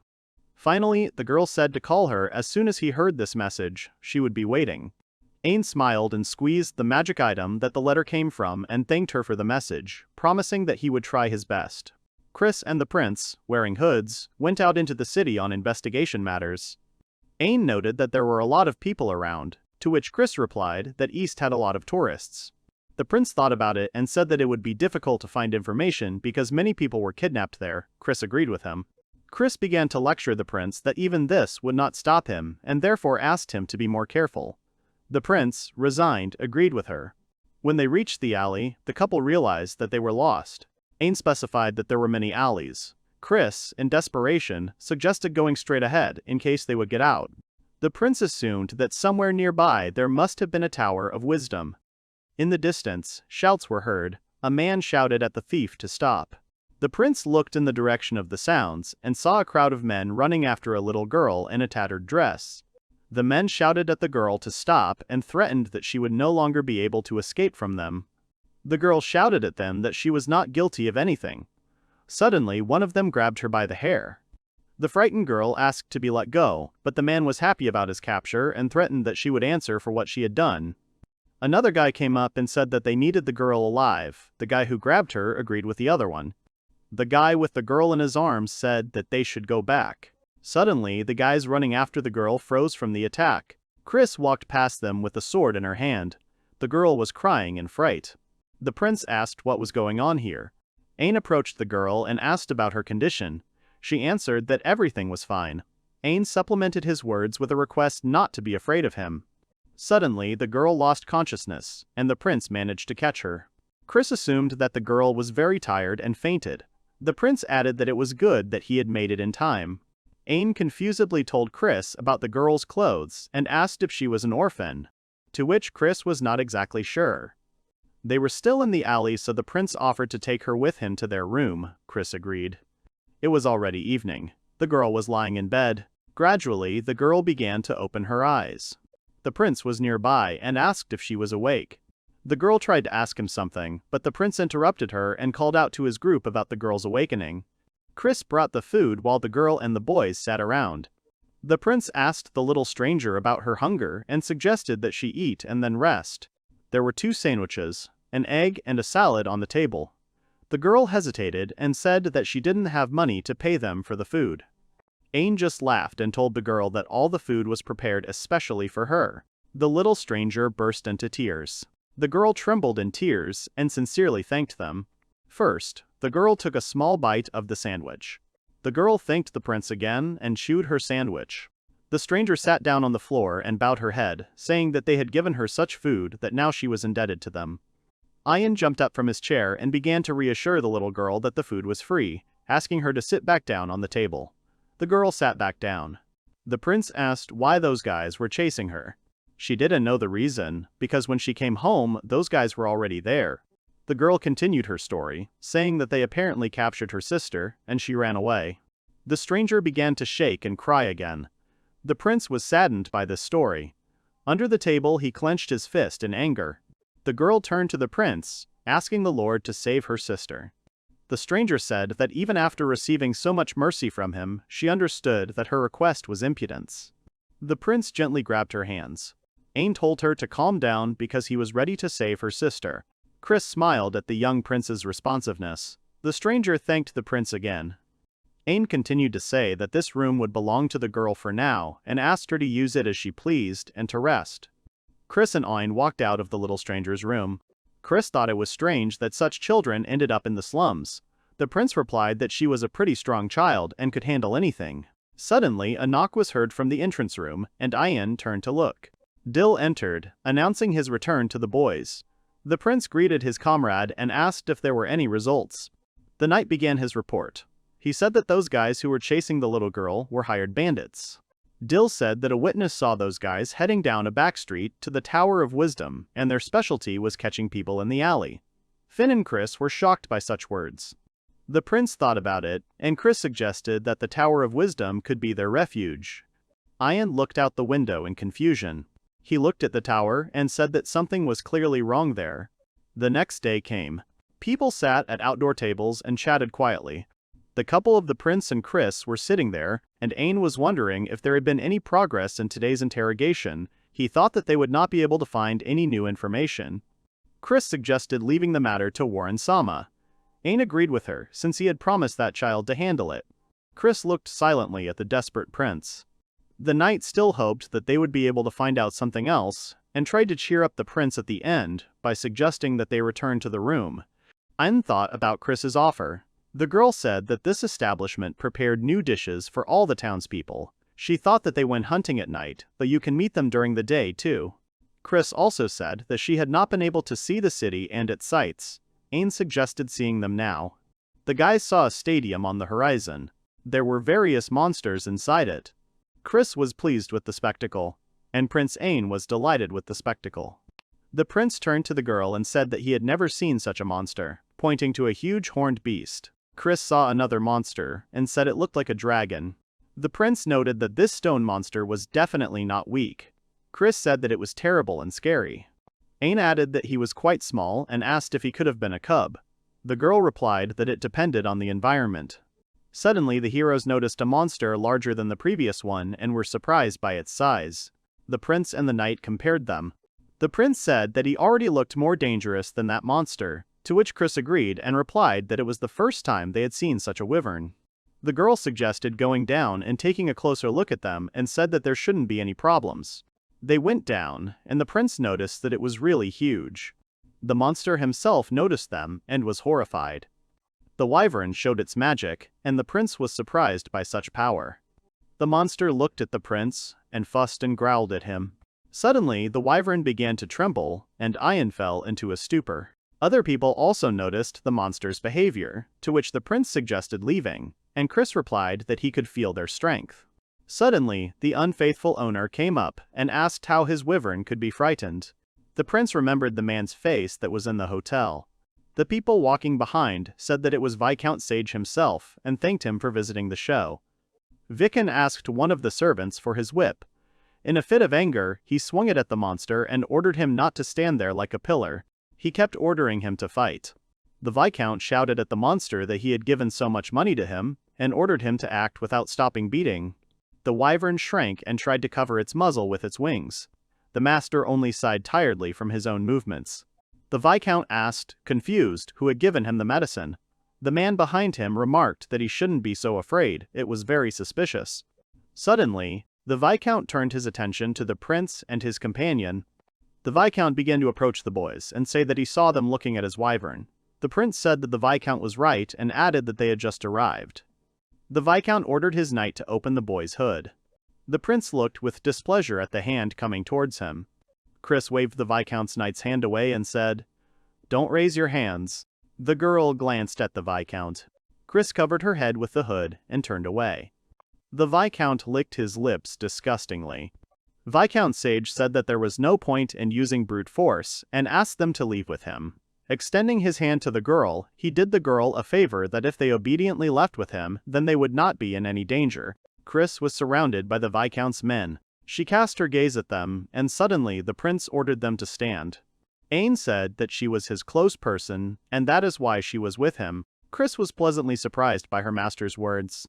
Ain, already in a fit of anger, threatened his enemies that if they repeated this with her, he would not be able to forgive them. The Viscount said in confusion, "How dare he speak to him like that?" The villain is ready to turn a blind eye to this, and ordered his wyvern to be put in a cage. The couple stood and watched the Viscount. Suddenly, the prince grabbed Chris's hand. Ain suggested that they go home, because there were some strange people there. Chris mumbled and followed him. Without letting go of the girl's hand, they walked. The girl, out of breath, spoke about the hand. The prince, not listening to her, continued walking silently with some anger on his face. Chris looked at the prince with her mouth slightly open in surprise. The girl was embarrassed and smiling because of the prince's behavior. She lowered her gaze. The couple continued walking down the street. Suddenly, the prince stopped. The prince turned and looked at Chris, and he let go of her hand. Chris looked sadly at the hand that Ain was holding. The prince turned to the girl. The prince asked Chris about Viscount Sage's finances. She said they had deteriorated, and continuing to ask, he suggested that this could have contributed to the poor condition of the wyverns. Chris began to reason that if you count food and care for them, it will come out to about 5 million, and if you count for performances, it will come out to a little more.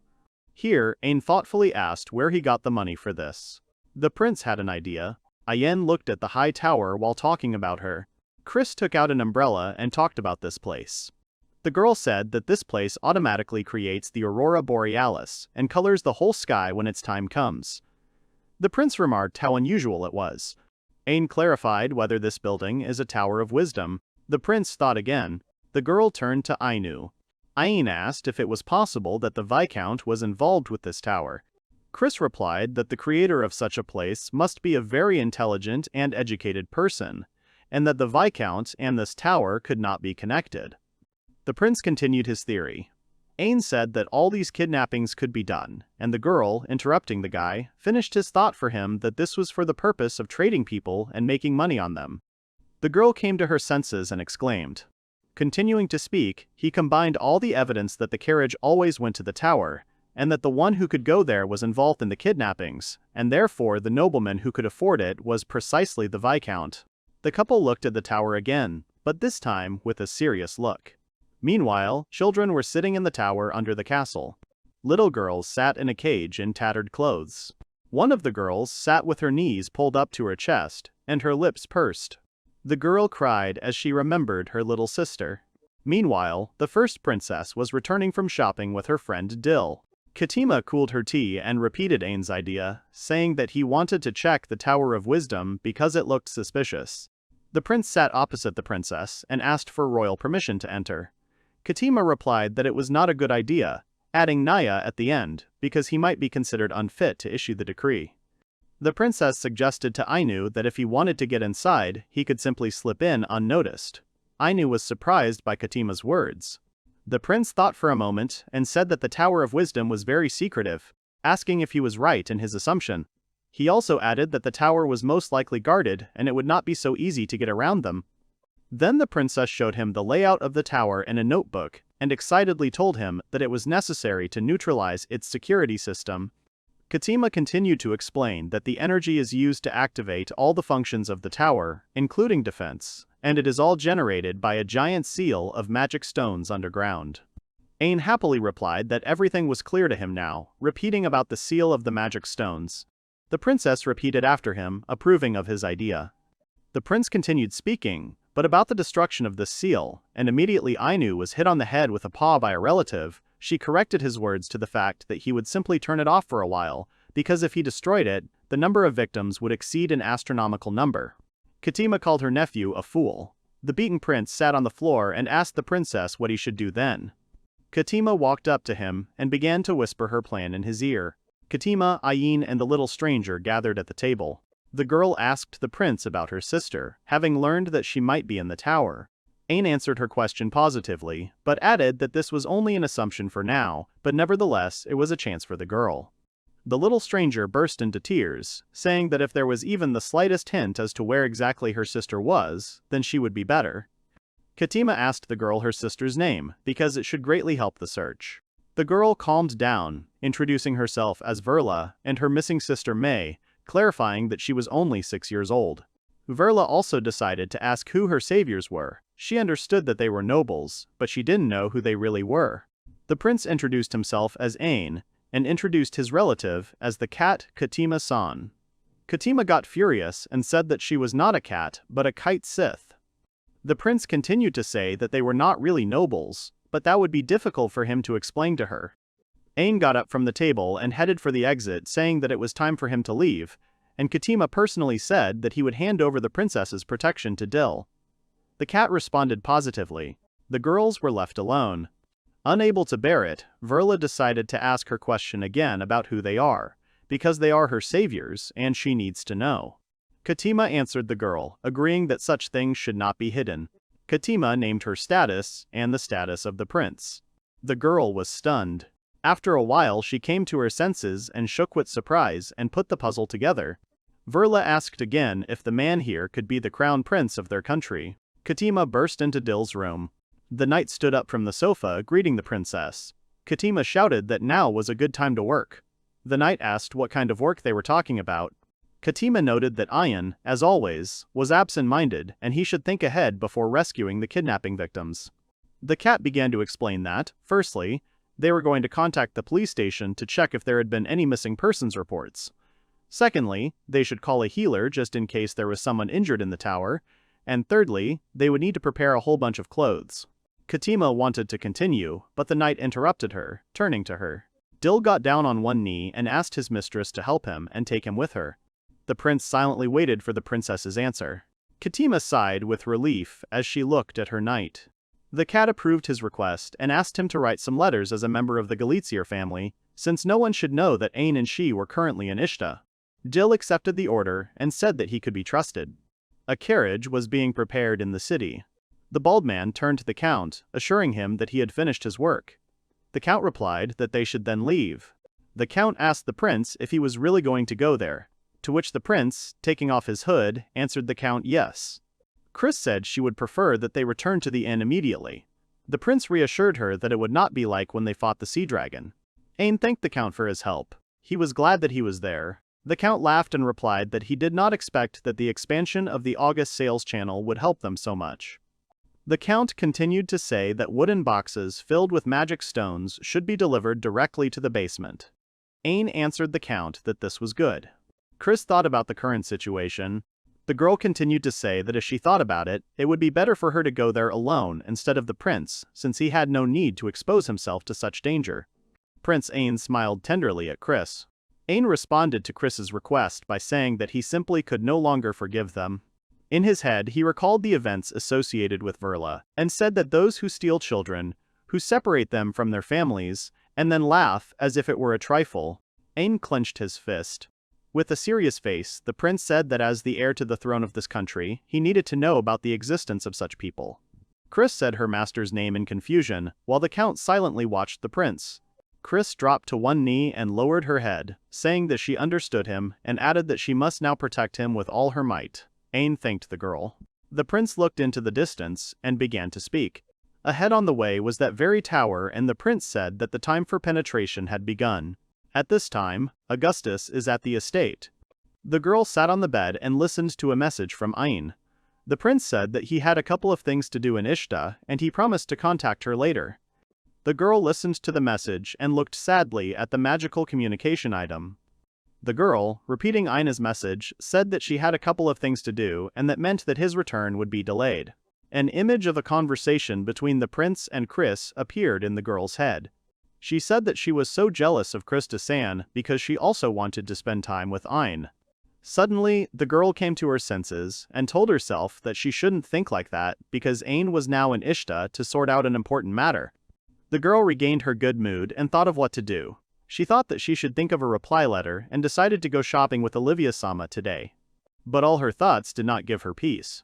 The girl lay back down on the bed and sighed. She stared at the ceiling in silence. Speaking out loud to herself, she considered herself hopeless and that she could no longer contain her feelings for Ain.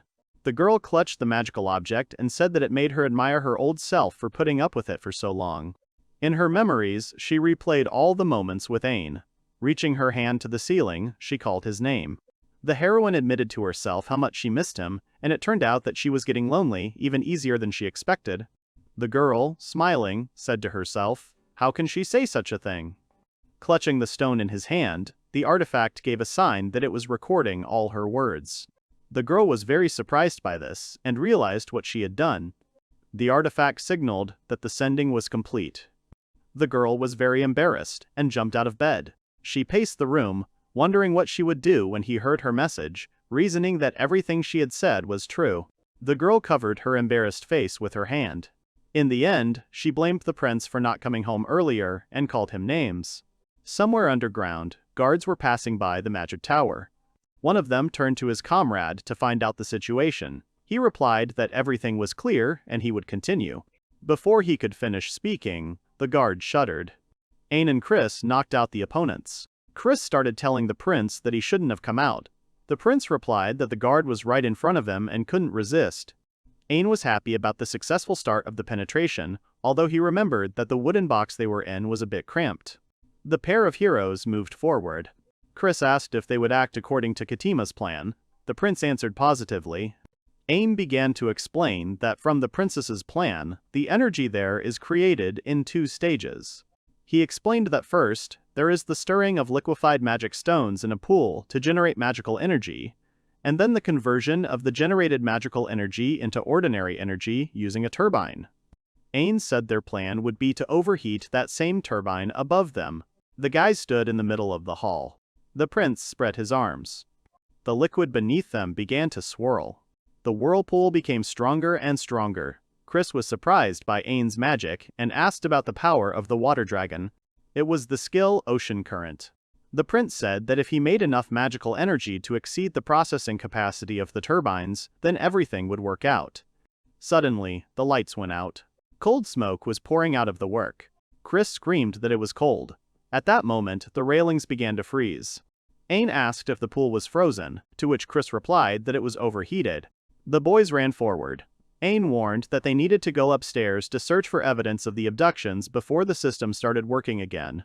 Chris obeyed the prince's order. The heroes found a ladder and ran further.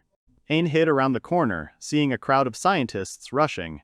After that, he and Chris were able to continue their journey. They found the right door. Out of breath from running, the boys stood in front of her. They were sure that this was what they came for. The prince said that the door was a magical object, and their plan had become an obstacle for them.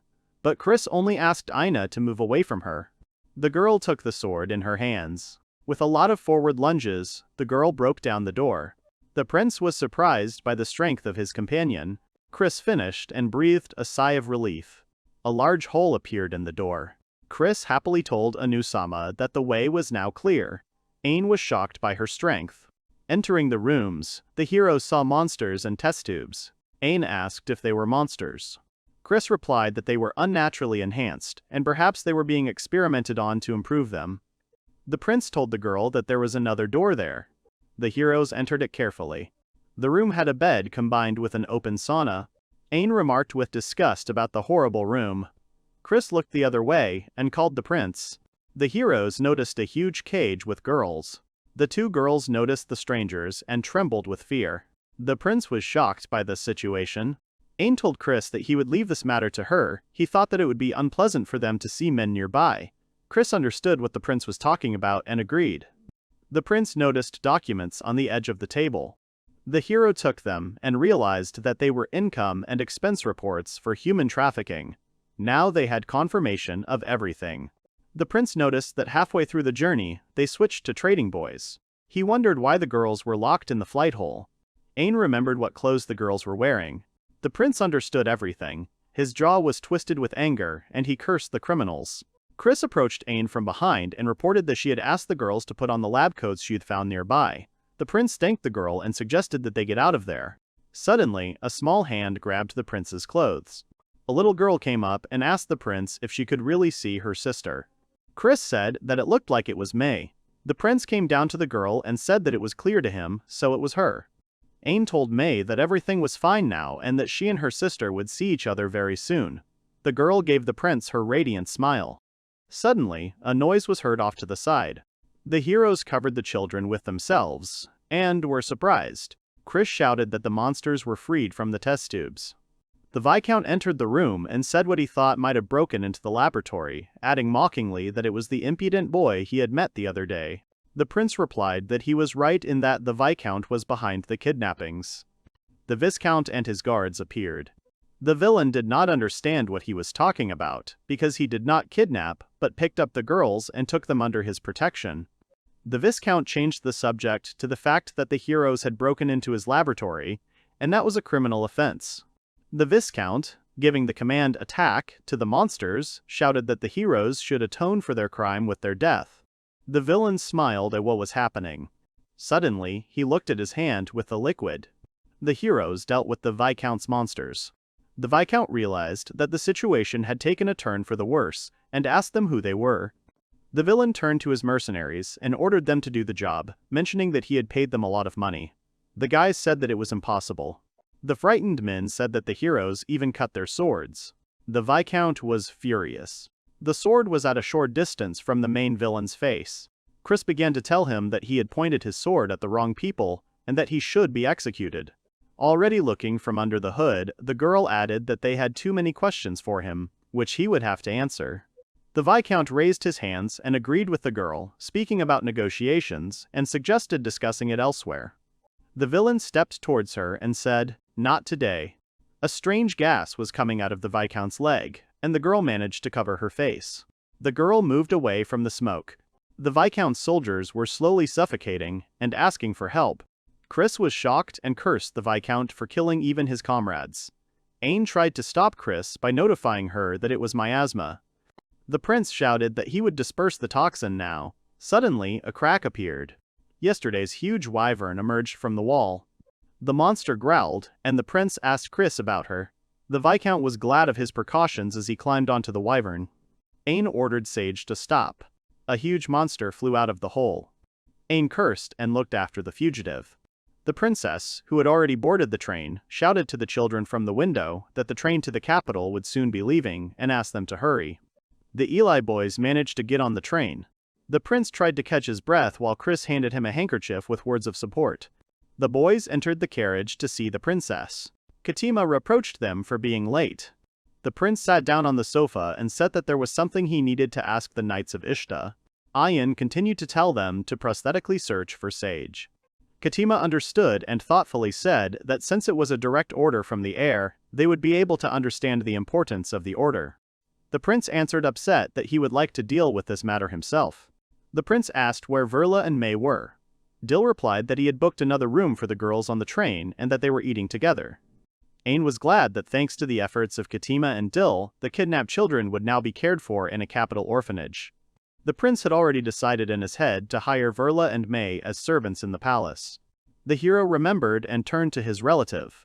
He said that Professor Oz gave him documents that told about the places of the Red Fox's appearance and monstrification. The prince added that he also handed over one Red Fox stone. Katima was shocked by such a find and asked Ain if it was sealed correctly. Chris answered that the professor gave the stone along with the sealing box. The girl reassured the princess that she was going to keep the artifact in her room. The prince returned to his room and began working on the documents. Ain remembered the message from Clown and justified himself with the busyness that had fallen upon him. He chuckled and thought that the girl would be angry if she found out that he had entered the Tower of Wisdom and started listening to the letter from Clown. In the letter, the girl said how much she missed him and how lonely she was, becoming even more than she expected. The prince was stunned. The guy was very surprised by her words. The prince jumped up and thought that the girl was teasing him, but he thought that she still sounded serious. He did not understand how he should answer her. Ion covered his mouth with his hand. He began to speak. Suddenly, the windows in his room broke, but the guy managed to protect himself from the shards. Train D stopped. Chris and Dill ran into the prince's room and called out to him. The prince said he was fine and asked what it was. Through the broken window, he saw a wyvern approaching. The wyvern flew in the night sky. The prince asked if she was the Viscount's wyvern, and Chris asked in return if she had come for them. The prince heard other people. People asked the train manager to continue moving. The man in uniform replied that it was impossible because the monster was flying around. People panicked. The prince became angry, gritting his teeth. Chris took Ain by the shoulder and asked for permission to deal with the monster, asking the prince to stay inside the train. Ain replied that they were the wyvern's target and the monster could destroy the entire train if one of them remained inside. Chris wanted to object, but she couldn't. Ain extended his hand and replied that he was sure that everything would be fine with both of them. The prince took Chris's hand and pulled her forward, telling her to go. Chris called out the prince's name. A man in uniform noticed how the boys tried to climb out into the street through a broken window. The train leader shouted at the guy to stop, because it was dangerous there. The man was surprised. The prince, with a face full of determination, did not even look in the direction of the guide. The man stood there in a stupor and realized that the person in front of him was the crown prince. The people nearby also realized who he was and wondered why the prince was here. The prince ordered Dill to bring Verla and May to Katima and protect the three of them. Dill accepted the order. Ain and Chris climbed onto the roof of the train. The wyvern saw the boys and growled. The pair prepared to attack. The prince remarked that it would be good if the monster was afraid of him like in the Colosseum. Chris added that the wyvern's body had become even larger. Chris looked around and noticed something. Far away on the island, there was a cart. Viscount Sage was sitting on the cart. The wyvern began to attack. Chris readied her sword and shouted that she would not let the monster attack. The girl ran forward and tried to cut the monster's paw. Chris looked back. Chris jumped back to the prince. Ain praised the girl for the blow. Chris said that she tried to cut off the wyvern's leg. Steam was coming out of the monster's leg. The prince noticed that the wound was slowly regenerating. Chris replied that she hadn't expected that. The wyvern's skin was not only tough for a girl, but it was also able to radiate, which was difficult. The wyvern flew into the sky. Chris said that if they couldn't land one precise blow on the vital point, it would be a battle of attrition. Ain replied that the vital point was her magic stone. The prince made up his mind and began to use his magic. The guy used the skill, Thick Fog, shouting that he would find the location of the wyvern stone. The monster growled and tried to get a better look. And from the steam club, the prince's magical bonds arose. The prince grabbed the wyvern. The monster tried to free itself. The wyvern tried to fly away from the guy, to which Ain replied that she was so strong. Ain shouted to the wyvern that he had already fought an opponent stronger than her. The wyvern opened its mouth and still tried to resist the boy's magic. The prince noticed that the stone was inside the monster's forehead. Ain shouted to Chris that the stone was in the wyvern's forehead. The girl took aim, jumping into the sky. While attacking, the girl shouted that she understood the prince. Chris punched the monster's forehead. The girl regretted that they couldn't save the monster in another way. Ain rejoiced at the victory. Suddenly, a huge kraken appeared behind the guy. The kraken grabbed the train with its tentacles. The prince and Chris were shocked by the appearance of a new monster. Ain remembered the Viscount's words about his monsters. He said that he had wyvern and kraken monsters. The prince shouted that the monster was going to destroy the bridge along with the train. Suddenly, two sea dragons attacked the Kreenan. The boys were surprised by this outcome, and the kraken went underwater. The heroes looked down and guessed who it was. The sea dragons were their old friends, El and Al. The prince was glad that his friends came to his aid. The dragons began to eat the kraken. Chris reminded that the sea dragon's favorite food was the kraken. The prince was shocked and said that they probably just came to eat. Ain laughed. The boy lay down on the roof of the train and laughed heartily, saying that despite this, the dragon saved them. The prince looked at the sky with satisfaction. Ain recalled Clowen's words that they would help him. The boy took the artifact. The prince recorded a message to the girl that he also missed her very much. The Viscount's carriage lay overturned on the ground. Sage ran away, out of breath. He didn't understand how this could happen to him. The Viscount tripped over a stone and fell. The man looked back and was horrified. The heroes were walking behind. The prince said that he would take the Viscount to the capital and send him to prison. Chris explained to the man that he had nowhere to run. The Viscount asked the prince again. The man shouted that they were just dubious individuals in robes and that they had no authority to judge him. The prince stepped forward and showed his face. The Viscount was surprised. Ain looked down at the criminal and asked the man again if he still did not have enough power to judge the Viscount. The Viscount has already addressed His Highness. The prince clarified that if he was a nobleman, then he should have known him too. The man sat on his knees and clenched his fist. He agreed with the prince. Ain addressed him once more, reminding him of his crimes, and told him to confess to it in person in the capital. The prince continued that before that he had one last question. The prince asked why he kidnapped people and whether it was for money. The Viscount began to speak with his gaze downcast. Sage's face twisted, and he said that it was all at the whim of that man. The prince asked him again about that man. The Viscount, stuttering from suffering, began to say that he became that man's hand in exchange for a reward. The Viscount suffered from pain, he repeated to himself. Chris covered Ain with her body while the man writhed and begged for help. The Viscount fell silent and collapsed to the ground. Ain asked if the Viscount was dead and what had just happened. The prince let go of his head. Chris called out to Aina. Ain looked at the moon and screamed. The train stood on a broken bridge. The prince, clutching the documents, collapsed onto the bed. He closed his eyes and remembered Dill's words about how the repairs on the railway line would take a little time, and advised Ain to rest in the train room. The prince left the room with the thought of getting something to drink. Ain was surprised. Chris was sitting at the bar in a dress with her hair down. Ain called out to the girl. The guy asked the girl why she was dressed like that. The girl started to fuss and quickly explained that it wasn't what he thought, it was just her last clean clothes. The girl stood in front of the prince, embarrassed.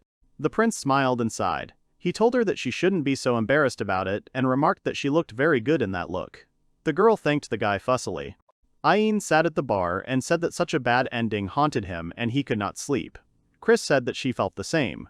The prince began to discuss the Viscount's last words and made a verdict that there was a leader behind this matter. Chris agreed, noting that the Viscount had simply been used and removed, like a lizard's tail. Ain thought that the leader might be the Red Fox.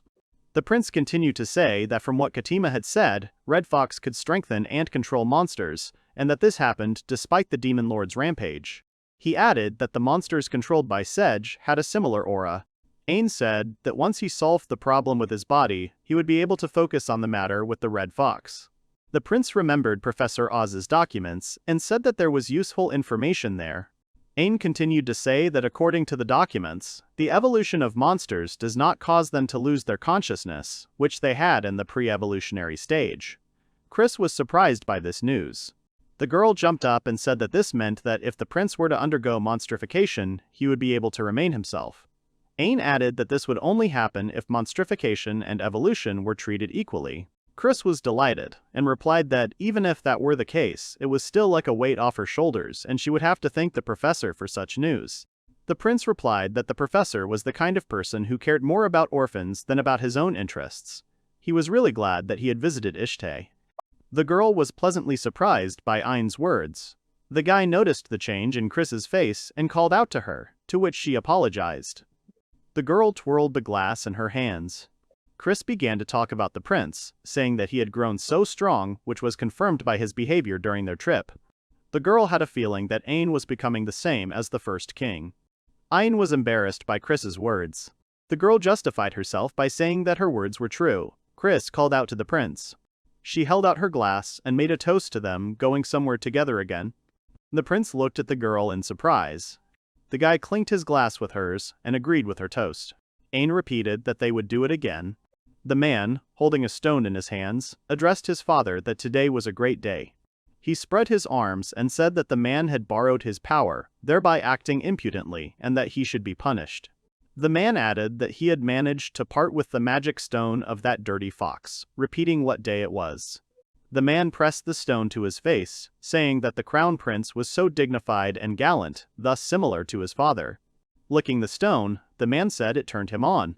Grimacing and breathing heavily, the man continued to say that this excitement was the same as when he killed the fox that was on his father's side, and all his blood remained on him. Reaching out his hand towards the window, he spoke of the crown prince, saying that he would not be able to suppress such a thirst for knowledge, and wished to see the twisted expression on the heir to the throne. The madman, denying his words, said that he should not direct such a distorted attraction towards him because such people like his father should be cherished. There was a knock at the door.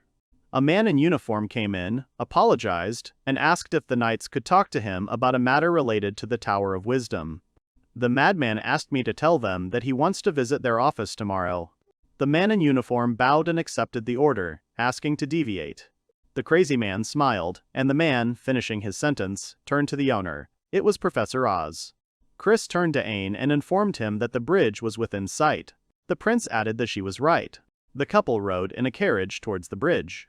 6 months have passed since the incident with the water train. Ainu turned 11 years old, and the beginning of spring had arrived. Today the boys are there to attend the opening ceremony of the bridge that was destroyed due to the attack of Viscount Sage's monsters. Chris remarked that everything had gone surprisingly smoothly. The prince responded that the transport had been efficient when they were moving from door to door. Ain winked and said that it was all thanks to his talented assistant, hinting at Clown. Clown winked and asked jokingly if he was talking about her. Clown has already graduated from Leave College for girls. In winter, Clown took the civil service test and was the only one to pass it perfectly. She became the youngest person in history to become an assistant to the crown prince. The prince asked if the carriage they were riding in was borrowed from Augustus's company since it was so comfortable. Clown replied that he was right, adding that the carriage was their new model. The prince's assistant said that she had bargained for her after having a good word with Ojima, so the prince had nothing to worry about, because if they were to squander taxes too much, Aina's reputation would be diminished. The prince agreed with her. Chris warned that they would arrive soon, and that he should get ready. The guy obeyed, but Clown called out to him asking him to wait. Clown buttoned the button on Ain's cape. The girl said that the button was undone and grinned. The guy laughed in confusion and said that she didn't have to do that. Ain climbed onto the bridge and turned to face the people, swinging his sword. The people rejoiced, and the prince's companions smiled at the celebration. The prince sighed and exhaled wearily. 3 boys stood with him. The first of them, Butts, asked what was wrong with Ain's face. The second, half human and half cat named Roland, answered that the excursion had just begun and asked why the prince was sighing so much. The third asked about the prince's well-being. This was Leonardo. Ain replied that this was the first school event in 5 years, and he didn't understand why the excursion location was the royal castle, sarcastically asking what kind of group visit to his house was this. The boys replied that it was a nice place. Leonard explained that for them this place was the most interesting of all possible. Ain understood them, but it was too much. A knight approached the boys and thanked them for waiting. Dill stood in front of the boys. Ain asked if he would be their escort. The knight bowed and answered positively, adding that it was Warren's order. The man began to explain the rules, where the boys were forbidden to go anywhere except the places he would lead. The man also added that inside the castle the boys should address Ain as Your Highness. Leonardo replied that he would make sure that Butts followed these rules. Butts angrily screamed at his comrade, the escort smiled, and the others laughed. The man led the boys through the palace. They reached the training hall. The boys watched the knights training. Having reached the dining room, the guys sat down to have a snack. Ian said that he would step away for a second and left. Butts said that even though he knew, the tour proved once again that he and Ain lived in different worlds. He went on to say that there was a moment that struck him the most during the night training. The boy said that he felt the majesty of the knights, that their every movement stunned him. Butts continued to say that it had no effect on Ain. Leonard replied that such behavior was normal for His Majesty. Roland said that the prince was very strong. Butts rocked back in his chair and said that the 4 of them had been a band since 1st grade, and he had always been confident in his own strength, but in reality he had never excelled at anything. Leonard called out to Butts, confused, but the boy just grinned. Butts cried out that he couldn't lose to him. He raised his fist and said that he wouldn't let Aang get any better than he already was, and that he would work harder on himself. Butts said that as friends of the prince, they must be strong enough not to become a burden to him. Roland and Leonardo agreed with their friend. Aang returned and asked his friends what they were talking about. Butts replied that it was just a small talk. The prince brought more food to the boys, which surprised them. A servant approached the boys. She apologized for disturbing their meal and reminded the prince that it was time for an afternoon meeting. The boy was upset because he had not had time to eat. The girl said that she would bring food to his room later. Leonardo asked His Highness if he was going to leave now. The prince had already gotten up from the table and agreed with the guy and said that he was sorry. Roland said goodbye to the prince. The servant informed the prince that Warren and Clown were already waiting for him in the meeting room. The guy understood the girl. On the way they met May with a basket. The girl greeted the prince and wished him a good day. The boy greeted her and asked what she was doing. The girl hesitated. The servant replied that she was now under her supervision and that she had assigned her to the cafeteria. The prince understood and remarked on the special training for the gifted. The girl did not understand, and the girl said that he was flattering her. May said that it was time for her to run and bowed. The boy told her to take care of herself and waved his hand. The prince added that she had become more mature than when she was in Ishta. The girl agreed with him. Aang asked where Verla was then. The girl replied that she was now working at the infirmary near the training camp and added that she had a good reputation among the knights for her selfless work. The prince said that it was clear to him and added that they were working hard now. The boy raised his hands and said that he needed to try harder too. The boys were sitting around a round table. Warren thanked Aang for his visit and said to start moving on to today's questions. The old man started with a question about the case of the adventurer city of Baltica. The boy began to talk about the official inspection and investigation of the Red Fox and the monstrosity, asking if he was right. Warren agreed with him. The old man added that according to the finds among the assets of Viscount Sage, when he was alive, he often visited the Baltic during the past year. Clown said that Red Fox was the leader behind the kidnappings. The old man replied that he most likely was, and that Katima thought so too. Warren told the prince that, as Professor Oz had said, he should rely on the adventurers in Baltic, adding that they would simultaneously conduct an investigation into the Demon Lord's old territory. The prince specified whose territory to investigate. The old man replied that in the previous investigation they had discovered several unknown technologies in the form of books, and if they could find more information regarding the Red Fox, monstrosity, or any knowledge that could help them, then this investigation would be successful. Varro said that the old territory was a dangerous place, as they said about it, and their investigation would be carried out by knights led by Lloyd, and the prince should focus on performing official duties. The prince was happy with this outcome, because Lloyd would be in the same company with him and this was encouraging. The guy also asked Clown if she would go with him, to which she agreed. The girl put her hand on his arm and began to speak. She said that she was now his assistant. The boy was embarrassed. The old man asked to take care of the prince, to which the girl said to rely on her. Aang began to list who would go with him, including Lloyd, Dila, Clown. The prince thought for a moment, and asked about Chris. Chris almost cried at being left at home. The girl sat in the corner and complained that everyone had abandoned her. The prince apologized and said that she was the country's marshal, and the people of the capital could not live without her. She felt hurt. She knew she had to stay, because Lloyd was going with them. The prince wasn't happy either that she wasn't going with him. The girl grabbed the guy's hand. The girl looked at the prince with eyes filled with tears. Chris continued to look at the guy, with sadness. Aang called out to the girl. Chris didn't understand why her heart hurt so much. The girl looked down, and began to say that she understood, and would stay this time. She promised the prince, with eyes full of determination, to protect the capital during his absence. Aang smiled and stroked the girl's head, saying that he was glad to hear it, and promised to buy a lot of souvenirs in return. The girl realized that she had fallen in love with the smile of her prince. Somewhere in the mountains there was a castle, and it was snowing. A knight in armor walked and said that in a few days, someone armed would come. The knight looked into the distance.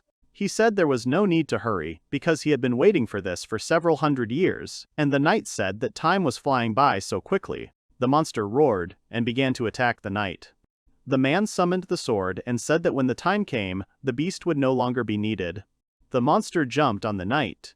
The man cut the monster in half, and the huge carcass collapsed. The knight said that he had no right to set foot on the castle's threshold. The knight said that he would fulfill his mission, but he would wait for his return, no matter how long it would take. Prince Ain waved to the crowd from the station railing. Ain got on the train and complained about the heat while Clown wiped the sweat from his face with a handkerchief, saying that summer had finally arrived. The prince said that in such heat he was so thirsty, waving his hand. Klaus offered the prince iced tea. Ain thanked his assistant, saying that she was spoiling him. The guy asked where Lloyd and Dill were now. The girl answered that they were in the front car, and the knights were divided between the guards in the front and back cars. The guy thought about it and answered what he meant by "in this car." Clown leaned towards the guy and finished his sentence that they were left alone and clarified that they did not need anyone else. The prince answered sheepishly that she was right, and the girl quietly laughed. Ain looked out the window and saw a bird with 4 wings pointing at it. The guy excitedly asked about the bird, asking if it was a monster, to which Clown agreed with him. The girl said that fun was good, but asked not to do anything reckless when they arrived in Baltic. The guy, remembering his past antics, said confusedly that he knew about it. Clown resigned herself and sat down next to him. She began to say that she understood that he was excited and remembered that ever since the first king blew up the demon lord's old territory, he admired him. The prince agreed with her, specifying that the first king was his idol. The girl thought about it. She was interested in the old territory of the demon lord. It was a shame that this land had secrets about the time of the founding of Ishtalika. The guy asked when Ishtalika was founded. The girl answered that either it was founded after the attack of the demon lord or after the conquest of those lands. Klong said that the historians' opinions were divided. The boy agreed with his assistant, but he was interested in one thing. Clown spoke about children born in the royal family of Ishtaliki, and since then they consisted of different races, clarifying Ina's question. The guy agreed, giving an example from his world, to which the girl did not quite understand what he was talking about. The girl suggested that his family had mixed with other races in the demon lord's territory. The prince replied that it was quite possible. The guy continued to say that, firstly, other races and monsters have a magic stone in their body, but more importantly, they do not harm the human carrier. The prince remembered that the first royal family was not recorded in history, and asked what race the queen was. Clown suggested that she was an elf. The prince replied that if you think about it, the royal family mixed with many races. The prince wondered what race his children would be. Aim looked at Clown and blushed. The girl asked the boy what was wrong with him. The prince replied that he was just thinking about the future and said that Clown was still beautiful, adding that she knew more about Ishtaliki than he did, since she was the one who organized everything from schedules to inventory management in this important matter. The girl replied that the work was hard, but that was why she came there. Clown smiled and said that if she was here and doing these things, it didn't bother her. Suddenly, the train stopped. Ain grabbed Clown and asked if she was okay, to which she replied that everything was fine. Ain heard a knock at the door. Dill apologized and asked for the prince. The man entered the room and warned that the train had stopped due to a sudden earthquake, and before continuing on their way, they would find out the cause of the earthquake. The prince replied that everything was fine. Clown was worried about why they stopped so close to the Baltic and said that she had a bad feeling, to which the prince agreed and wished that nothing would happen. Ain stepped out of the train shivering from the cold, saying that the weather was cold. The boys followed him out. The guy asked if they were on the same continent, since it had been warm on the train half a day ago. Dill replied that although there had been a problem, they had made it to the Baltic, turning to Lloyd. Lloyd pointed to his previous status and his current one, showing how to address him. The prince said that everyone here was his own, to which Lloyd told Lil to thank his highness. Ain turned and looked around. The satellites entered the city. The guys were walking down the street saying that they had arrived in the city of adventurers, Baltic. Clown asked Lloyd if Ainu would be welcome here. The man did not understand the meaning of the princess's words. The girl said that she had sent a message about the prince's arrival today, but no one had come out to greet them. Lloyd replied that Ain's reputation was high here and everyone knew him because of his victory over the sea dragon. The girl asked again why that was so. Lloyd replied that people here never read messages. The man pointed to a mountain with a skull and a horn on its forehead and asked Aina to look there. Lloyd began to explain that the ogre was from another monster and attacked the village and was destroyed by the first king, and apparently the power of that ogre could pierce mountains, which is proven by this very place. There was a chip on the top of the skull, and Lloyd said that the first king did this and destroyed the magic stone. Ain was surprised to tell. Dill recalled the situation that was similar to the ogre's story about the prince who destroyed the sea dragon. Everyone laughed, and the prince began to fuss. Klon noticed that the situation pleased Aina, but the prince thought that he was simply being praised. Night fell. The guys settled in and were surprised by the view of the sky. The northern lights twinkled in the sky. The prince didn't expect the view from the Demon King's castle to be so beautiful, saying it was wonderful. Clown suggested that it might be the other way around, as the Demon Lord might have built the castle here precisely because of the view. The boy found this theory plausible. The prince suggested that if the girl in the portrait really was a Demon Lord, Ain agreed that she would look good here. The prince asked if they would be meeting the feudal lord tomorrow, to which the girl answered positively and added that Count Baltic would arrive, and considering that the prince's group would be tired from the road, she suggested that they visit the count at noon. Ain thanked his assistant and wished her a good rest. The girl suddenly grabbed her shoulders to protect herself from the wind. The prince threw his cape over her and invited her to come inside. The girl thanked him and agreed. The next day came and the count arrived and greeted the prince. The count was glad to meet him and introduced himself as Count Razel Baltic. The man said that the king had entrusted him with the management of this territory.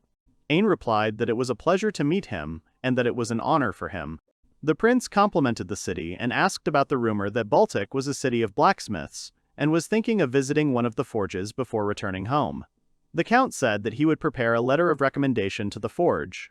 The man also expressed his gratitude for the prince's care of his brother. The prince asked who he was talking about, to which the count replied that his brother's name was Kaysel. The prince remembered the night and was surprised at his comrade. Ain looked at Lloyd in surprise, who nodded silently. The prince began to apologize, making excuses for not knowing about it. The count said that his brother had left home and become an adventurer, so everything was fine. The prince reminisced about how he had received a letter from Kaysel a year ago. The count asked if his brother had really done this, to which the prince asked what had happened and how strange it was. The count replied that his brother was quite eccentric and that it was indeed surprising. The man said that with the introductory letter, the guild would not regret cooperating with His Highness in the investigation. The prince replied that it would be useful. The count looked away and, already turning to Lloyd, said that he had heard that he would be investigating the old lands of the Demon Lord today.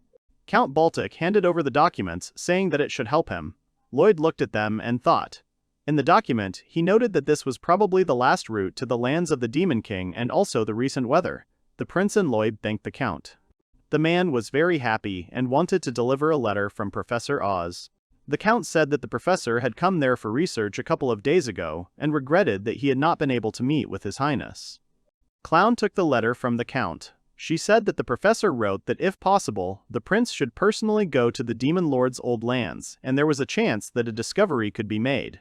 The prince thought about the reason for such a letter and thought that there would be some kind of reaction with the Dullahan and the old lich inside him. Clown asked Lloyd if it was possible. The man replied that it would not be easy because the research showed signs of a powerful monster. The prince asked the count about the monster again. The count guessed that the monster had been living there since the foundation. The count continued that this monster was as strong as the sea dragon. It was said that the monster had fought the first king but survived and was hiding in the Demon Lord's old territory to this day. The count continued that in fact the surrounding monsters were agitated because of yesterday's earthquake, and according to rumors, the adventurers saw it. Suddenly, there was a noise from the street. The heroes shuddered. Lloyd ran out onto the balcony in alarm. The prince called out to the man asking what was the matter. Ain looked at the city. Clown stood behind the prince and was surprised. The boys saw the fortress hit and a puff of smoke rise. The chips flew in all directions. The count began to speak in fear. The head of a monster was visible behind the wall. The monster looked straight at them from afar. The guards prepared for battle. The prince sat on the bench and watched. He remembered the count's words. Clown informed the prince that they had acquired 10 magic cannons by order of His Majesty. Ain stood in the hall over the table with the map and said that this should be enough. The count asked the prince about his actions, asking if he really wanted to kill the monster alone. The man asked Lloyd if this was normal. Lloyd replied that of course it was not normal, but the prince had already decided everything for himself and forbade them to contact the capital. The prince explained his actions by saying that they had no time to wait and said that they needed to deal with it quickly. Ain asked the count to contact the adventurers, and together they defended the place. The prince was called by Clown, which brought him back to reality. The girl sat down next to him and said that the prince would soon have to leave. Clown asked a question.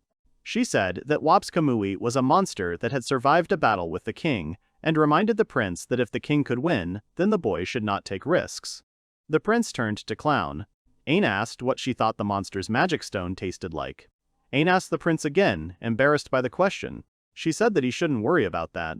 The guy said he would win and come back, so she had nothing to worry about. Clown smiled and guessed that the monster tasted like chicken.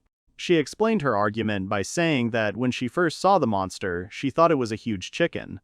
The guy laughed. After her words, the guy saw only a chicken in the monster. Dill came up to the couple and informed them that the guns were ready. The guy was happy with the news. Clown told Ain that she believed in him and would wait for him. The prince went into battle and ordered to go forward. The prince and his team of knights walked through the snow, sinking. The prince noted that it was a difficult task. Lloyd suggested that they include it as a practice during training at home. Suddenly, the man asked Ain if he would keep his promise. The prince replied that he would restrain him, adding that if the monster ignored him, it would return to the city. But Ain was sure that he was the monster's target, because there were too many coincidences. Ain began to tell them because as soon as he arrived, an earthquake happened, and then the mysterious return of the ancient monster. The prince also added about the destroyed roads, as if they were not allowed to escape. Lloyd hoped that the prince was wrong. The prince noticed a large rabbit. He asked if it was strong, to which he was told that 2 court knights would overcome it. Lloyd also added that rabbit meat was very tasty, but because of the monster's speed it was difficult to get, and the prince became interested in the furry monster. Lloyd assured the prince that upon returning home he would tell Martha to stock up on meat. The prince agreed with him. Suddenly the rabbit ran into the forest. The prince noticed his speed. The group noticed an earthquake. The boys looked around. One of the knights asked if it was an earthquake, and the other agreed with him. Lloyd sighed with relief. Suddenly, Lloyd shouted at everyone to run. The monster began to attack them. He growled loudly at them, opening his mouth. The boys covered their ears. Ain noticed that the monster had red eyes and looked like Seiji's wyvern. The prince told Lloyd that the monster's eyes and wing were crushed. Lloyd assumed that this was the aftermath of the battle with the first king. The prince shouted that the monster was wounded and he would not lose to him. Dill's leg got stuck in the snow. Ain shouted to his comrade. Dill shouted at the prince not to worry about him and to leave quickly while he tried to buy them some time. Looking back, the knight fell into a stupor. The monster pointed its large clawed paw at Dill. The knight watched silently as the events unfolded until the prince called out to him.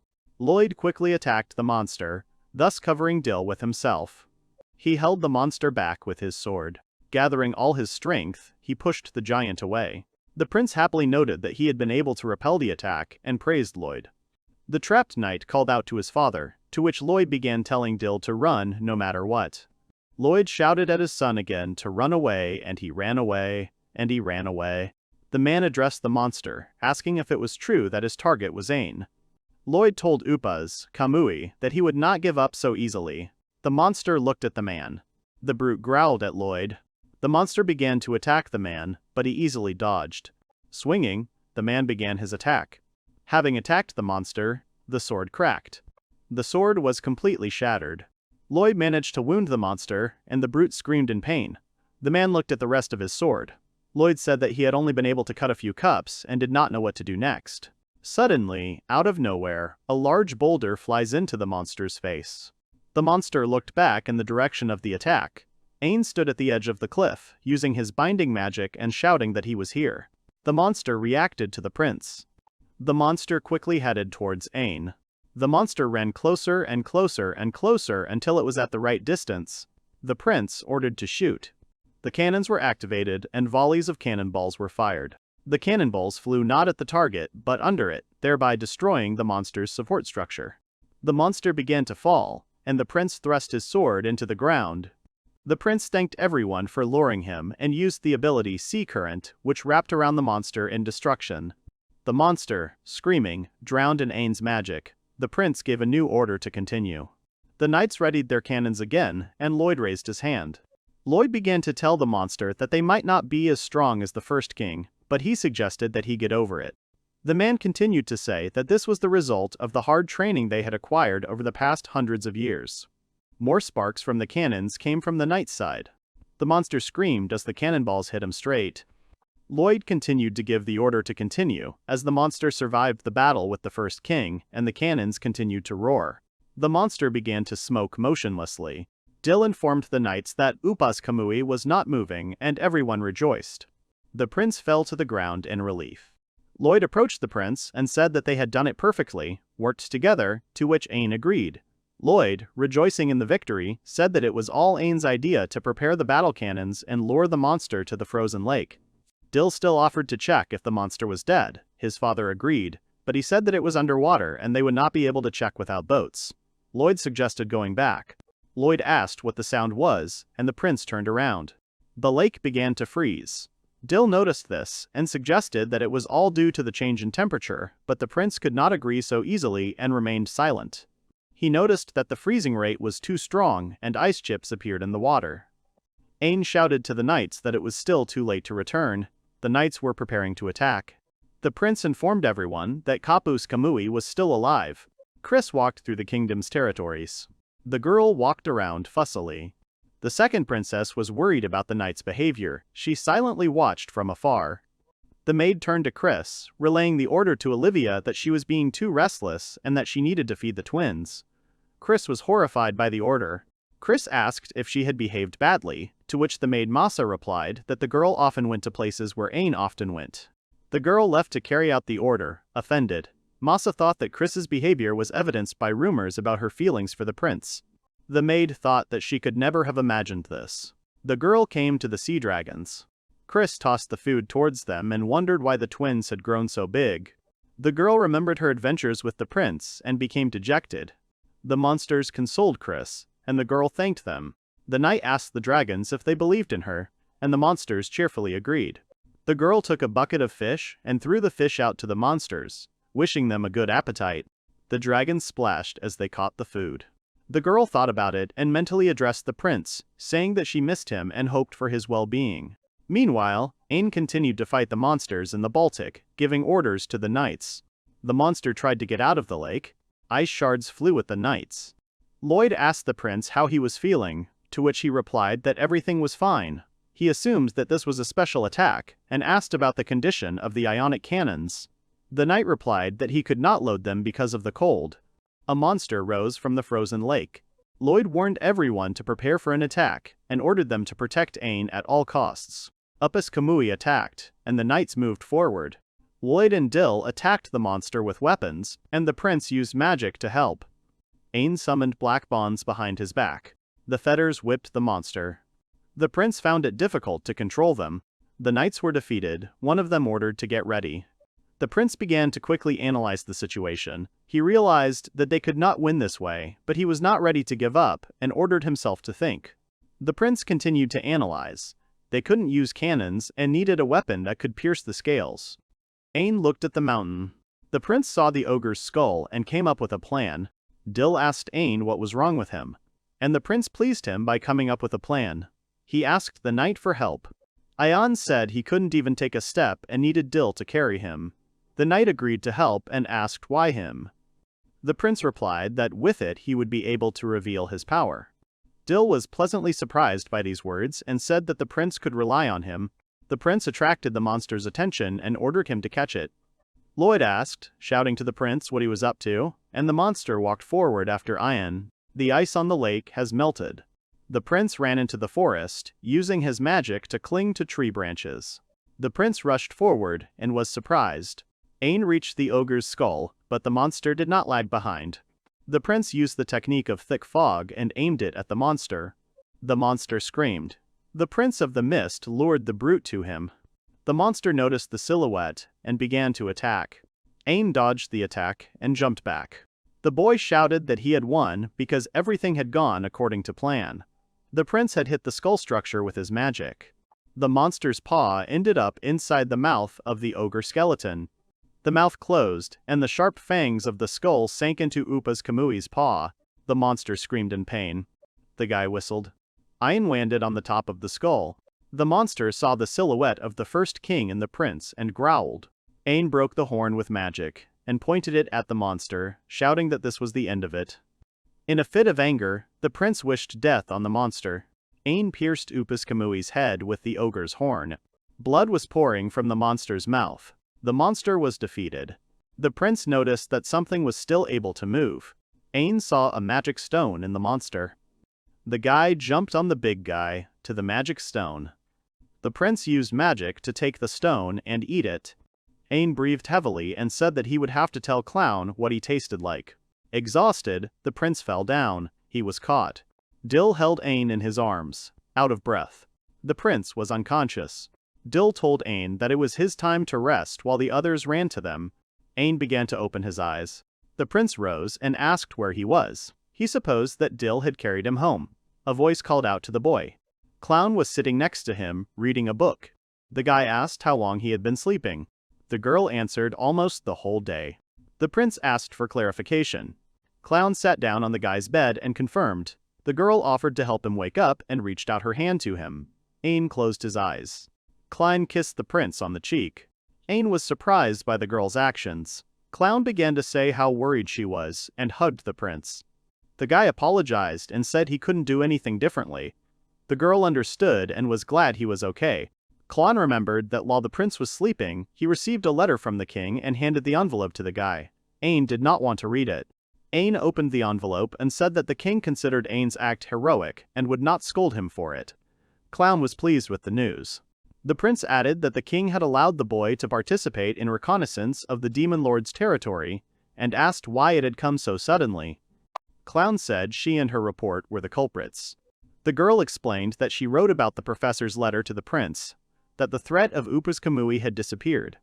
The guy praised Clown for the work she had done. The girl asked if the guy had eaten the monster's magic stone and if he had gained powers. The guy checked. The guys looked at the guy's stats table, and the stats hadn't changed, but a new ability, Ice Dragon, had appeared. The guy reminded the girl that she was right about the stone. Clown asked what the guy was talking about. The boy happily replied that the stone tasted like chicken. Clown was embarrassed, and then laughed, telling the prince that he liked this kind of talk. After 2 days, the group set off for the lands of the Demon Lord. Lloyd asked the prince not to overexert himself on the journey, but Ain said that everything was fine and he was ready for battle. Dill remembered that Count Baltic was surprised that the prince had just woken up and went on a reconnaissance mission. The boy's father said that the count's reaction at that moment was priceless and looked ahead. Lloyd looked at Ain's aura and added that his aura had become even more sophisticated. Dill said that he heard the adventurers' reactions about Ain. Dill said they said Ain could be the first king. Lloyd thought for a while and said that although it was disrespectful, he could not help but agree with them. The prince, fussing, replied that it was impossible. The prince turned around at the rustle and saw a monster rabbit. The prince's dinner has galloped away. Dill replied that it was not food, but Usuga Yatsumi, and the prince became sad, reminding that he had heard how delicious it was and would like to try it. Dill promised to catch him one. Ain perked up. Dill went on to say that he would have to write this in his report to Clown. The prince, overjoyed, told the soldiers to continue the expedition. Lloyd laughed loudly at the jokers. The prince flinched, and all the soldiers reacted. Lloyd said they were being watched. The prince replied that he would hardly dare attack them. The prince felt something behind them leave and alerted the boys to it, thinking it was a monster. Lloyd reminded them that they were close to the Demon Lord's territory and advised them to be on guard. The man pointed into the distance and said that there were the territories they were looking for. Ain looked ahead. In front of the boys was a ruined city and a little further away, a castle. The prince noticed that their cities had similar buildings, and this seemed unexpected to him. Ain said it felt strange here. Lloyd replied that there were no animals, snow, or wind, and that the area had been like that for hundreds of years. The prince said that time seemed to have stopped there. Ain asked if this was really the Demon Lord's castle, to which he received a positive answer. The prince asked why then this castle looked exactly like the king's. The prince raised his hand to his heart. Ain didn't understand why he felt this. He came there for the first time, but he didn't understand why he felt happiness and sadness at the same time. The guy remembered his ancestors and understood. The prince started mumbling something about feelings. Dill called out to Ain. The prince lowered his hand and sighed. Ain in front of the city and said that he returned home. The wind picked up. Birds arrived, seedlings blossomed, everything began to come to life. The knight called out to Lloyd. The gates to the city opened on their own. Doid began to say that the gates had not been opened for 100 years. The prince, smiling, looked into the distance. The prince fell onto the pillow. The prince was surprised at the comfort of his home and said that magical objects were amazing things. The guy thought about the reconnaissance that needed to be continued tomorrow and what they should do outside the gate. Something rang out on the street. Ain sat up from his bed. The prince wondered if it could have been patrolling. There was a rumble. The guy went outside asking what was going on. Ain saw 2 killed rabbit monsters. The rabbits lay motionless on the ground. Lloyd noted that the monsters were killed by a master because there was a perfect cut on the neck of the rabbits. Dill asked who could have done it if they had guards.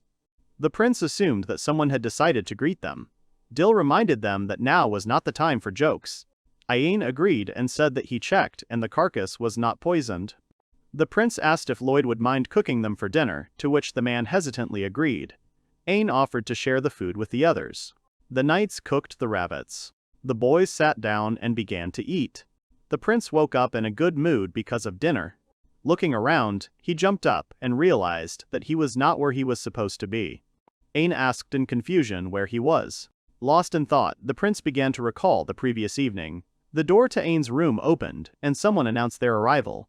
In front of the prince stood a knight in armor with a tray and a mug of tea. The prince was surprised by the man as he placed the tray on the pedestal. The knight apologized for the intrusion.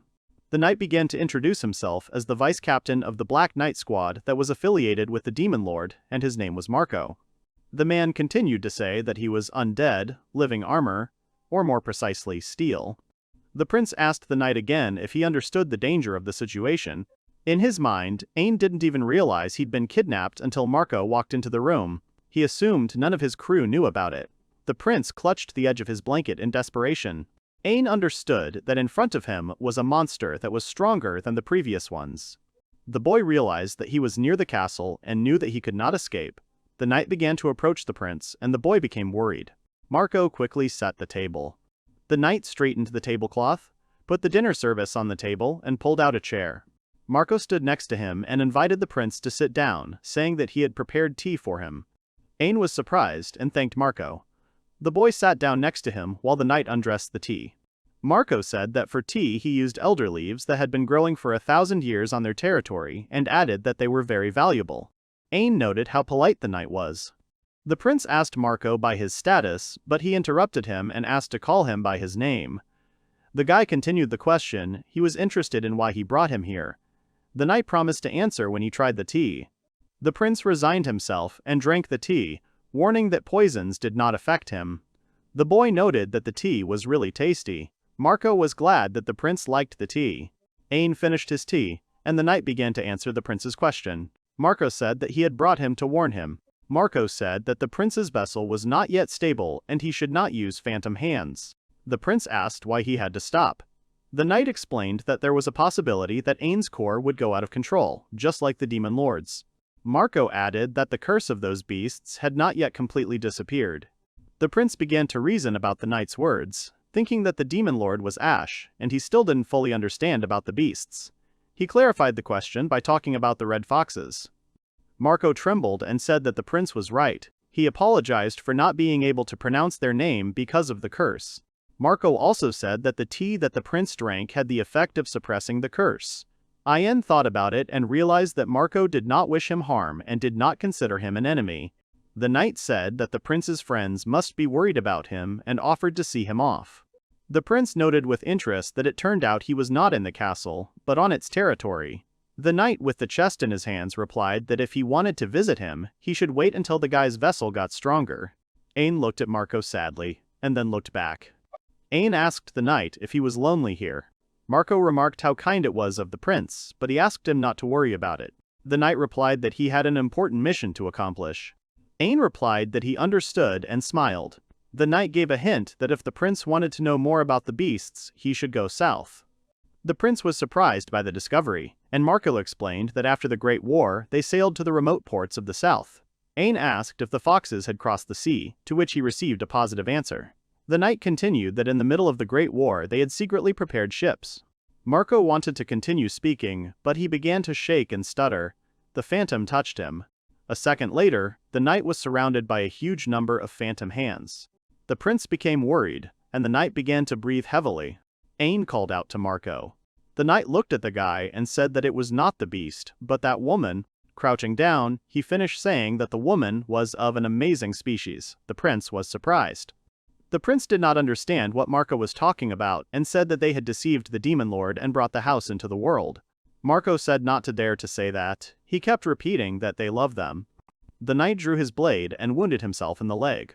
The curse began to break, and the boy fell to the ground. The prince ran up and called out to Marco. Ain asked what it was, to which the knight replied that it was all about a curse that suppresses their rational thinking and turns them into berserkers. Marco warned the prince to be careful. The knight said that the beasts harbor a grudge against the royal family of Ishtalik, and they are waiting to take over their rule. Ain did not fully understand Marco's words. The knight said that it was inevitable and he was hurt by the curse again. The prince asked not to say anything more.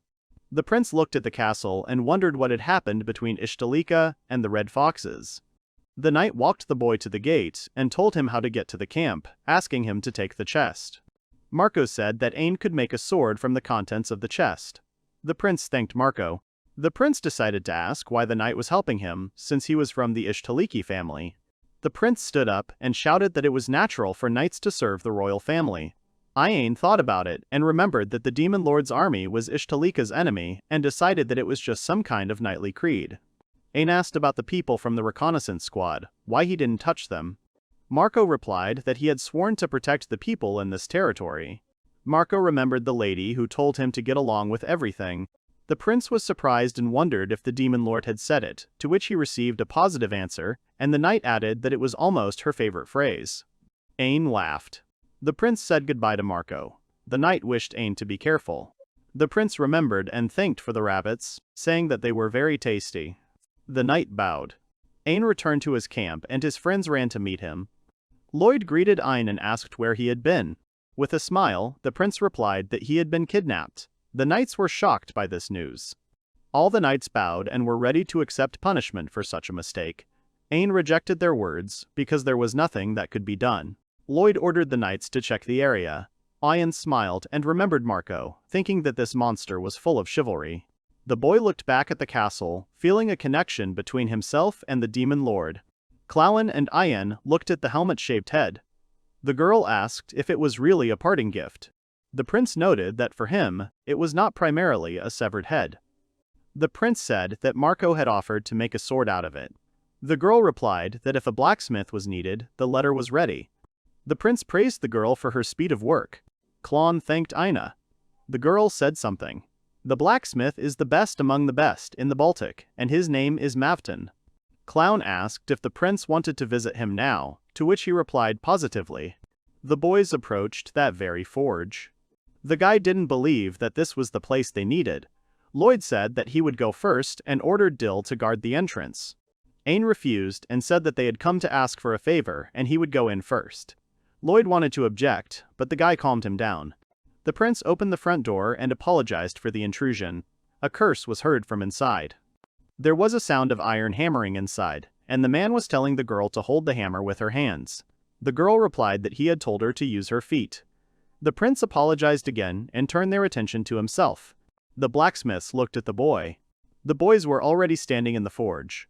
The blacksmith asked the prince for forgiveness for the mess, to which the prince replied that everything was fine. Blacksmith Mouton said that there had been no customers in his forge for 3 years, and his apprentice replied that the last person who came in just wanted to take shelter from the rain. Newton asked Ain what he wanted to forge for him.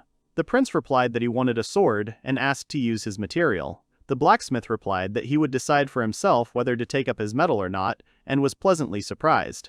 He saw the helmet of the living armor. The prince was right in guessing that it was Marco's helmet, and he asked the blacksmith if he had seen it before. Mouton replied that he was seeing it for the first time and that this assumption was simply his blacksmith's instinct. The blacksmith knew that the living armor was a monster that only once in its life sheds its armor, which disappears, but the helmet remains. The apprentice confirmed that such material is durable. The blacksmith agreed and emphasized that such material is like a national treasure.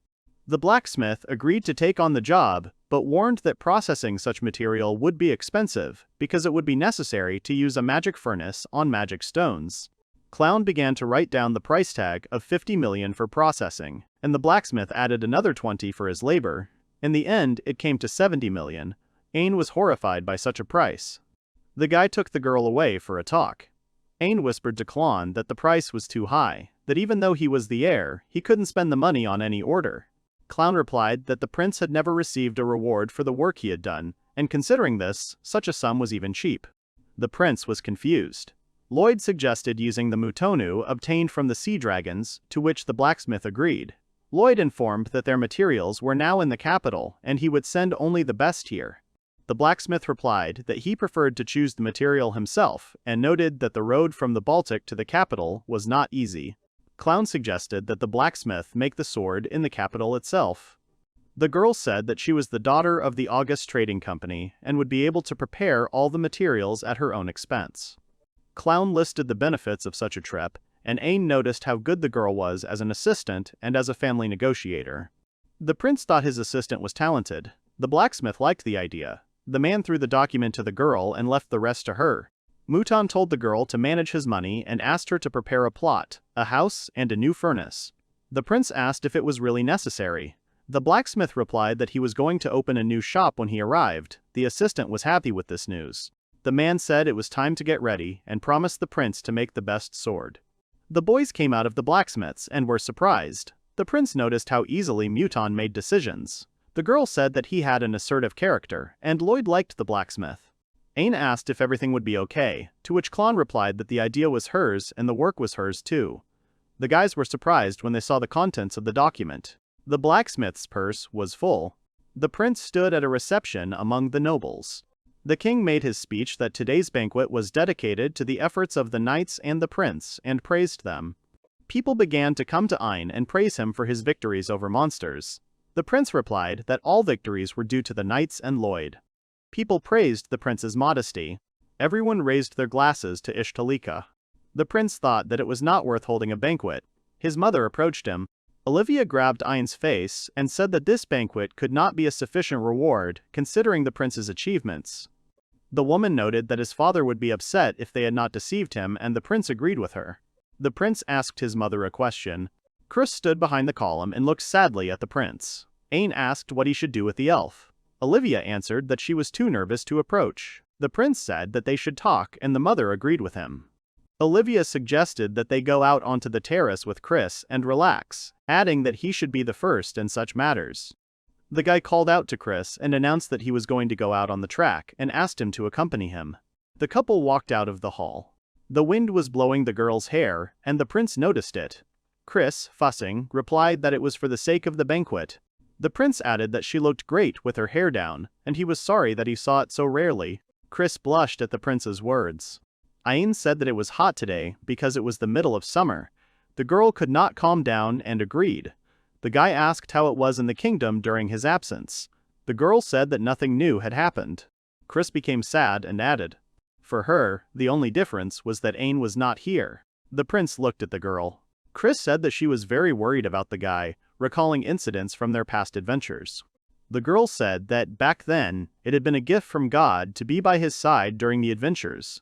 But this time, when she heard that he was fighting somewhere far away, it was hard for her not to hate herself for not being able to help him. The girl remembered how she was alone. The girl admitted that it was very heartbreaking. The prince looked at Chris. Ain called out to the girl and explained to her that she was a marshal and he could not monopolize her. The girl objected. She said that even so, she wanted to protect the prince. The girl realized that she was crying. Chris quickly wiped away her tears and apologized for her behavior, saying that she shouldn't think that way in her current position. She said that she wanted to get it all out and that she was okay now. Chris justified it by saying it was weird, but she couldn't stop crying and apologized for wanting to move away. The prince grabbed the girl by the hand. Ain looked into the girl's eyes, and Chris stopped. The girl asked what he was doing.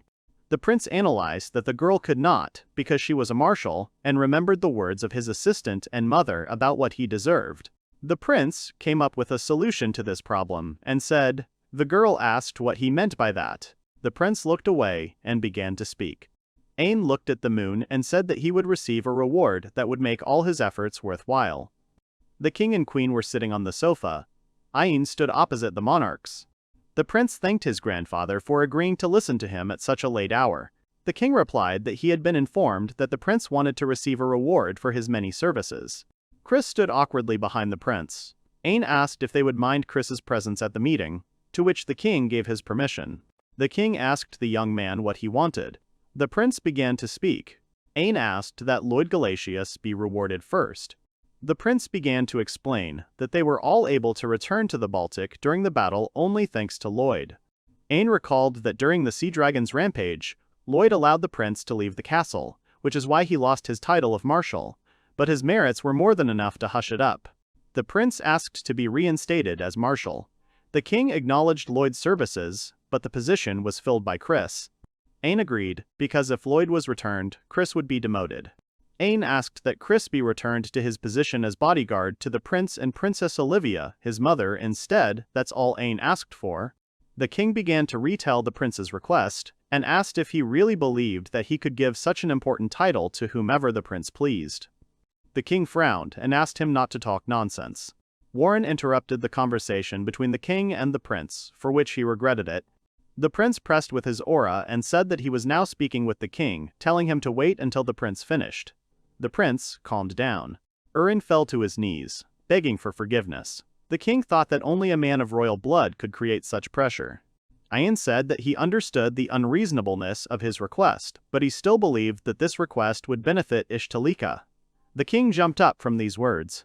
The prince continued to say that Lloyd would be able to fully reveal himself only as a marshal, and Chris, on the contrary, was suitable for escort, and only in the right positions would they be able to benefit the state.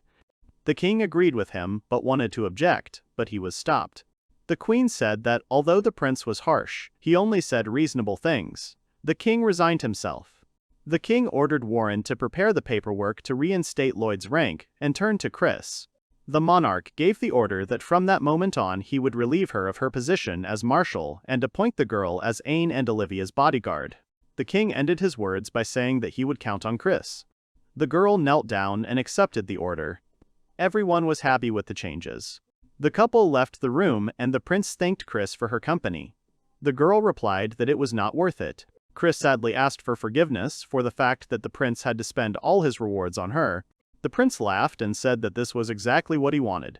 The girl remembered all the moments and said that only recently Ain was such a child and now he has grown so much. Ain agreed and approached the girl. Ain raised his hand above himself and said that one day he would be taller than the bodyguard. The girl backed away. The prince apologized for coming so close. Chris was embarrassed and replied that it was not scary, it was just that she did not like it. Chris felt like her request was presumptuous, but she asked anyway. Chris became embarrassed and asked if the prince could call her by just her first name. The prince did not understand. Chris burst into tears. Ain replied that he understood her and asked her not to cry. Ain looked away and thought. The guy said he was looking forward to working with the girl tomorrow. Chris happily reciprocated. The couple laughed, and then Chris left, and the prince watched her go. 3 months passed. It was mid-November. The boys went into the forge to see Mouton. The blacksmith apologized for the wait. The man said that without a doubt this sword was his best creation. Ain took the sword in his hands. The prince said that now it was his new companion. The sword trembled in the prince's hands. Ain was surprised by this. Warren replied that it was proof of loyalty. The man assumed that the helmet belonged to a proud suit of armor and was now rightfully the prince's. The prince swung his sword, saying that the sword seemed to obey him as if it were light. Clown and Chris complimented the prince, saying that the sword suited him. The prince thanked them. The blacksmith suggested testing the sword on the spine of a sea dragon. The boy looked at the dragon's huge spine. He asked Chris how strong it was, and the girl answered that it was stronger than the spine on the prince's personal ship. The prince had no doubt about Mouton, but he did not want to break him and tried to press on his spine. The prince broke the bones. The guys around were surprised. The prince asked where so many fragments came from, since he hadn't even made an effort to do so. The blacksmith didn't understand what was happening, but he praised himself, as did his assistant. Lloyd suggested giving the sword a name, and the prince thought about it. He thought it would be best to ask Marco about it. Marco stood on his knees in the castle, suffering from the curse. The knight kept repeating and repeating and repeating that she was amazing. He took the tea and poured the contents on himself. Marco began to smoke and breathe heavily. He addressed the beast that it had been trying to take possession of him for several years. The knight clutched the scroll in his hands and said that his mission was not yet over. Marco remembered the prince and said that he had to hold out until Ain returned. He said that he was able to hold out for another day and night. The knight sat on the floor and said what a great guy he was. Marco said it was all because of that amazing woman. Marco's soul was splitting. Ain was sitting at the table and writing. The guy turned to Chris. Ain said that there was no need to be so afraid of him. The girl, in fear, asked if he was telling the truth and if he would eat her magic stone. That night, Ain took root in his sleep and grabbed Katima, who was passing by, almost swallowing her magic stone. The prince's mother happily said that when triads become adults, they become adults. That is, now the prince has become an adult. The prince told Chris that he still hadn't stroked her stone and asked her to relax. Besides, the prince wasn't interested in other people's stones. Chris sat down and said she didn't know and was unsure. A man approached the prince. Dill informed that Ainu had received a letter from the king. The letter contained an order to appear on the anniversary of the death of the previous king. The prince mentioned that this was the cemetery that his grandfather visited every year. Dill replied that this was now part of the prince's duties. Ain thought about it. The king and prince walked towards the huge memorial with bouquets of flowers. Ain asked if that meant all the kings of Italy were buried there. The king replied that the prince was right and told him to look ahead. The king replied that this tombstone belonged to the first king, Yalvan Ishtelik. The prince spoke his name. The king asked the prince to repeat after him. The man said to put his sword in front of him and bow. The prince followed the instructions. The sword lit up. The king asked what it was. The prince apologized and said that the sword reacted to human bones. The king had heard something about a sword made from the undead being able to do that. The king said that his father's remains were safely buried there and laughed. Ain asked his grandfather a question. The prince asked what it meant to be a king. The king was surprised and said that now he had reached the age where he was asking himself this question. The prince, confused, agreed with the king. Ain explained that he had recently heard this and was interested. Grandfather replied that to be a king, in his opinion, was to control the life and death of his people.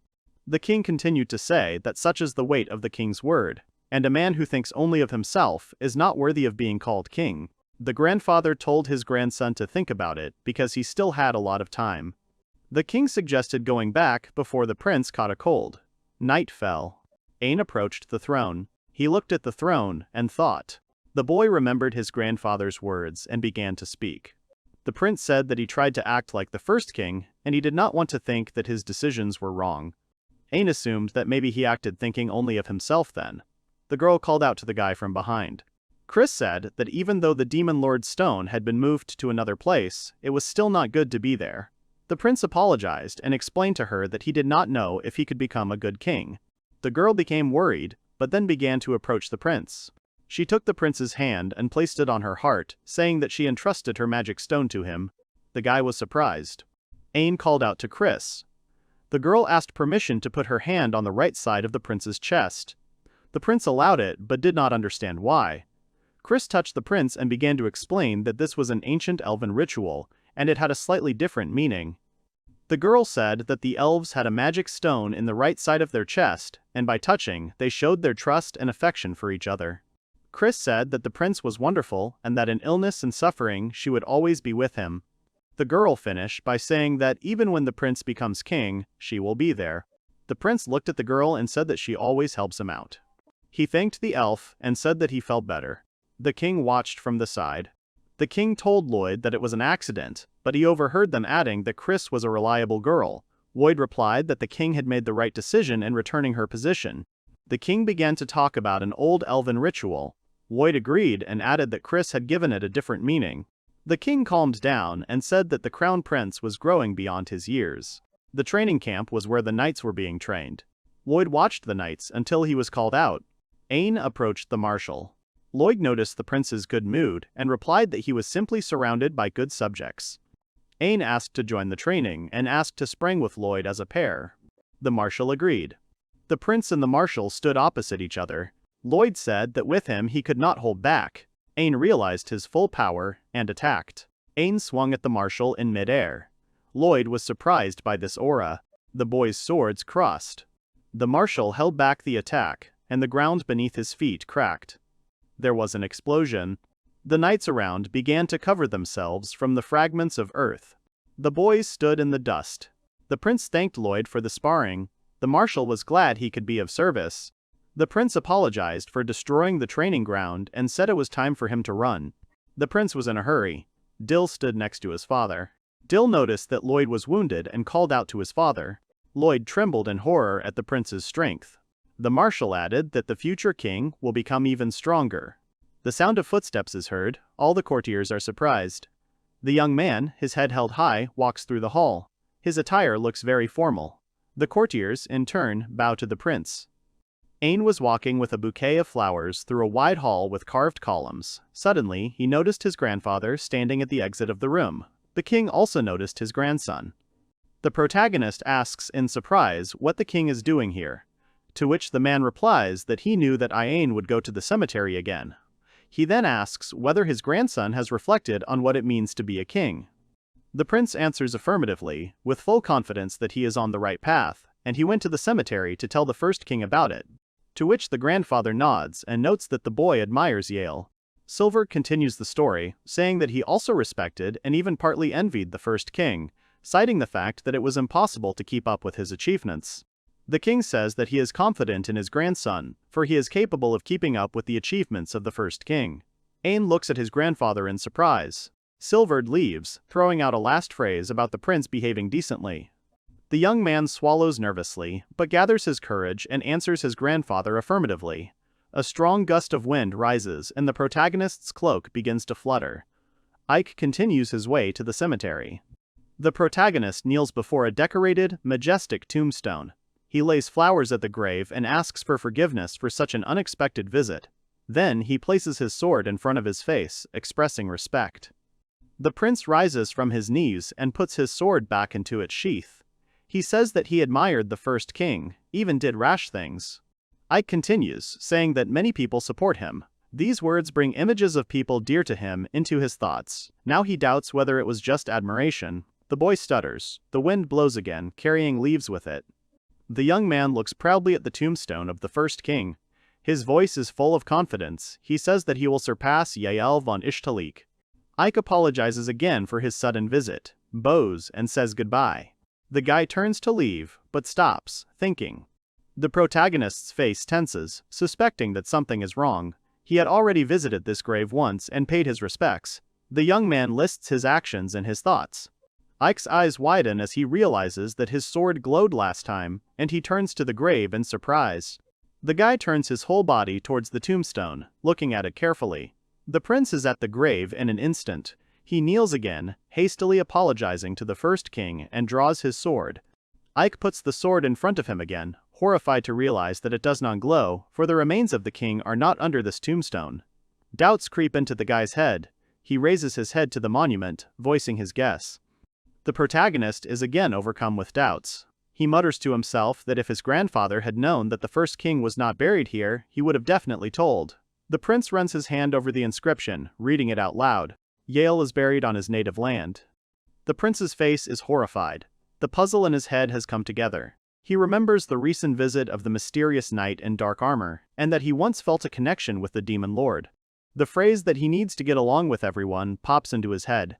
Ike's sword falls to the ground with a loud metallic clang. The wind howls again, taking the leaves with it. The protagonist quietly voices his guess that this is not the birthplace of the first king. It got dark. The prince is sitting in the library and is already nodding off while reading another tome. Clown quietly approaches Ain, causing him to become a little scared. She asks if he is tired. The prince denies being tired and asks about the business trip. The girl explains that it will be an inspection of the lands of the former Viscount Seiji.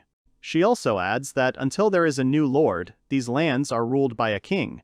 The young man asks his friend if she will go with him, to which Clown replies that she will accompany Olivia, for which he regrets.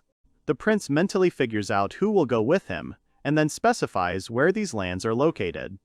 Clown reports that the prince's visit is located between Ishtalika and Baltica, and that he will have to spend the night on the water train. Aina is surprised by this, and he quietly says to himself that this might come in handy, causing the girl to look at him questioningly. Noticing the expression on his girlfriend's face, the main character quickly changes the subject, saying, Don't pay attention, trying to distract the girl. He twirls a strand of her hair around his finger, which makes her embarrassed, saying that the prince will ruin her hairstyle. Ain's mission has begun, and he is set out for the lands of the former Viscount Seiji. The young man walks briskly down the street, followed by his guards, and the locals are happy about his arrival. The protagonist inspects the estate and communicates with the townspeople and farmers. The mission is definitely going well. When night fell, the heroes set off for the water train. Dill reports to the prince that they will spend the night here and leave for the capital in the morning. Ain agrees and thanks the guy. Ain remembers that he had a request for Dill, which causes him to turn all his attention to the prince. The protagonist hands the soldier a letter, saying that it should be given to the engineer. Dill examines the envelope, to which the prince informs him that the letter is very important and must be delivered urgently. The soldier cheerfully says that he has accepted the information, and, bowing, says goodbye. The door closes behind Dill. Ain watches him, and after a while the train begins to move with a roar and a creak of wheels, releasing clouds of thick smoke from the chimney. The sounds of quick footsteps are heard in the corridor, and a few moments later a breathless soldier flies into the room, shouting why the train started moving and what was in that letter, to which Ain calmly asks him for forgiveness. The main character, sitting in a chair, with a very serious face, declares that they are going to the Baltic. Dill, in the same excited tone, clarifies why they need to leave right now. Ain explains that he, as a prince, wants to conduct his own personal investigation. His friend wants to find out if the king knows about it, to which the prince shakes his head. The soldier sighs, and in a humble voice says that the train will arrive in the Baltic in the morning, and for now, they can rest. Ain is surprised by his friend's behavior, which makes him ask why he doesn't try to stop him. Dill looks at the prince with understanding and slight sadness, voicing that he would have done it his way anyway. The protagonist falls into a slight stupor, and then begins to giggle, gradually turning into full-throated laughter. The prince's friend looks at him with a bit of incomprehension. Smiling broadly, Onhen thanks Dill for being the one to accompany him, and the soldier in turn replies that he will be happy to try to live up to expectations. The train rushes along the rails at full speed. The prince sleeps peacefully, suspecting nothing. Through his sleep he hears that someone is trying to wake him up. Ain lifts himself up, as it seemed to him, on the bed, but he is surrounded by grass and trees. The guy yawns, asking if they have arrived. But before he could come to his senses, someone insistently poked him in the face with a sword folded in its sheath. The prince stares in shock at the stranger, who commands him to get up and start training. Having recovered from the shock a little, Ain asks where he is and who these people are. Behind the tall blonde man, who was pointing his sword at the young man, stood a beautiful black-haired sorceress in a stolmania. The prince realizes who stands before him. He shouts out the names of the heroes standing before him. They were Dullahan and the Elder Lich. Ain looks at the heroes in surprise, wondering what they want. At first he thinks that he was kidnapped, but then he quietly says the name of the tall blonde man. His name is Ramza. A man and a girl introduce themselves. The prince correctly names the man, and the girl behind him, smiling affably, introduces herself as Misty. The sorceress reassures the protagonist, dispelling his fears of being kidnapped. Then she quietly whispers that this is his wish. Ramza, slightly arrogantly, says that they don't have much time and it's time to begin. Then he snaps his fingers and a beautiful suit of dark metal armor materializes on Aina. The prince yelps in surprise as he examines the new outfit. Continuing to arrive in sincere surprise, the protagonist breathlessly voices the name of the armor that appeared on him. Dullahan armor. The blonde says that he will lend it for the duration of training, although it is impossible to die in this world. Ayan, rising with a sword in his hands, asks Rams why he is without armor, to which the man quickly cuts off his words, saying that he does not need them. The prince will not even touch him with his children's knife. The main character only grumbles discontentedly in response. The young man rises to his full height, saying that he doesn't know how strong the blonde is. He tightens his grip on the hilt of his sword, preparing to attack. Ain shouts that he shouldn't be underestimated and quickly rushes to attack, swinging his sword to strike. At this time, Ramza calmly and even a little lazily pulls his sword out of its sheath. Meanwhile, it is deep night above Ishtalit Castle. The moon brightly illuminates the night sky. Kadima approaches the cage with the bee-like monster. She holds out a magic stone through the bars, discussing some theory of hers. The monster immediately snatches the stone offered to him and crushes it in his jaws. The surprised first princess watches the unusual metamorphoses. The bee was engulfed in a glow, and its body began to increase in size. The monster has grown to incredible sizes, and the girl looks at her test subject in surprise. Kadima cries out joyfully, pressing her paws to her chest. The creature has evolved into a bee king. The girl considers her experiment a success, but for now, she decides to put it to sleep so she can record the results in peace. In neat handwriting, the first princess writes in her notebook that a monster needs to eat a higher-level magic stone to evolve. Following her theory, Ain evolves in exactly the same way. Kadima continues to reflect that the prince has already absorbed enough stones for evolution, and if he has an incentive, he will be able to evolve again in the future. The girl imagines her nephew, embraced by shining energy. However, only one question remains in her head. No one knows what evolution will happen next. The night castle is pierced by the indignant cry of a girl. She is indignant that at the very moment of the opening, Ain left on a business trip. Meanwhile, during the training between the protagonist and Rams, the latter deflects the prince's blow with serene ease, even closing his eyes. The prince flies away like a rag doll. Ain coughs as he tries to get up. He blames himself for being overconfident. Meanwhile, Misty casts a healing spell on the boy, while telling him about Ramza's unimaginable strength. He thanks her and remarks that he has realized something. In a harsh tone, the blonde states that the prince is a lousy swordsman, to which he mumbles, confused and guilty, that he didn't expect that. Ramza continues his monologue, pointing out that the protagonist can do something thanks to his training. This is something to be proud of, but the prince is better at fighting with phantom arms than with a sword. With his head down, the blonde still hopes that one day Ain will be able to overcome problems with a sword, not brute force. The protagonist looks questioningly at the swordsman. Misty was sitting at a table not far from the boys. She was enjoying aromatic tea. The sorceress asked Rams to give some instructions to the inexperienced prince. The swordsman agrees with his partner's words and picks up the main character under his armpit as if he weighs nothing. The prince begins to get indignant, trying to persuade the blonde not to treat him like a child, but Ramza egged him on. The blonde's gaze softens. He looks down at Ayan, claiming that the prince is still a child. The protagonist looks back at his teacher with displeasure mixed with incomprehension. Ramza stands behind the boy and puts him in the correct stance, pointing out his mistakes. He gently guides him, showing him how to do it. Ain is nervous, realizing what elementary mistakes he made. You can't defeat everyone with one swing of the sword, especially Ramza. The prince is too weak for that yet. The swordsman puts the protagonist's legs in the correct position, while simultaneously telling a story about combat stances. The young man notices a strange feeling. His concentration shifts, causing him to almost stop hearing the blonde. The protagonist's thoughts paint a picture of how people feel when they spend time with their father. Ramza continues to guide the boy, telling him the rules of combat. Misty is still sitting a little further away from the guys, smiling as she watches the scene unfold before her. The swordsman praises his student as he is on all fours, trying to catch his breath. Then, in a more stern tone, Ramza announces the start of the main part of the training, which greatly surprises Ayan. The blonde takes the sword in both hands and gets into a fighting stance. He instructs the prince that he first needs to study his technique and come up with a counterattack. The fight begins. In the blink of an eye, Ramza is next to the main character, already swinging his sword towards him. The young man, it seems, did not even have time to blink an eye. He notices the incredible speed of the swordsman's movement. He clenches his teeth, preparing to parry the blow. There is a piercing clang as steel strikes steel. Sparks fly into the air from the impact of the metal. The prince has managed to parry the attack. He looks at the swordsman, watching him carefully. Thanks to his training, he can follow his movements.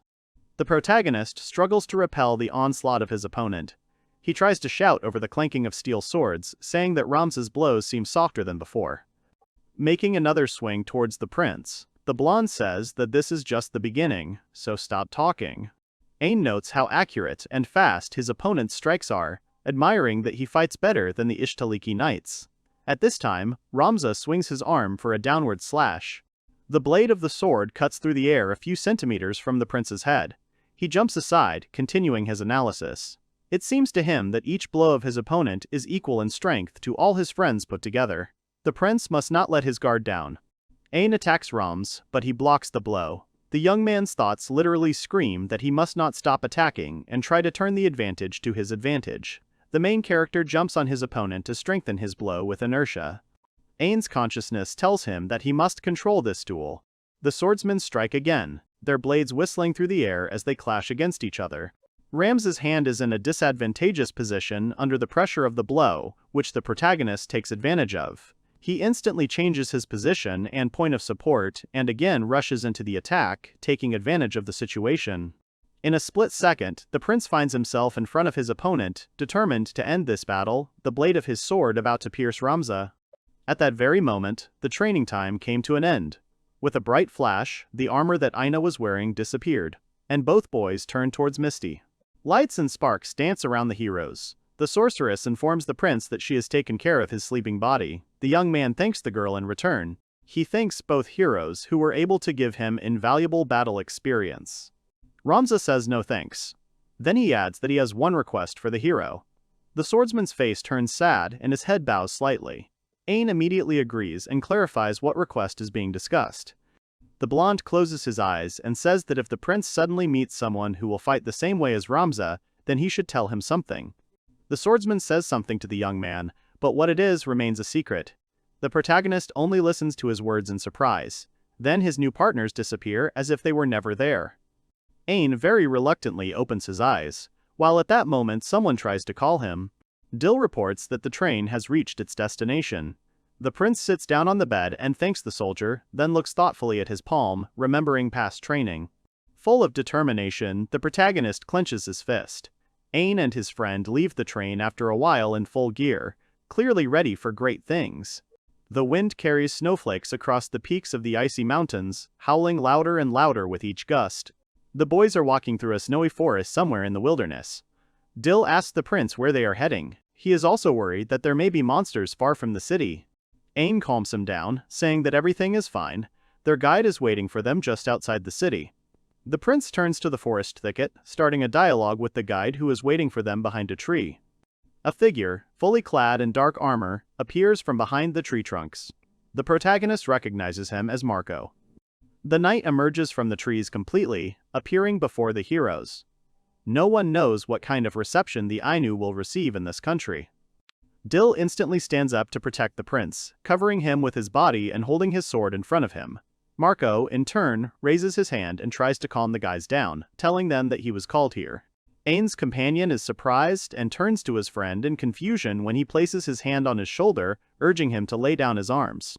The prince politely apologizes to Marco, then asks him to be their guide. The knight pauses briefly, as if carefully considering what he has heard. In a stern voice, he declares that Ain has finally made up his mind, so the time has come. The man looks at the young man, seeing confidence in him. Marco places his hand to his chest in a respectful salute. He says he will escort them to the castle without any problem. It is an honor for him to accompany the prince. Dill starts screaming, exclaiming that their path really lies in the castle of demons and why they should go there.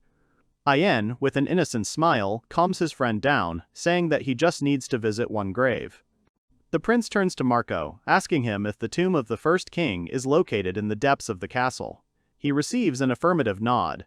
The main characters and their new companion are walking through the forest thicket. Ain asks Dill if it's really good that while Marco is with them, monsters won't attack them at all. The knight agrees, and the prince notices something in the distance. A thick column of purple smoke rises through the treetops a little way from the boys, as if from a fire. The prince asks the guide what it is. Marco explains that there is a poisonous swamp in that place where even Mistress Misty was afraid to go. Ain looks at the smoke with interest while their guide continues that there is something sparkling in the center of the swamp and they need to be careful. The protagonist analyzes the knight's words, still continuing to look at the purple clouds that rise from the swamp. The heroes approach the monumental building, passing the luxurious high arches of the castle. Marco informs the boys that they are there as they look at the majestic columns and other architecture and decoration of the Demon Lord's castle. The Dark Knight leads them to a large wooden door, indicating that it leads to a cemetery. The heroes, in turn, were wary and somewhat surprised by this situation. Marco breaks the silence by saying that, behind this door is a small room made by amazing people. He puts a significant emphasis on the last two words. The knight bows and warns the prince to be careful, even though he believes that the young man will win. However, Ain suspected something was wrong with his words, and doubts came over him, as if the words he had said before and now did not match. The prince thanks Marco and asks him to wait for him in the Great Hall. Dill was asked to stay where he was. Everyone agreed. The Dark Knight leaves, and Dill asks the protagonist to be careful. Ain opens the heavy oak doors and says that he will be back soon. A small, musty room appears before the prince, and through the darkness, shackles hanging on the wall gleam. The clanking of a chain is heard in the corner of the room. The hero covers his face with his hand from the nauseating smell. Turning around at the sound of chains, Ain notices something in the darkness. His eyes adjust to the darkness, and he manages to make out a girl chained to the wall. The prince was dumbfounded when he saw what was in front of him. He rushed towards the girl, who was pitifully stretching her hands towards him and whispering something inaudibly. She crawled up to Ain, who knelt down in front of her. The girl kept whispering and whispering the quiet word, me. The young man took the girl's hands in his and began to calm her down, saying that everything would be fine and that he would let her go. As soon as the hero blinked, the girl disappeared, as if she had never been there. Only lonely shackles were lying on the floor. The next moment, the girl materialized behind the prince, touching his face with her thin fingers. She whispered in a sepulchral, dead voice that she needed to be loved. Ain, overcome with horror, turned around sharply, but there was no one behind him. It was as if fear had knocked all the air out of the boy's lungs, leaving him struggling to catch his breath while covered in cold sweat. He didn't understand what it was. The protagonist thought it was because of the Red Fox's curse. He found the scene very creepy. But gathering his will into a fist, the prince resolutely walked on. However, without taking even a couple of steps, he swayed and felt sleepy. Ain walked up to the door and grabbed the handle, unlocking the wooden barrier. A ray of sunlight was shining through the crack between the doors. Leaning out from behind the door, the prince felt a pleasant breeze blow into his face, and the sun blinded him a little. Before him appeared majestic tombs decorated with patterns, the same as in the palace of Ishtalik. The main character came closer and smiled at what he saw. Ain thought he would have to perform the same ritual. He already had a bouquet in his hands, which he immediately laid on the tombstone. He began to address the first king out loud. Just like then, the prince got down on one knee and held out his sword in front of him, apologizing for disturbing the grave. The blade immediately began to glow, thanks to which the protagonist realized that the first king was buried right here. The young man ran his eyes over the epitaph, reading it aloud. It was written on the grave that the second son of Ramza and Misty, King Yael von Ishtalik, was buried here on his native land. The hero realized that the first king was actually someone else. Namely, the first king was the demon lord herself. Ain looks at the memorial and sees the image of a cute girl with pigtails and a fluffy dress. The young man's gaze slides further along the gravestones. He sees the graves of Misty and Rams. The hero continues to voice his reasoning. He noticed that all those buried had the family name of von Ishtalika. Was King Yael forced to kill his family? The protagonist wants to believe this theory. Ain imagines the royal family of that time. He understands that there was no feud between the family members, otherwise Yael would not have been buried here. However, the prince's gaze catches on one of the graves. The prince comes closer and studies the tombstone. It is the tombstone of the queen. In addition to her name, her maiden name was written there. The inscription is almost erased, but the young man manages to read it. Ain looks at the grave in shock and confusion, as if the whole puzzle in his head had come together. He knows this last name. The wind howls menacingly above the demon lord's castle. Dill is guarding the entrance as he was ordered. He hears a creak behind him and turns around. The knight is glad that the prince is okay. Ain informs him that he has learned everything he wanted. He suggests going to the Great Hall. However, before that, he wants to ask his friend for a promise. Dill, in response, looks at the hero a little tensely. In a stern voice, the prince asks him not to interfere under any circumstances. The heroes go out into the hall to Marco, who stands with his back to them. The situation begins to heat up. A heavy atmosphere hangs in the air. The Dark Knight's shoulders shake with a quiet laugh. He asks the prince if he's finished. There's a hint of sarcasm in his tone. Ain informs Marco that they intend to head back to Baltica. The knight bows his head, offering his escort. The prince is seething with rage, but outwardly he maintains a mask of calm. Without answering, he passes by Marco, who however speaks up. Without any suspicion, he asks Ain if he liked it. The prince asks if he is talking about graves, but the knight quickly denies it. The Dark Knight breaks into a scream, yelling that he doesn't care about the grave. He wants to know what the room in front of the cemetery is like. He thinks it's magnificent. The prince becomes even more angry. His fists clench. He says absently that he remembers such a room. Ain turns to the knight, and with feigned sadness on her face, says that she is disgusting and those who built her are disgusting. Marco looks at the prince very carefully. Because of the armor, it is difficult to understand what emotion he is experiencing now. The Dark Knight begins to tremble slightly. He tensely whispers that the answer is wrong and the young man is actually sick. Ain, in turn, gestures to Dill not to interfere. Marco starts shaking more violently. He keeps saying that the heroes need to go to his house, that he has many different medicines, and they caused him enough pain so that he would not go crazy. Ain clenches his teeth and throws an angry look at the knight. The Dark Knight is enveloped by some kind of energy. He screams furiously that it is for the good of the protagonist. His scream is like a grinding sound, full of despair. Ain and his friends stand in front of Marco, waiting to see what happens next. The situation has reached its limit. I'm fucking sick of writing this, it's a nightmare. The castle walls begin to shake. Dill is nervous and worried about the prince, citing the fact that the Dark Knight has gone mad. However, the protagonist intends to resolve this issue himself. He still gestures to his friend not to interfere. Yes, and then what? Ain clutches the collar of his cloak and throws it off, revealing his sword. The boy shouts that he will fight Marco, for it is his duty. Aha, give me back the 100 you owe me. The Dark Knight grabs the hilt of the sword and charges, yelling that he wants to show off his home. The prince takes a fighting stance, preparing for battle. The opponents clashed in a duel. Swords clanged. Each of the heroes carefully watched his opponent. In an instant, many blows and repelled attacks flew by. The speed of the battle was unimaginable. Dill could not follow their movements. The opponents rushed around the battlefield so quickly that their movements raised huge clouds of dust. The swords crossed again, striking sparks. Gritting his teeth, Ain repelled Marco's attack. He had seen this fighting technique once before, namely in his dream. The prince sees that even in a fit of madness, the Dark Knight remains true to his sword and does not retreat a single step. The protagonist holds back his panic, trying to dictate to himself the same rules that Ramza told him in his dream. Let Marco's blows almost slam the prince into the floor. Ain was able to apply enough force to redirect the force of his blow and cut through the Dark Knight's armor. However, this does not bother Marco at all. The situation even seemed to amuse him, causing him to burst into hysterical laughter. The knight stopped laughing and wondered absently why he was inferior to his opponent in strength, noting that the prince's fighting style was similar to that of the captain. Marco touched the armor, concluding that he lacked faith. He howled again like a wounded animal, saying something about faith, that he lacked it. The protagonist was surprised by these words, causing him to frown. What nonsense, what nonsense. The Dark Knight suddenly cuts off his own hand with his own sword. The heroes are shocked by this development. Marco shudders again. For a second, the boys thought that the knight had come to his senses. The knight raises his head, saying how can he believe in someone like her? Ain turns to the man, calling out to him. He does not lose faith until the very end that the obsession can pass. But no, it didn't work. Marco screams again about his home and rushes into the attack.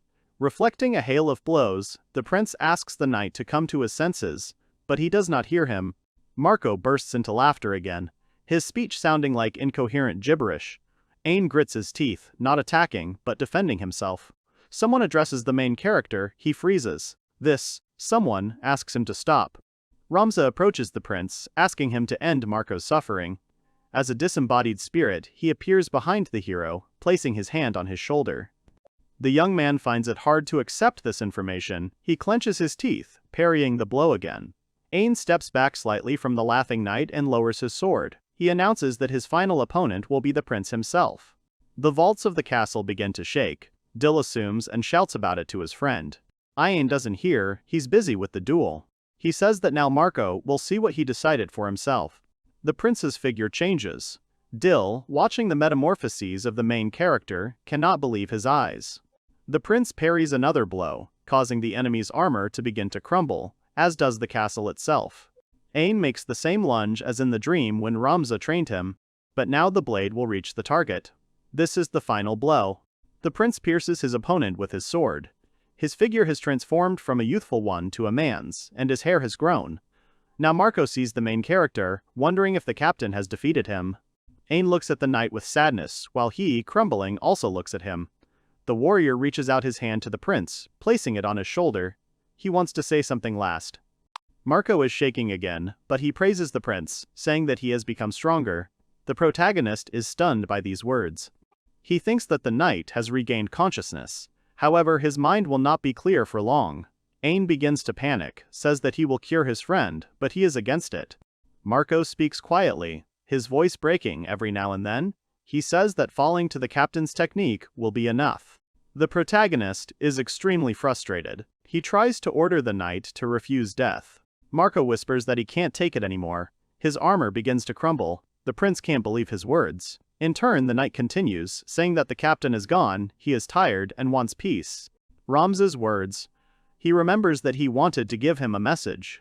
The Dark Knight listens attentively to the prince. The protagonist takes his friend by the hand to say goodbye. He thanks the knight for remaining true to his mission all these centuries.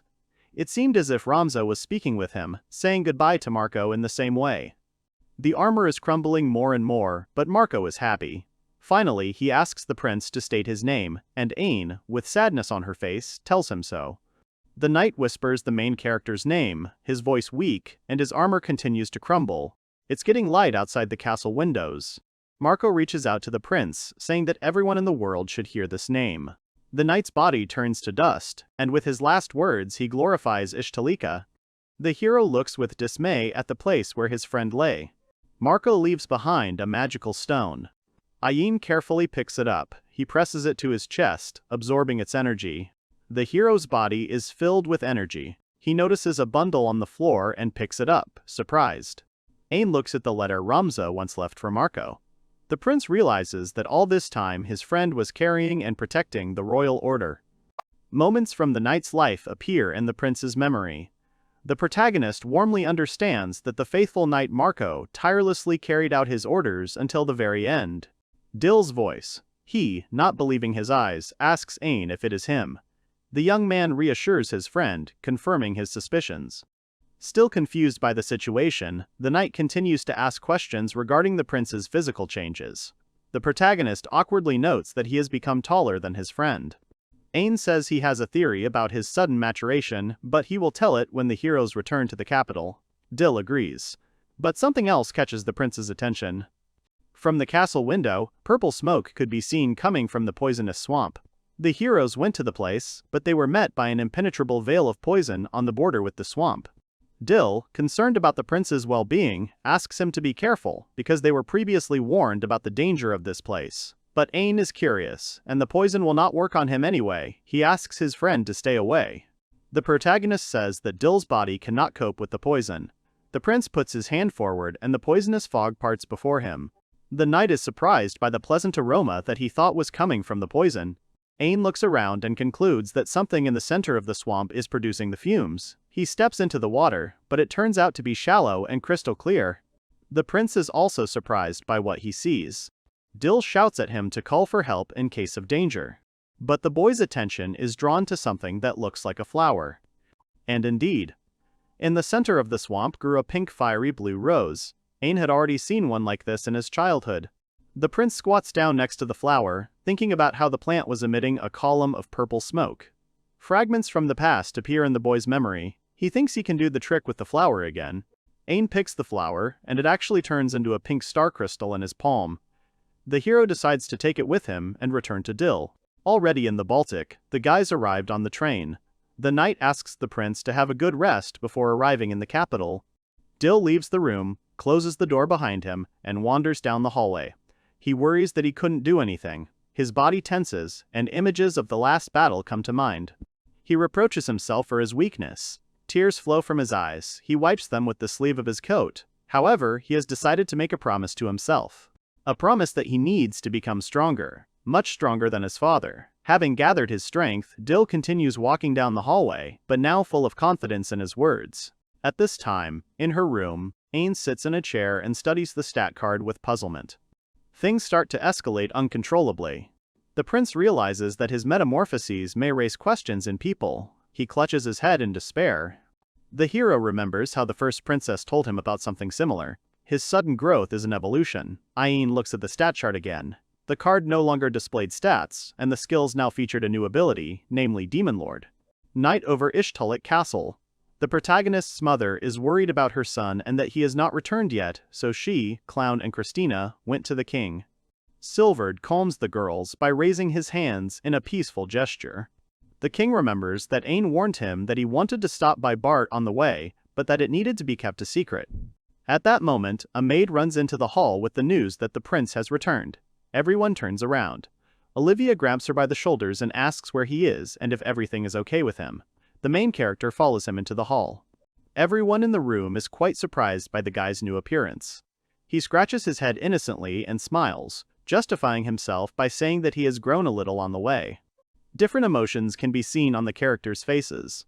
The king and his confidants are shocked, the protagonist's friends are embarrassed, and the mother is delighted.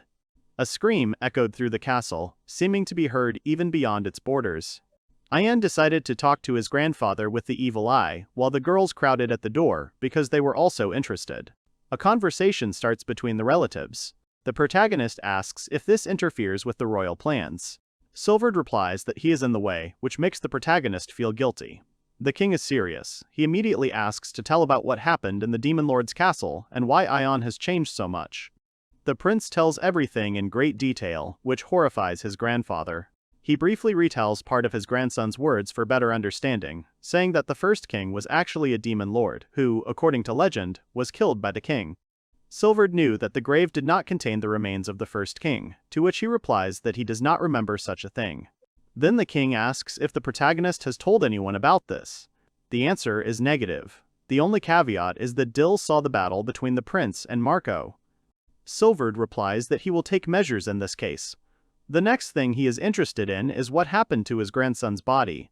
Ain is confused, not knowing what to say. He hands the grandfather a card of characteristics, indicating that the cause is here. With a bad feeling, the king takes the card in his hands and is horrified by its contents. Silvered leans back in his chair, clutching his head. Ain jumps up to him, but the king reads the map again, not believing his eyes. Confused, the protagonist's grandfather asks about the truth of what he saw. The prince stands at a loss, not knowing what to say. The old man jumps out of his chair and bombards his grandson with questions. But he only says that he doesn't feel any changes in his body, except for one. In a panic, the king asks what it is. The main character is a moron who only wants to change his clothes. With an innocent expression on his face, Ain says that the only change is that his clothes don't fit his growing body. After these words, Silvered experiences very mixed emotions. On the one hand, he is happy, but on the other hand, he is incredibly angry at his grandson, which is why he slaps him on the back of the head. The king is furious. Ain doesn't understand why he got hit on the head. Gritting his teeth, the monarch replies that it's time to come down to earth. Having cooled down a bit, Silvered says that his grandson will be able to pick out new clothes for himself tomorrow. Can we have more dialogues for the god of dialogues? What a nightmare. The protagonist consults with his grandfather about what to tell the others about his changes. The king suggests not spreading the word that Ain is a demon lord. Let everyone think that it is because of the absorption of the magic stone.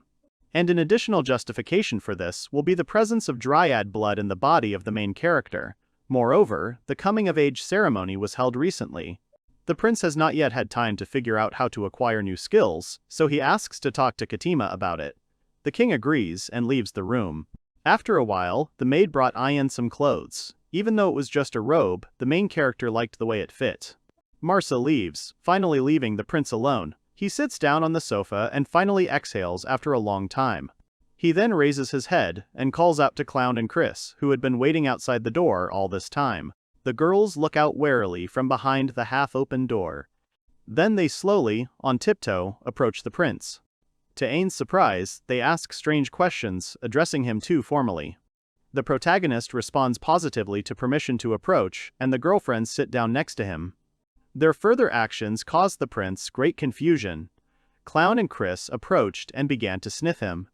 There was no answer to the reasonable question of what they were doing. Then the girls turned to each other with incredible joy on their faces. The protagonist's friends begin to exclaim in surprise that this is indeed their prince. Ain, in turn, does not understand how they were able to verify this. All three of them are sitting on the couch. The girls are looking at the guy's hair with interest, comparing its beauty to his mother's hair. An argument begins after the words that the main character wants to cut them off. Beauty is not a worthy argument, so the friends began to think of what to do with them. Clown suggested one idea. The girls begin painstaking work on the main character's hair, while he sits and endures in slight bewilderment. It was already late at night when Olivia decided to visit her son and, after knocking on the door, looked into his chambers. She is touched by the picture she sees of the boys falling asleep in each other's arms. The prince has a simple construction of hairpins and elastic bands on his head. The mother notices the emotional closeness between the three. There was a lonely child sitting in the cave. Coming to his senses, he looked around, not understanding what he was doing there. The kid looked at his hands. His body was a skeleton. He didn't know who he was or where he was. Footsteps echoed through the cave. A woman approached the child. In her hand was a staff that illuminated everything around. She sat down next to the slave's child and assumed that he was covered in miasma, which is why he turned into a monster. The woman took off her hood, revealing her face. She greeted the young skeleton. He wanted to say something, but only sounds came out. The child could not speak. Misty assured him that everything would be fine now. The sorceress pulled stones from her pocket and handed them to the skeleton. He took the gift and looked at it carefully before eating it.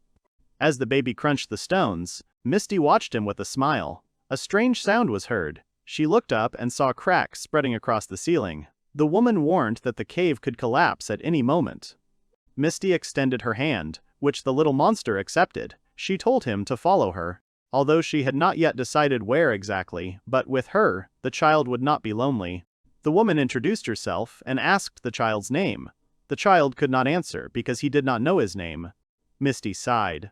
She said that in that case the monster would be called Ramza. Sylvia added that she was glad to meet him. Now their journey together had begun. They began to live together in this world. Years passed, and the little skeleton grew. Now he did not look like a monster, but like a healthy young man. The heroes stopped near the river. Ramza was washing his face when Misty called him. When he approached his partner, he saw a dirty child who was greedily eating fruits. The guy asked Sylvia what race the child belonged to. The woman assumed that the girl was a succubus. The child herself interrupted them. She denied the assumption and said that she was an uncut gem. The girl added that she would soon be big. Misty apologized to her. Sylvia asked what she was doing in the forest. The girl shrank back and sadly replied that she had neither a tail nor wings, and that her mother had gotten rid of her because of her peculiarity. Sylvia glanced at Ramza. The young man understood and nodded. The boys invited the girl to go with them. The child was surprised. The woman asked his name, to which the gem replied that she had no name. The guy said that Misty could make it up, like in his case. Sylvia thought about it. She suggested the name Ash. The girl immediately beamed. Taking her new guardians by the hands, she said that she liked her new name. The three of them traveled around the world. The guys conquered snowy mountains, fought monsters, helped local residents. Over the years, new people joined them. The hero stopped in one of the cities. It was winter there. While the townspeople were enjoying the day, Ash lay dissatisfied on the bed in her room. She asked why she had to do this. Sister was the one who matched her appearance and character. The woman stood not far from her. She gave off a creepy aura. She said with a smile that someone would be left without dinner today. Rasma sighed and said that they had no choice, since Ash was the strongest of the three. As a demon, she was the best fit to be the village chief. He assured her that the monsters he had rescued thought the same. Misty added that she and Ramza would do all the necessary work for Ash. She just needed to ascend to the throne. The girl was surprised by this and asked if it was true. She didn't have much confidence in herself because she was a demon succubus. Meanwhile, her partners were the Great Lich and the Dullahan, who was an ordinary skeleton in the past. Ash believed that she would never be able to compare to them. She was afraid that if she did something wrong as a class leader, everyone would start to hate her friends. Ash would not be able to continue living because of guilt. The unfaithful demon clutched the pillow in his hands. Misty said she shouldn't worry, they were family. She winked and suggested they come up with a family name. Rasma noted that the Lich already had one. The woman explained that her last name had no meaning, since it was taken by pure chance. She wondered what symbol they should come up with. The guy replied that he was not against the idea.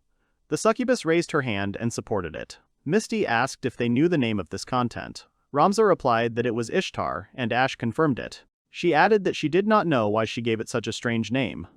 The woman asked if they would combine it with the word Rikua, which meant family in the language of the gods. The girl said it would be difficult to bring, to which the young man suggested the simpler version, Rika.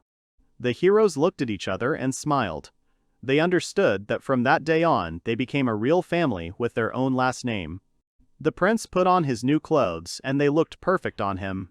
The young man liked the new clothes. They fit like a glove. Olivia clapped her hands. The woman approached her son, saying that it suited him very well. Ain thanked his mother. Olivia giggled, but the boy did not understand the reason for her laughter. She came closer and noticed that her child had become taller than her. The young man was embarrassed and asked for forgiveness. The woman said that there was nothing wrong with that. On the contrary, she was glad to see him so handsome. Olivia said they had to visit Magna on official business. She winked and said she would find the best escort. The hero smiled and bowed to his mother. He said that he would accompany her with all responsibility. After some time, in the courtyard of the mansion, Ain was concentrating on showing his skills to Kadima, who was recording the data. The youth sighed and said that there was no reaction. The beastman thought about it and wrote it down. The girl thought that the new skill model would be like summoning. Ain thought with a sad smile that he would be able to summon Misty and Ramza, but he was out of luck. The young man said that since he couldn't concentrate on one ability, he would use another for now. A powerful suit of armor formed on his arm, from which magic emanated. The scientist jumped up and asked in amazement if it was the hand of the Dark Knight Dullahan. The hero said that he could probably create a whole suit of armor, and told him that in his dream, Ramza had dressed him in the equipment and the boy could still feel it. Kadima patted the boy on the back. Now she understood why the prince had suddenly grown up and matured. The girl asked about the power of the ice dragon Upas Kamui. If it weren't for her, Ain wouldn't have remembered that he hadn't even tried this power yet. He closed his eyes and stretched out his arms, concentrating. Ice shards began to form out of the air, and a dragon with two heads emerged from them. Kadima didn't expect to see a two-headed sea dragon. She couldn't believe that the prince was able to create such an ice sculpture. It was hard for the boy to control his powers for so long. He frowned, trying to control himself, but the statue jerked and it fell to the ground, shattering into pieces. Ain fell and said tiredly that it was quite difficult to keep the dragon sculpture in the air.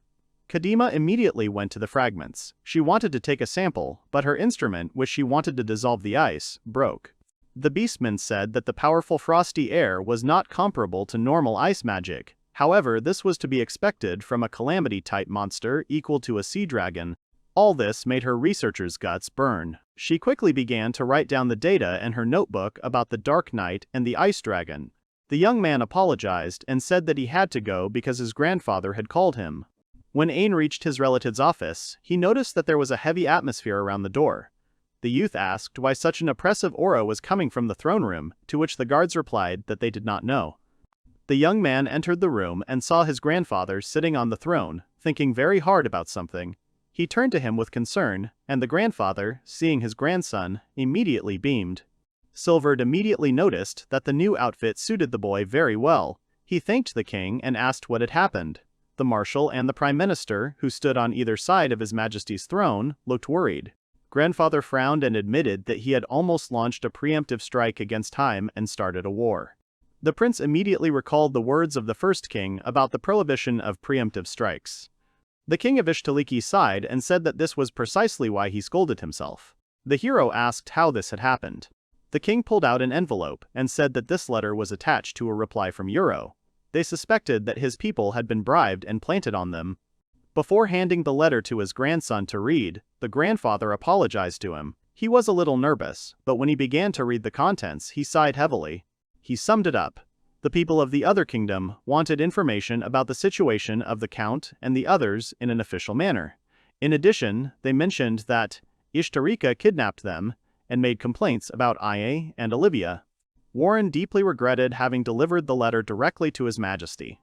He said that he, too, had been stunned by its contents. Lloyd stepped forward and assured his king to be sure. He said that their enemies were so brazen only because they knew that Ishtalika did not want to attack them. However, if it was necessary, the marshal was ready to show a grain of his strength in a way that the first king would not list. Silverd praised Lloyd for his words and added that he was counting on him. The prime minister said that he had not expected the third prince to be so fixated on Lady Klein. The young man immediately remembered Grit, who irritated him with his affection for the girl. Ain suggested trying to settle this without brute force. Warren said they could have a conference, and was generally open to the idea. Suddenly, the guy admitted that his patience had run out. He wanted to end the troubles that Haim was causing. Recalling the warm moments he spent with Lady Klein and how she always smiled at him, the prince declared that this girl was his. The men were taken aback by such a statement. After a while, the throne room was filled with loud laughter. Through the laughter, the king asked if everyone had heard what his grandson had said. Realizing what everyone was thinking, Ain quickly explained that he had meant my assistant, not the girl. When Silvered calmed down, he said that he would also attend the conference. The Prime Minister and the Marshal were worried about this decision. They asked His Majesty if this would not endanger his safety. He told them not to be foolish. The king was going to go with them on his ship, the White King. He added that if he was in danger with them during the meeting, he would be in just as much danger within the castle walls. Lloyd and Warren fell silent, having nothing to say in response. The grandfather turned to his grandson. He told them to work things out with Haim together.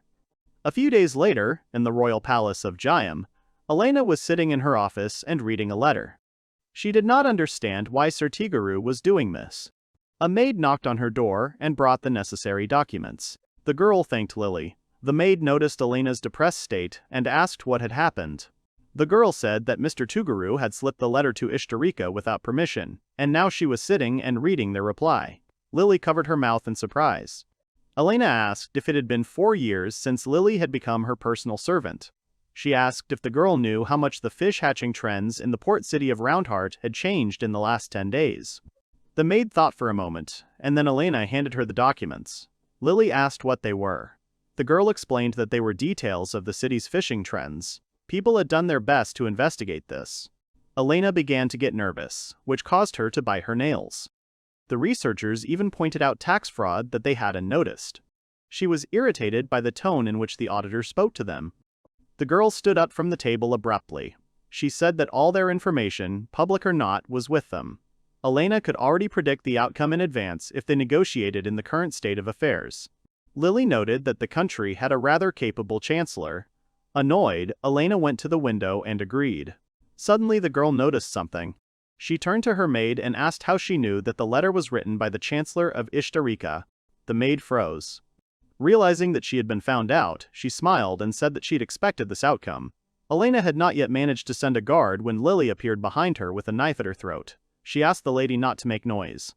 The maid explained that in this letter for her, between the lines, Varan-sama wrote about returning in the form of a code that was incomprehensible to people who did not know about it. Lily decided to reveal herself completely because she thought that this was the right time. The maid let the girl go. She asked if Lily was sure of her actions, since she could call the guards at any moment. The spy said that she only wanted to scare her. She was not allowed to kill. Besides, Lily looked down on the Knights of Haim. She didn't think they could harm her in any way. The girl winked at Elena, who was unhappy with what was happening. She sighed and stood up, resigned to the fact that she had no choice but to obey. Lily was glad to hear such an answer. Elena was angry that she had a continuous bad streak, the letter to Taguru, Lily's betrayal. The maid laughed and noted that the girl was behaving like Lady Klein. She replied that most likely it was Klein who was like her, because she was her daughter. Suddenly, the maid extended her hand and invited Elena to go with her, since Lady Klein was on their side. The girl asked for forgiveness and said that she had to refuse, because she still loved Haim, the country in which she had lived her entire life. The spy sighed. She took off her cap and threw it away. The girl opened the window and stood on the windowsill. She said that she wanted to warn her mistress one last time. Lily said that if Elena did not want to fight against her daughter, she had to stop the nobles. After that, the maid jumped out of the window. The girl was in shock. Clara ran to the window and looked out, but saw no one. Even though Lily turned out to be a spy, Elena still liked her. The girl left her office. The Stratus followed Elena, asking where she was going. She said she was going to meet Prince Tuguru. In this situation, she had no time to grieve. She had to act. Clara was determined to do everything in her power until she began the day of negotiations with Ishtarika. The heroes arrived at the port where the royal ships were created. Ain was amazed and delighted by such a huge place. Clowny said that this place was the same size as the Tower of Wisdom in the game. The port also had its own centuries-old history. The prince did not know that there was such a place near the capital of the kingdom. The girl suddenly coughed. The young man asked if she was okay. Clowny replied that sometimes she got something stuck in her throat and apologized. Dill asked the girl to take care of herself, because there was an epidemic in the capital. She thanked him for his concern. They continued their exploration of the port, and after a while the boys saw their destination, the prince's ship, Leviathan, the sea dragon. Ain was surprised by its size. The girl said that the ship was not finished yet, but its size was already much larger than that of Princess Olivia. She added that its power would exceed the power of the ship of His Majesty the White King. Dill said he'd heard a few rumors, but he didn't expect the ship to be this cool. Clowny explained that with the Sea Dragon's materials, they could fit as many weapons on board as they wanted. While Ain was looking at the construction of the ship, he saw some familiar faces. Dill noticed that the prince was looking at something and asked where he was looking. The boy asked if one of the engineers was Roland. Dill explained that he was a school friend of the prince, and to his left stood a first-class teacher. Professor Rook-Ayin asked what they were doing there. The girl said that the professor was the most famous researcher on the entire continent, and that Roland was engaged in magical engineering. In his circles, he was talented and famous. The hero was surprised by this. Ain told them to move on. Clowny was surprised and asked if the prince did not want to greet his acquaintances. The young man said that he would wait until they finished the ship, as he did not want to disturb them. When spring comes, it will be their 6th and final year at school. His friends, Roland, Butts, and Leonard, have all set out on their own paths after graduation. The hero must try too. The heroes were riding a train through the fields. Clowny brought warm tea to the prince, who could finally warm up after the chilly walk outside. The girl said that the meeting with the Kingdom of Haim would take place in the summer. The young man asked where it would be held. The assistant replied that it would be on a desert island, right in the middle between Ishtalika and Haim, and added that His Majesty and Mr. Warren would specially re-establish connections for the meetings. Remembering how the two old men had not been particularly friendly to each other, he noticed that they were acting enthusiastically. Clowny thought about it. She didn't understand what had happened, since they were still ignoring Haim. The young man remembered how he had declared Clowny his and blushed. The girl added that His Majesty would be attending the meeting, as well as King Kaima. This meant that both countries would come with a huge army behind them.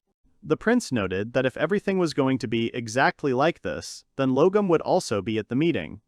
Clowny said that the boy's younger brother, who is the 3rd prince of the Kingdom of Haims, will also be there. Aim said that they will have a good lineup at the meeting. The girl looked at him with excitement. He replied that everything was fine. He was determined. The guy said he would not run away or hide. He was going to end his unwanted ties with Haim. There was a meeting between Mr. Tiger and Elena. The man handed over an envelope and asked Grint what he thought of the letter from Ishtalika.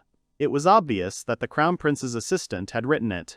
Tiger asked if the young man did not think that such letters were rather provocative. Grint agreed with the gentleman. He suggested that the prince's assistant could be a very uncontrollable person. Elena, meanwhile, listened attentively. She turned to Grint because she wanted to ask a question.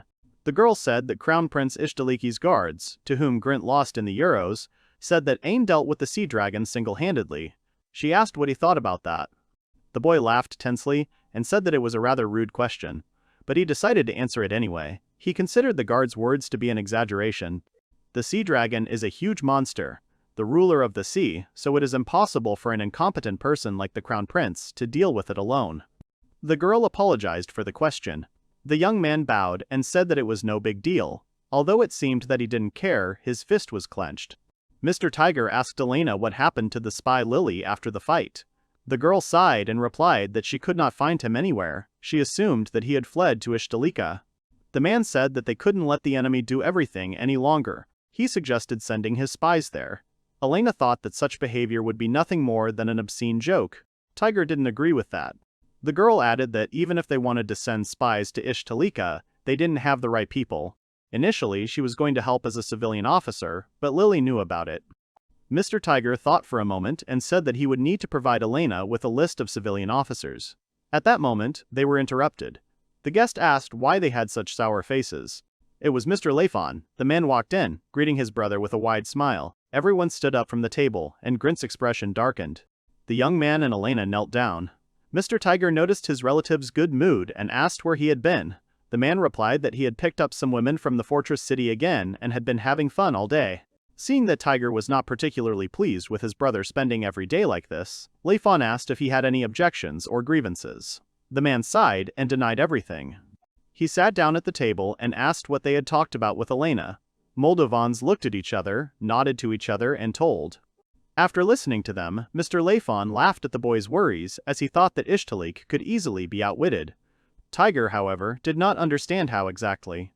Brother suggested simply buying Birdlands from the Merchant Guild and sending it from Rokedam, since Ishtalika accepts ships from there. Tiger objected. He didn't think that would be enough to fool them. Layfon understood that his brother needed them to avoid being noticed by the spies from Heim. With a sly smile, he said that he had people for this task. In the infirmary, a nurse was helping a wounded soldier. When she finished bandaging his hand, she said that everything was ready. The young man thanked her for her help. The guy, unsure, began to invite the girl to go on a date, but he was interrupted. Someone knocked on the door and Mrs. Barra went to open it. The soldier was confused. When the girl opened the door, she was surprised to see His Highness. He had come to talk to her about the epidemic. The young man was told that Crone and Chris had fallen ill with an unknown illness. The nurse confirmed this and said that the girls were resting in the private rooms of the hospital. They needed peace, at least for a few days. Ain assumed that with the situation like this, they would have to put off official business in Magna. He asked if he could see the sick girls. Mrs. Barra immediately ordered with her hands. She replied that she could not allow the crown prince to be brought down by illness. The guy said that everything was fine, because his skill would not allow this to happen. He hoped that his abilities would help Chris and Crone and would be able to heal them. However, despite this, the girls still did not advise this. She believed that Ain's treatment would only be a temporary measure. There was a possibility that many people would catch the infection during the epidemic, but if a person developed immunity, the infection would no longer bother him in the future. Dill approached the prince and asked him to work for the girls during their stay in Magna. The young man agreed. The hero stood up and said that in that case, he would visit them another day. The nurse promised to pass on his words to the patients. He stretched tiredly, which the lady noticed. He replied that the situation with Heim did not allow him to rest. Ain expressed regret that his father had failed to restrain his younger brother and the prince. Barra did not understand who he was talking about. The young man explained that he was talking about Logan. The girl noticed that she wasn't the only one who had trouble communicating with the commander. The guy asked in surprise if she had any problems too. The nurse nodded and added that both May and her mother had the same problems. Ms. Barra said that when she was little, Logan left, saying he had lost interest in them. Ain noted with regret that her problem was much more serious than his. At least he didn't have to worry about food and shelter. The nurse added with a smile that despite the past, it was Kronrince Ishtaliki rescued them and brought them to safety. This already brought him and May a lot of happiness. The young man was pleased to hear such words. He said that the girl had given him the gift of understanding that the work done in Ista had not been in vain. Meanwhile, in the port city of the Kingdom of Heim, Roundheart, Elena examined the ship from Bardland.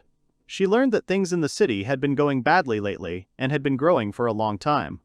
The girl noticed that Layfon really knew a lot about this. The boy believed that he was willing to do anything for his own benefit. Elena asked if their target was really so beautiful that Layfon was interested in her. The guy replied that he didn't know exactly what the man wanted to achieve, but at least aristocrats from all over the world were chasing her. The girl didn't like the exchange of her daughter for help. She noticed a crowd walking across the bridge towards the ship. These were the convenient people Layfon had spoken of. The assistant provided similar information about each of them. The girl took the documents and began to leaf through them, studying them. They were vagabonds who had lost their citizenship and were being pursued by usurers. As far as was known, the first prince had taken their wives and daughters away from them for debts. They were promised their release for completing the current work. Elena was not sure that His Highness would keep his word. A hooded girl approached the gentleman. She leaned toward Elena and whispered that the target had been captured. The girl quickly threw to her assistant that she was returning to the residence and was counting on him. She ordered to tell the owner of the ship to come to her. The young man said that he would do everything, but asked why the Lord needed him. She answered that she had a business proposition for him. The girl was met at August's residence. She immediately went to the basement with her people. When they came down, they pointed out the prisoner to her. He was bound and locked behind bars. Hearing Helen addressed as mistress, the soldier assumed that it was Lady Crone's mother standing before him. Elena was told that several fighters had been seriously injured in their attempts to capture the Ishtaliki knight. The girl noted that they had had a hard time. She said she wanted to talk to the prisoner alone. Her people were worried about this because they thought it dangerous to leave the lady alone with a soldier of the enemy country. However, Elena assured him that everything was fine. She came closer to the cage and immediately offered a deal. The warrior did not expect such an offer. He laughed and then looked at her seriously. The young man, with a gloomy and determined look, asked to refrain from trying to bribe him. Elena felt a terrifying aura from the tied-up soldier. She was afraid to find out how many such brave knights Ishtallik still had. The girl pulled out the document and showed it to the soldier, who didn't even want to look at it. She asked if he still refused the deal. The guy said she just wanted to get his attention, but he didn't care. Elena advised him to take a look anyway, if he really considered himself a loyal subject. The soldier took a look, and what he read shocked him. He asked what the lady had in mind. Meanwhile, the royal carriage was driving through the streets of the port city of Manga, with Dill, Olivia, and Ian in it. Their task today was to plant trees in the city's central square. The locals were happy to see the royal family. They considered Ian a hero who saved Magna, and Olivia the mother of God. For the prince, the title of hero sounded too flattering. The mother, seeing the reaction of the townspeople, said that her son tried hard. She was very happy for him. When they arrived at the square, Dill handed them a sapling and asked them to plant it. The royals accepted it. Together they carefully planted the young tree. Ain sat down next to it, patted the soil, and wished it to grow big. Then he stood up and said that their mission was over. However, he did not have time to finish speaking, as a strange sound attracted his attention. The prince asked Dill if he had drunk anything. The young man replied that he had done nothing. Olivia also heard strange sounds and asked what it was then. They turned to the sapling. It began to tremble, and the sounds grew louder. Suddenly, the tree trunk began to grow. The son pushed his mother away and covered her with his body. In an instant, a large tree with mighty branches grew in front of them. Ain and Olivia did not understand why the small sapling suddenly became so huge. Then he remembered his wishes, and thought that this could have happened because of him. The inhabitants were amazed. They shouted that their hero was even able to bestow upon them gifts of nature. For them, Ain was like the reincarnation of the first emperor. The young man felt awkward. He thought that people were exaggerating. Olivia didn't mind. She said that the tree really did grow like that thanks to him. The woman helped her son stand up and advised him to say something to the people. While Ina was being raised up in Magna Square, Helen was arriving by ship in the port city of Ishtaliki. When Helen's ship arrived, she was amazed by the beauty of the port city of Magna, which was the door to Ishtalika. The city was of incredible size. She couldn't imagine what the capital looked like if the port was so huge. The girl thought that Roundheart was nothing compared to it. An assistant approached her. He reported that several breaches had been discovered in the portal, which would take some time to repair. The girl asked how long exactly. He replied that they needed several days. Elena nodded and said that they would wait. A soldier came out onto the bridge. She said with a smile that the main thing was that they got there safe and sound, but he himself got the ship. The man looked at her without a trace of a smile. He opened his bag and handed over a letter of recommendation concerning a good craftsman. The girl thanked him. The warrior wished her well without enthusiasm and added that they needed to act immediately. The girl apologized to the assistant. He asked who it was, to which Elena explained that it was her friend who brought the necessary letter. She asked if they were already in the city, to which she received a positive answer. The young man fell silent. It was obvious that he was unsure of something. He asked if they should stick to the plan proposed by His Highness Leifon. He believed that using a terrible weapon like miasma against ordinary civilians was too cruel. Elena agreed with him, and then added that she believed in the soldier she had let go. The young man did not understand her. Although their surveillance mission was over, they would still have to linger in the enemy port. The guy said that was why he was against Elena's participation, since her appearance could arouse suspicion. The girl explained with a smile that Mr. Leifon wanted to get even with her in this way. She took away his excuse to steal his daughter from yet another merchant, with whom she personally entered into negotiations. The attendant said that His Majesty was convinced that these negotiations were of great interest to Haim. Elena replied that with the king's approval, the prince had no choice but to agree. The girl said she was going to find a place to spend the night. The young man wanted to stop her, saying it would be dangerous. However, Elena had a plan. She put a magical disguise device on her ears, which changed the color of her hair and eyes. Seeing how amazed the guy was, the girl said that the purchase had not been cheap. Having assured the assistant that she would return after the repair was completed, Elena went to the city. She was delighted by the wide and beautiful streets of the port. The seller noticed her and began to invite her to try the shellfish. Elena said that she did not mind, but first she needed to find a place to spend the night. The man agreed that she needed to hurry. He said that special people were coming from the capital today, so the city was overcrowded. Elena said goodbye to the seller, who asked her to come as soon as she had resolved the issue. The girl did not understand who they were talking about and who had arrived at the port.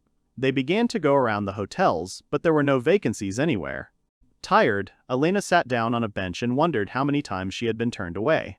She could accept that ordinary hotels might be full, but not the ones for aristocrats. The girl sighed.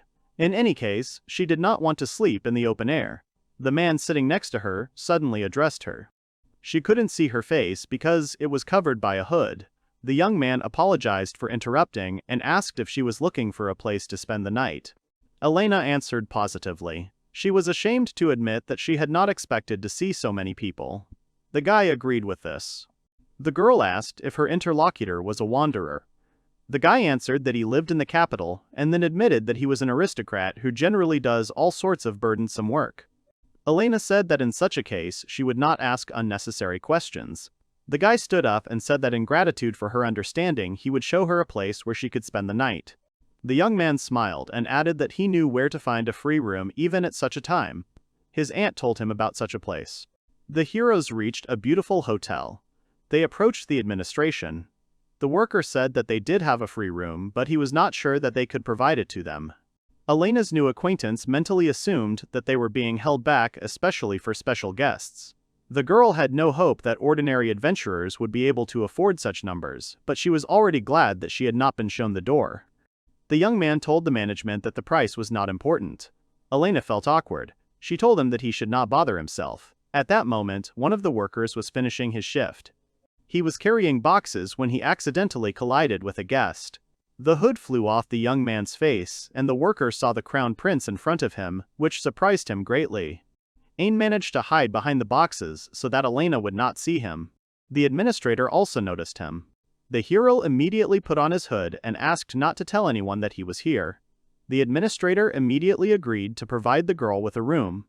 The man asked his colleague to show the guest to the room. Elena was confused. She did not understand that she would end up paying for the room. The receptionist showed the price and asked if everything was okay. The prince was about to take out his wallet when the girl replied that she would pay in 3 days without any problem. She thanked Ain for his help and asked how she could thank him. The young man replied that she did not have to do anything. When he left the hotel and sighed with relief, Lily suddenly jumped out of the bushes. Ain asked if she had done everything she had to. She answered positively. He noticed that the girl looked pleased.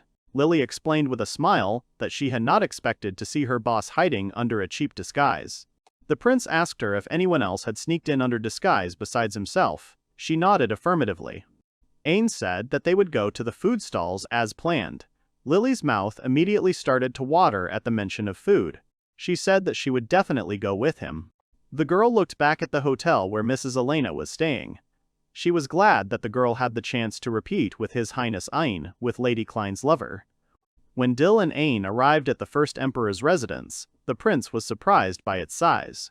The assistant said that they would stay here during their business trip. The hero noticed something and asked where the door near the stairs led to. Dil replied that there was a basement behind it. He added that at the end of the stairs leading there is another large door, but no one was able to open it, so it remained closed. Ain was surprised and asked if even grandfather had not been able to do it. Dil said that each of his predecessors had tried, but none had succeeded. The prince thoughtfully suggested that the door had been deliberately sealed. He asked if the first emperor had been able to unlock it. Dil said that was probably true. The young man suggested they look at it later. The assistant reported that Warren had already given his permission. They walked a long way to the prince's room. Ain said that he wanted to rest now. He had eaten too much food from the stalls, so he felt like sleeping. Night fell. The hero lay on the bed with his eyes closed, but as it turned out, he was not sleeping. He couldn't fall asleep because of his afternoon nap. He thought that he shouldn't go for a walk along the beach at such a late hour because of his insomnia, so he decided to go down. Although it was late, the prince thought he could still wander around the residence. The young man went out into the corridor and began to descend the stairs, having first taken a lamp with him. He reached the end and saw a large door. Finally, the young man could see what it really looked like. It reminded him of the door to the castle's treasury. Coming closer, the guy noticed that the keyhole was missing. He concluded that the lock was magical. The prince stretched out his hand, remembering how Silvered unlocked the treasury. Touching the lock, the center of the door lit up. The door opened automatically. Clouds of dust flew towards the hero. Ain didn't understand why it opened now. Inside was a study lined with bookcases. In the middle, the hero saw a table with an open book on it. As soon as the young man entered, the doors slammed behind him. The prince came closer to the table and began leafing through the book. He noticed that it was unfinished. The first lines he saw told him that many races had once again submitted to some force. They had stopped listening and were making every effort to satisfy his sister's desires. The author wondered what his father and mother were doing. Were they trying to stop their daughter? Ain realized that he was looking at the diary of the first emperor. He started to leaf through it further. The king wrote of how countless comrades had fallen in battle. He asked his sister why she was doing this to them. The man did not want to accept the fact that he would eventually have no choice but to destroy her. Ain quickly flipped through the remaining pages, checking if they were truly blank. However, at the end, he saw how sorry the emperor was. He took the life of his own sister. He had to raise his hand against his own family. The emperor asked for forgiveness. Once upon a time, a witch had cursed his sister with loneliness and manipulated her, thus forcing her to run away. The king tried to kill the witch, but many monsters blocked his path, thus giving her a chance to escape. However, before fleeing, she managed to tell him something. The witch, out of hatred for the emperor, promised that he would never know happiness. Her trail disappeared somewhere in the vicinity. The man assumed that she had fled overseas, but where the witch had gone next, he no longer knew. The emperor intended to rebuild Ishtalika. After a year had passed since the reconstruction of the country, the king stopped the investigation into the Red Fox. The author wrote that when he left the throne he would return to this room, but for now he intended to seal it along with his diary. This was the last entry. Prince Ain thoughtfully ran his fingers over the written lines. He was intrigued by the meaning of the Red Fox's power and the curse of loneliness. Morning came. Elena woke up in her hotel room. Although her body was heavy, she could not miss the opportunity to explore this huge country with her own eyes. But first the girl wanted to drink some tea. When she opened the door to the kitchen, she saw Lily in front of her, who was already pouring the hot drink into cups. The maid greeted her mistress. Elena opened the door and closed it in front of Lily. She did not understand what the spy forgot in her room and how she recognized her, because the girl did not change her appearance even during sleep. Outside the door, Lily sighed and asked if the lady really thought she could fool someone with such a cheap trick in Ishtalik. After all, they had magical objects that allowed them to see through objects. Although Elena was nervous, she understood that she had no choice but to go to her. The girl first hearts, and returned to her real appearance. She asked Lily if she came to grab her. The maid laughed and said that in that case the gentleman would already be in the capital's prison. The girl asked what she needed then. The maid said the answer was pretty obvious. She would be Elena's personal guide for today. After a while, when the girls went outside, Elena asked where Lily was taking her. The maid said that although she could not arrange a meeting with Krona, she had something else. When they got off the train, Elena simply followed the girl. They went up the stairs and found themselves in a military port. The lady asked why the spy had brought her here. Lily thought that the girl would be interested in seeing him. Elena replied that this was no reason to show such a place to the enemy. The maid told her not to worry, because His Excellency himself had given permission. The mistress asked who exactly. Lily replied that it was Warren Lark, the Prime Minister of Ishtalika. Elena was hurt. She had a feeling that she was not being taken seriously. Lily thought that the lady said something. The girl simply waved it off and said that in that case she would consider everything. Looking at the lady, Lily remembered a recent conversation with Warren. He gave the girl permission to show Elena several ships, but she was not sure if it was a good idea. Ishtalika would only benefit from their enemies learning the difference in military power. Moreover, Elena held a position that would not allow her to hide the information she received. Looking at the enemy guns, the girl was horrified. The Prime Minister had hoped that Elena would insist on settling the matter peacefully, but that was not what the third prince wanted. Warren assumed that doing so would make him angry at Elena, which would certainly work to their advantage. After all, the only reason they were bothering with Jamie was because of Elena. After a walk around the military port, the mistress returned to Lily, who noticed that the girl's face had turned pale. Elena said that the maid already understood everything without explanation. Lily said that they actually even did calculations on how long it would take them to capture the port city of Roundheart. The girl said that the 2 battleships that Elena saw today would have done it in a certain amount of time, and Lily showed 2 fingers. The mistress thought she meant 2 days and exclaimed how that was possible. The maid laughed and said their ships would do it in 2 minutes. Elena jumped up and couldn't believe what she heard. She said that Roundheart was the pride of their country and asked to stop talking such nonsense. Lily reminded that this was only a cold analysis without bragging and exaggeration. The girl said that the lady had a choice, to stay and live in Ishtalik or to return not on the cattle boat, but on their ship going to Yulo. Elena didn't understand what Lily meant by a cattle ship. She shrugged her shoulders and replied that someone was clearly out of their minds to cross the sea on it. The lady calmed down and sat back down at the table. She smiled and noted that her objection home would be more graceful. Lily slammed the table and asked how much longer the lady would be stubborn. The girl apologized and replied that Heim remained her homeland no matter what.